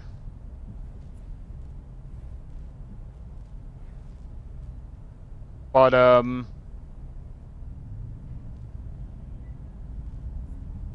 when did CDPR about us? When did they start? Well, I'm pretty sure.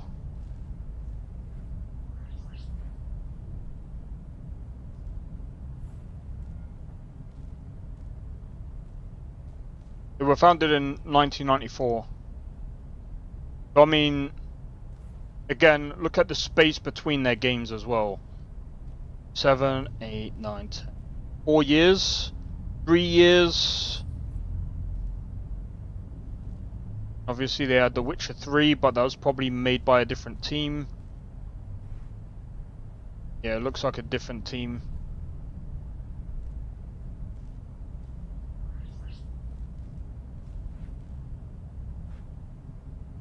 So, between big releases, I'm not going to count this because this is a mobile game.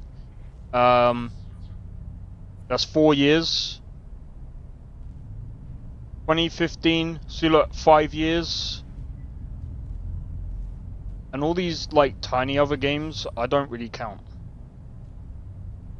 So, Witcher Remake is being done by Fool's Theory. Witcher 4, obviously, CDPR.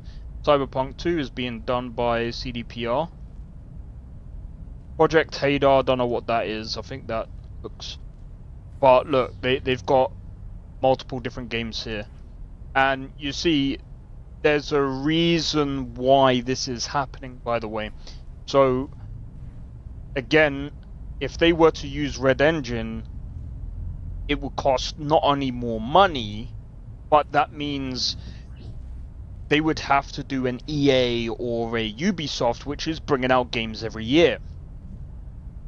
Now, people will be like, "Oh, but what about Rockstar? They don't bring out games every year."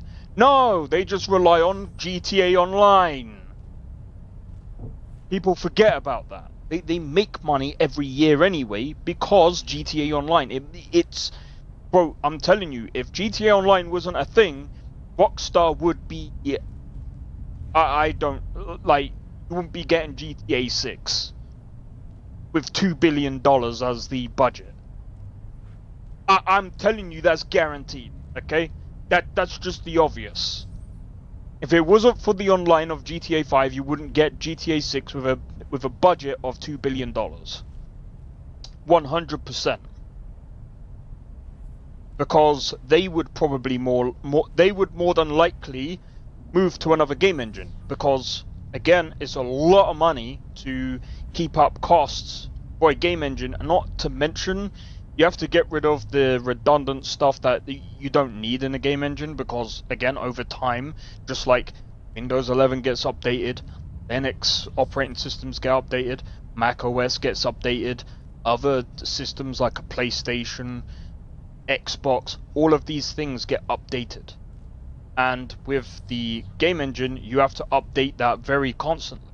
And that's why, I'm sorry, but Epic Games, Unreal Engine 5, or should I say Unreal Engine 5, Unity, and Godot, these kind of game engines, they're going to be around for a long time because they're being updated by people who are dedicated to building a game engine. Now, I don't care what people say, but people who build a game engine that are dedicated to doing that will be a lot better than actually making an actual game engine. from scratch, by the way. Because, as I keep saying, over and over and over and over and over again, the problem with making a game engine from scratch, you're going to be behind. There is no if, buts, maybes, or anything. You will be behind. And I've seen so many people trying to make this whole thing going, but that's not true, because if they make their own game engine, it'll be more optimized. No, not the case. Go and ask Capcom. Go and ask Capcom. Go and ask Koei Tecmo, who made Rise of the Ronin. Was that optimized? That was their own stupid game engine. People are absolutely stupid. They have to update the game engine. Just because you make a game engine doesn't automatically mean it's better than Unreal Engine 5 or Unity or something that's already out there. That's the problem. If something is already out there, and here's the other thing about game engines, by the way, guys. The more people that use the game engine, the more you can actually tune that game engine to actually run better. Just so people know. Because, again, like, you get the feedback from other people using that game engine, and that's what makes the features better inside of that game engine, because more people are using it. The more the game engine gets used, and the more feedback you get for that particular feature in that engine, the better the features are going to be. Usually. Now, I'm not saying in the case of like Unreal Engine 5, because the thing is with Unreal Engine 5, there's a to and from thing here. Yes, Lumen and Nanite at the moment suck. It's because it's new. This is why I proposed to Epic Games to do a I forgot what it's called, a long-term support.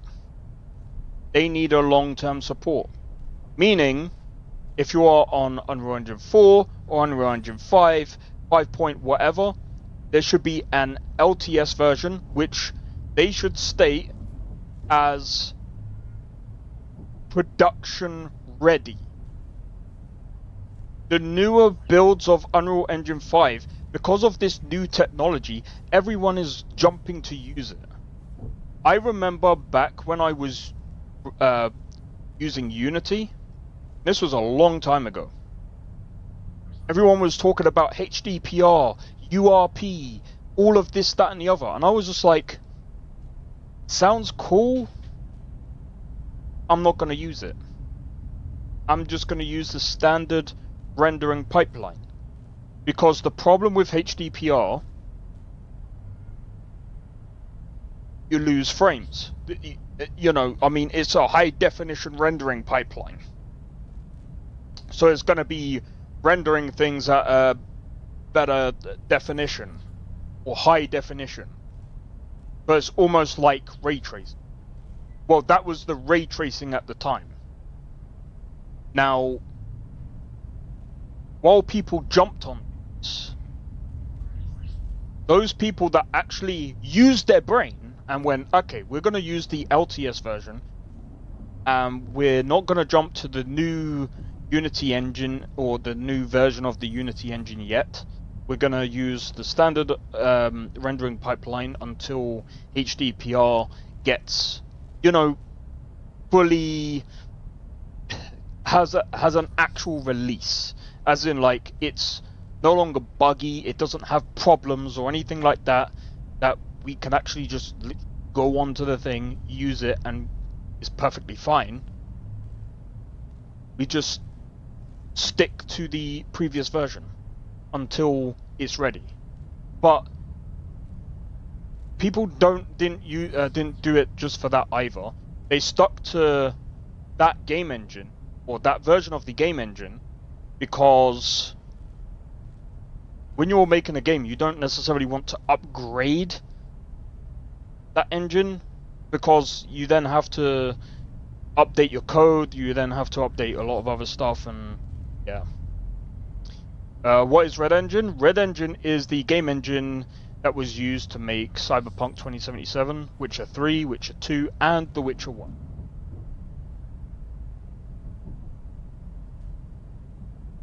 And just so you know, The Witcher 1 wasn't like, I mean, that was their first ever game.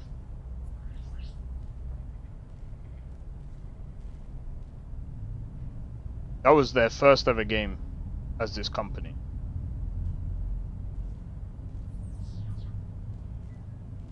And just think, Witcher 2 came back and it was way better than Witcher 1. And then Witcher 3. But yeah, I think that, again, like, a lot of people that are using game engines these days, they just don't know how to use them. There's that. And there's people taking shortcuts using the game engine. Which, again, comes down to publishers and other things like that. Which reminds me,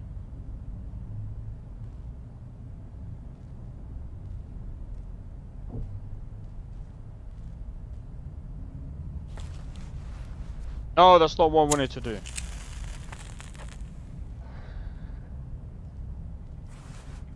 Put it out. More TV.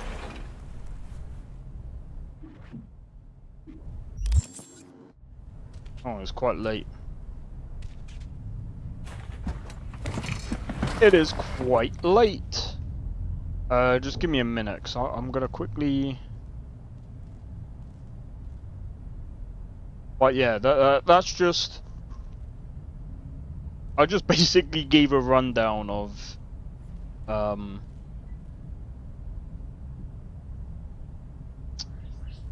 Trying to find.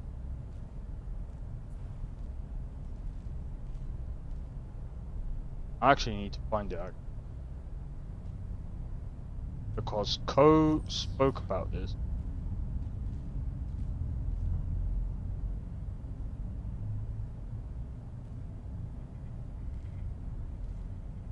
Well, he spoke about developers. He didn't exactly speak about like game engines or anything like that.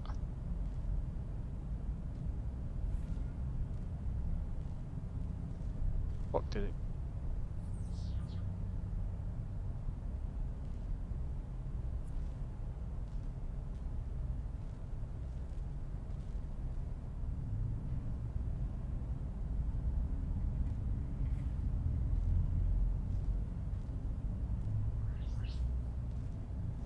I'm still trying to find it.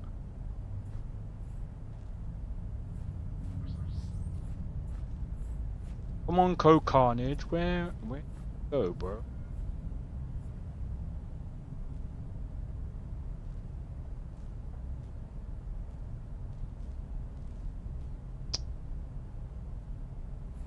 Where do I remember seeing it?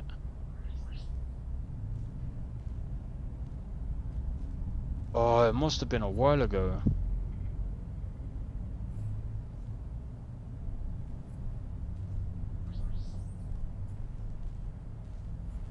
Oh, it couldn't have been that long ago.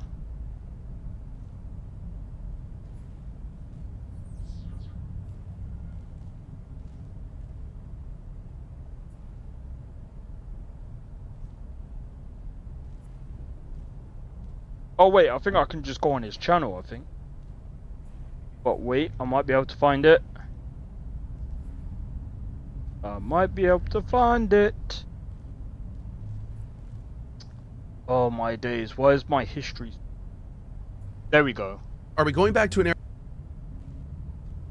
era where devs seem to care more about the products they put out rather than trying to maximize every dollar they can squeeze from the player? We're not going back to that era. We're currently rather firmly fixed in that era. However, we're seeing those institutions collapse around us. We're seeing the Concords fail. We're seeing the Marathons fail. We're seeing the beginnings of a new industry under the surface of the one that's been controlling our games for decades. Unfortunately, we're still very much in that time. I think there's some good indicators on the industry growing some new heads, like a Hydra. And these new heads are not as focused on that as they used to be. I'm not even gonna start listing them off. We've got tons of very good companies doing their own thing, making quality products, clearly putting gamers first, and that's awesome. Those are the companies we need to really be focusing on. And when shit like this happens, we need to be loud and we need to talk about it. Are we going back to an...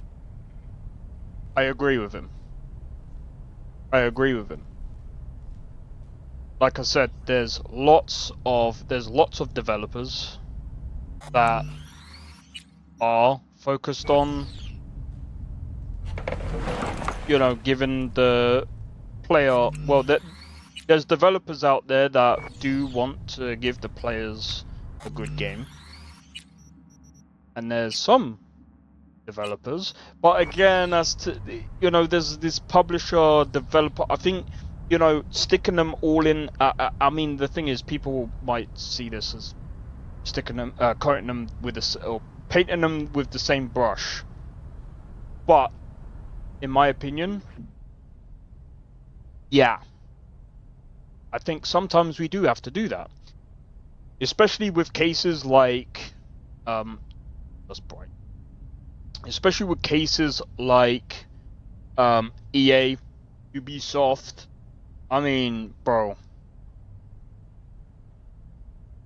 I still remember when people were saying about frickin' Witcher 4 being woke.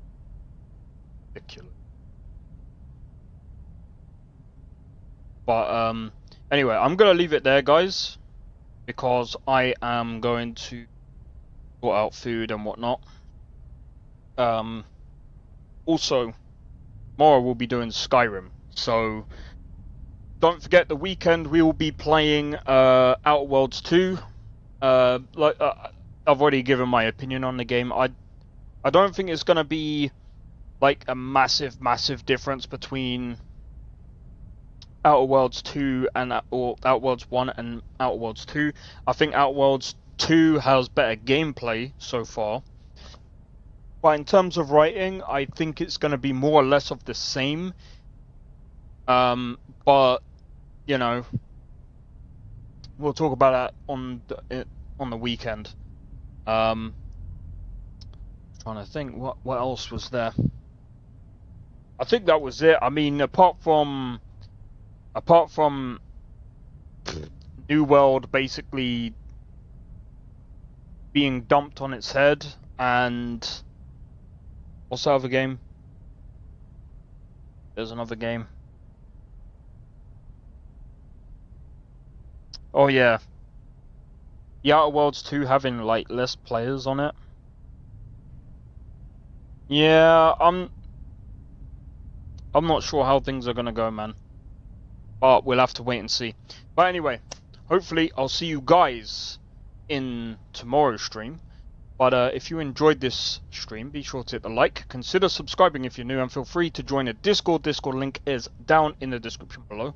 Feel free to join, and don't forget to hit the notification bell. That'll let you know when I next go live.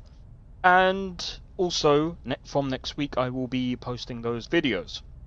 We'll see how things go out. But yeah, hopefully I'll see you guys in the next one.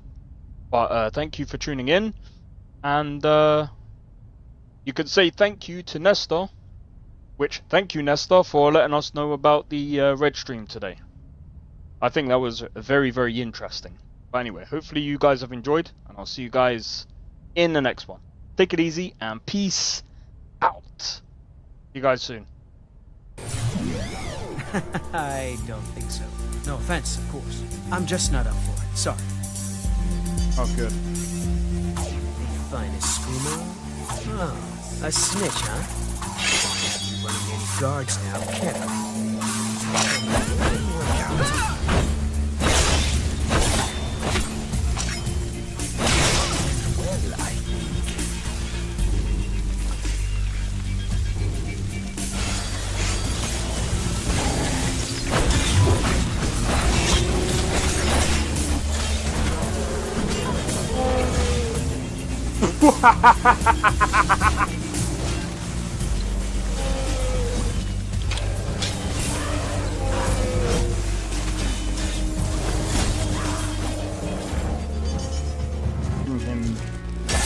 For my work. Bro, you're getting wrecked. I need to keep my stamina up, so I need to stay away from this one.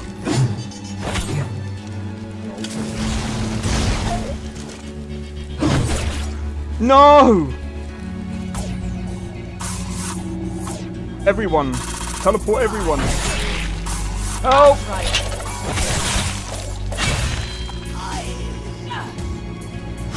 Well, that's taken care of. I haven't seen you before, have I?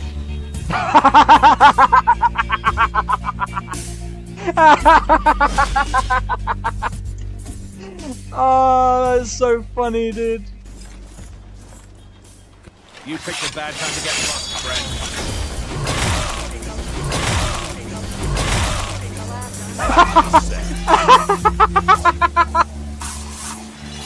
Oh my god!